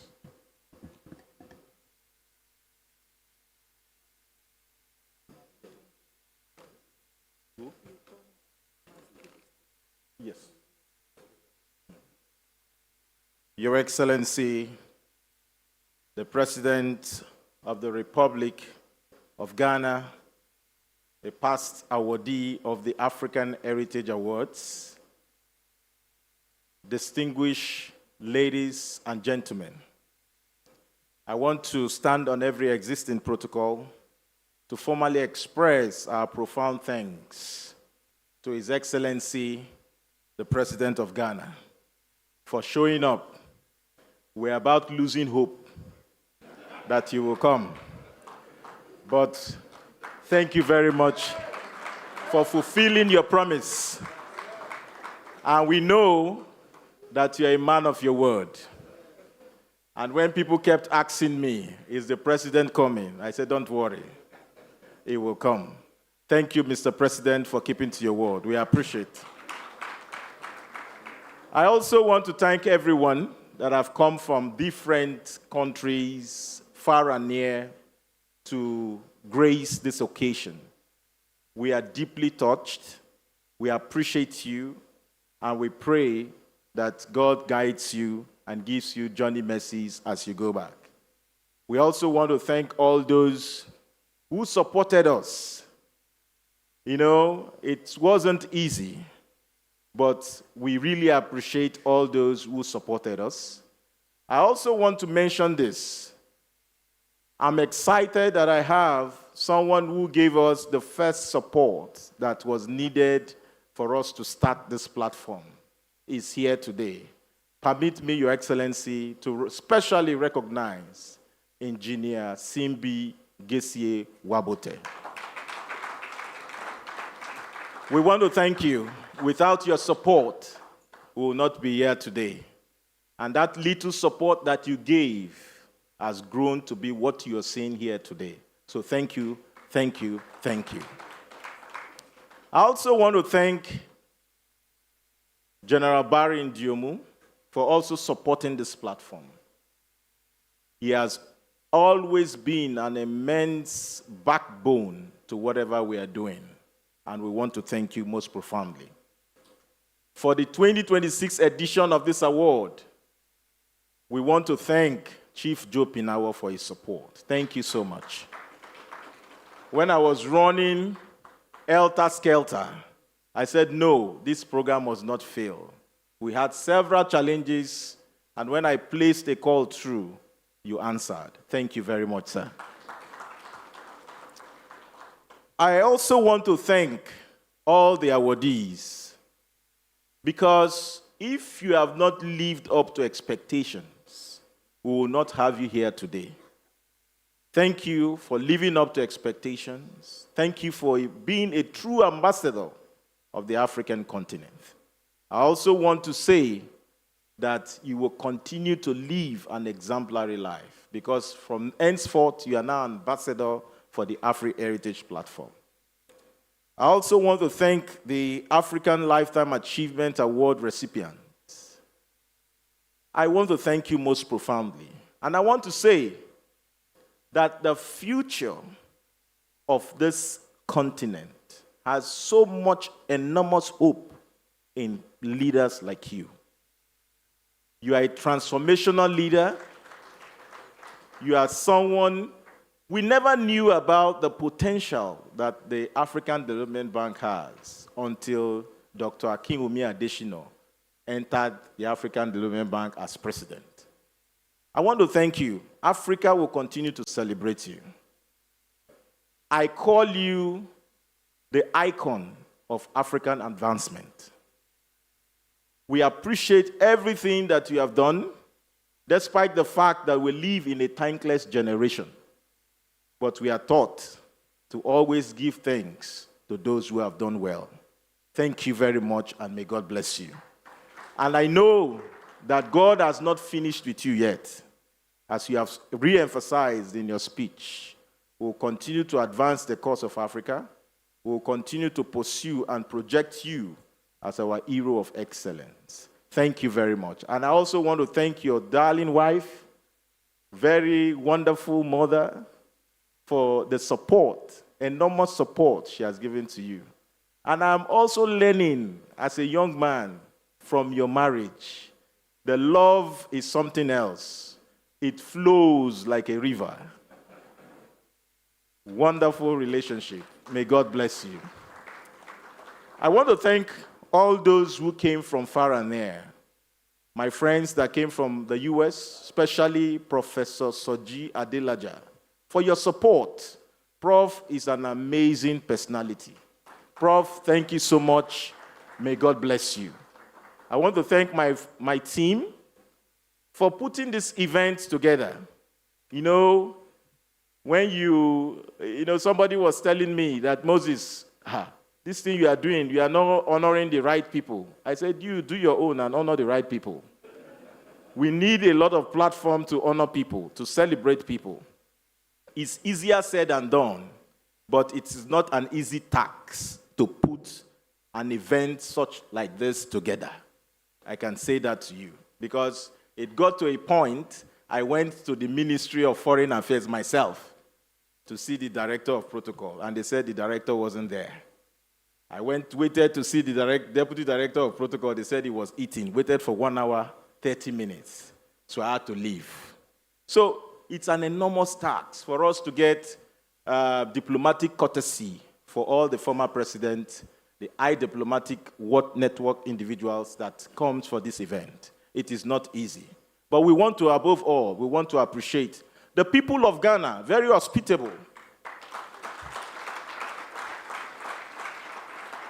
The level of hospitality that we have received, Mr. President, is something else. Your people are very kind people. And I've learned something. Ghana is the only country in the world that you have the largest deposit of please. So once again, please, I want to welcome you. I want to thank you. I want to appreciate you. And may God bless you all. Thank you.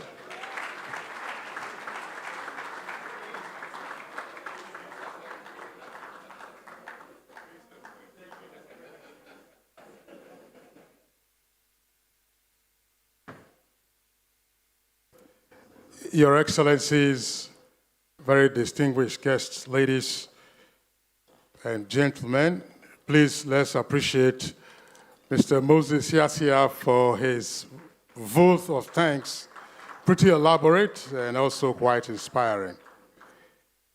I was going to, Mr. President, I was going to use the opportunity of being on the microphone to also steal in something.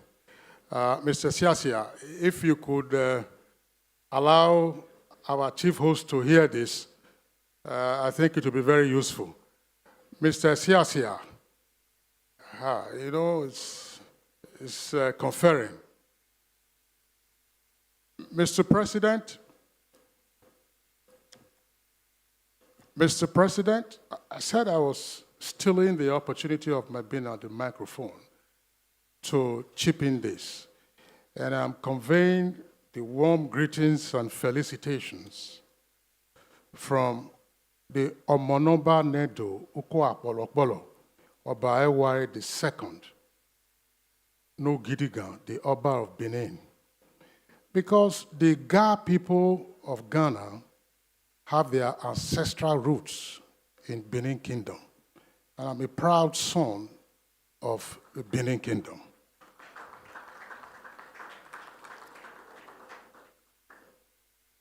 On that note, Your Excellency, it's now our honor and privilege to respectfully invite you to deliver your remarks on this occasion and thereafter declare the African Heritage Awards 2026 closed.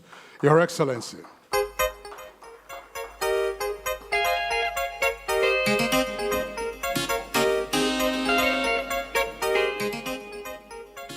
Thank you. Thank you. Kindly resume your seats. I don't intend to inflict on you any more pain. This has been a long program, and I think the keynote address has been given by Akin in his acceptance speech. I don't want to dilute what he said. Akin is the Afro-optimist in chief. His faith in Africa never wanes. And a lot of us plug into his energy because whenever he meets us, and for me as a leader of Africa, he's always brimming with ideas. And before he left the African Development Bank, we had been thinking about what the next level for him would be. I had no fears about it because this guy, he'll always find his way. And so when we met at the forum in the Middle East before the bombs started flying at the Global African Investment Summit, I recognized the path he was going to take. And I want to assure you, Akin, we are all supporting you. We're all supporting you. We need to make a paradigm shift in how we have considered investments, how we've considered our natural resources, and everything in Africa. The world is changing. The global order is changing. And we must adapt to the changes. After the Second World War, we all agreed that we had a multilateral system. And, I mean, each was his brother's keeper. After the arms race came to an end, we said there was going to be a dividend, a nuclear dividend, which would make sure that everybody on this earth enjoys a decent standard of living. I mean, clearly, things are shifting from what we all anticipated. Humanitarian assistance is dwindling. Countries are reducing their ODA and using it more for defense purposes and all that. Africa cannot sit with cup in hand and go begging. One of the major assets we have is what nature gave to us. We didn't put the gold in the ground. We didn't put the lithium in the ground. We didn't put the oil and gas in the ground. God gave it to us. And so, like I've said in many places, those days of huge concessions gifted to foreign companies and set up huge, rich enclaves next to African poverty where there's no clean drinking water, those days are coming to an end. We must take advantage of what God has gifted us to make sure that we're able to create prosperity for our people, and we can do it. We started with the African Continental Free Trade Area. We do have teething problems, but I'm sure that it's a good sign. Already we can see that trade between our countries is increasing. And so we do have the capacity to be able to create prosperity for our people and dignity. And the Global African Investment Summit, which Akin and Co. are looking at, is one vehicle that we can utilize. But Akin, we all want to celebrate you. I mean, this is well earned. I remember when we nominated you for the African Development Bank. It was at a time when President Jonathan was president, and of course, Ghana and Nigeria are twins of the same mother, except when we fight over jollof and football. Otherwise, we are the same people. And like the MC said, a lot of the people in Ghana migrated from Nigeria. They find their roots from the Yoruba kingdoms and all that. And so the Ghana people and all, are migrated from Nigeria. And so Nigeria is of keen security interest to us. If Nigeria does well, Ghana does well. I mean, when you have cousins, 250 million of them, you want them to do well so that 1 million of them don't come drifting towards a small country like Ghana. So every day I wake up, I pray for Nigeria. I say, God, let Nigeria get their act together. And so I remember when President Jonathan, we all nominated Akin, then there was suddenly a change of government in Nigeria. And a new government came, and because Akin had been Minister of Agriculture in the previous government, we didn't know whether they were going to support him. And so I invited President Buhari to Peduasi Lodge. Everybody knows Peduasi Lodge. That's where the peace agreement for Biafra was signed. It's a historic place. And for the first time, they saw President Buhari smile. I took him to the ledge. I showed him where Nkrumah's bedroom was. We stood on the balcony, we chatted. And then when I had got him in the best mood and he was smiling, I said, but President, Akin Adesina is our joint candidate, Ghana and Nigeria. And we agreed with President Jonathan. So I hope you're not going to make a change.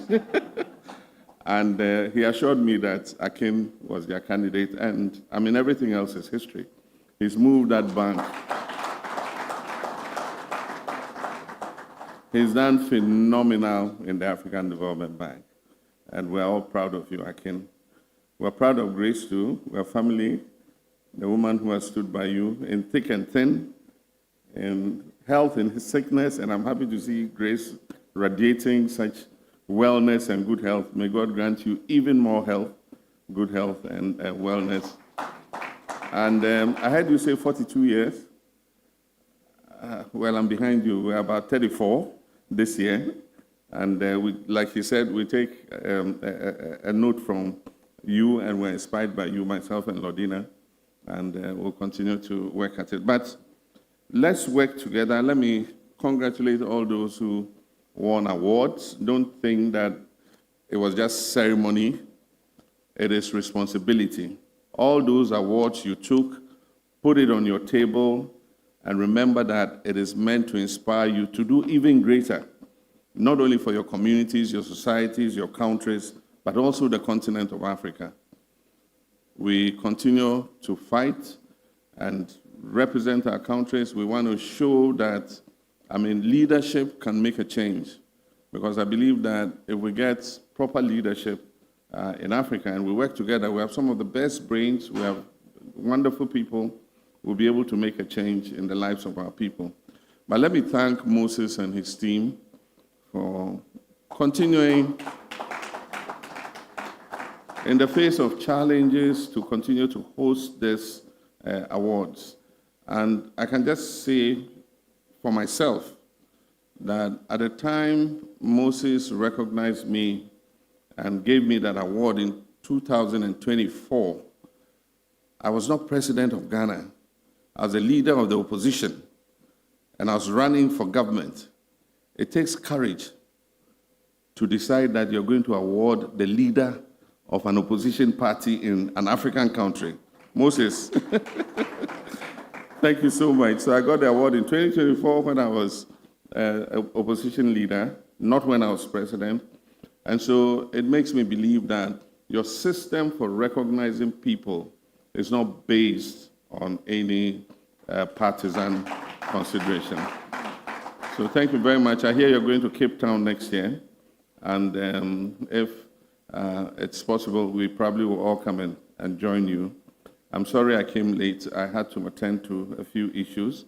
I just arrived at the airport. I dashed home. I didn't want to come in my work clothes, so I had to dash and look a bit decent and come and join you. So thank you very much.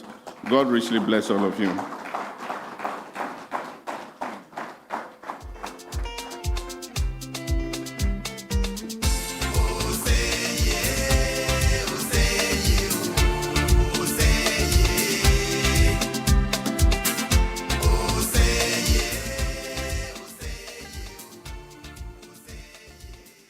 All right, another round of applause for His Excellency, our Chief Host, the President of the Republic of Ghana. Your Excellencies, distinguished guests, ladies and gentlemen, please let's rise for the national anthem of Ghana.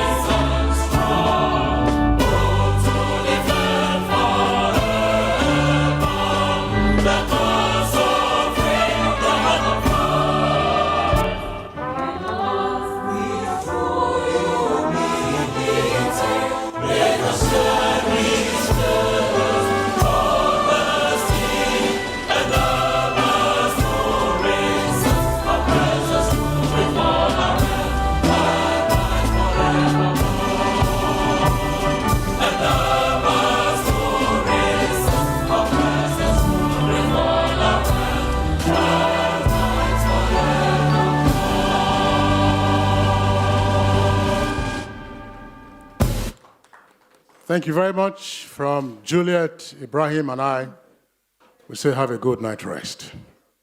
Good night, everyone. Good night.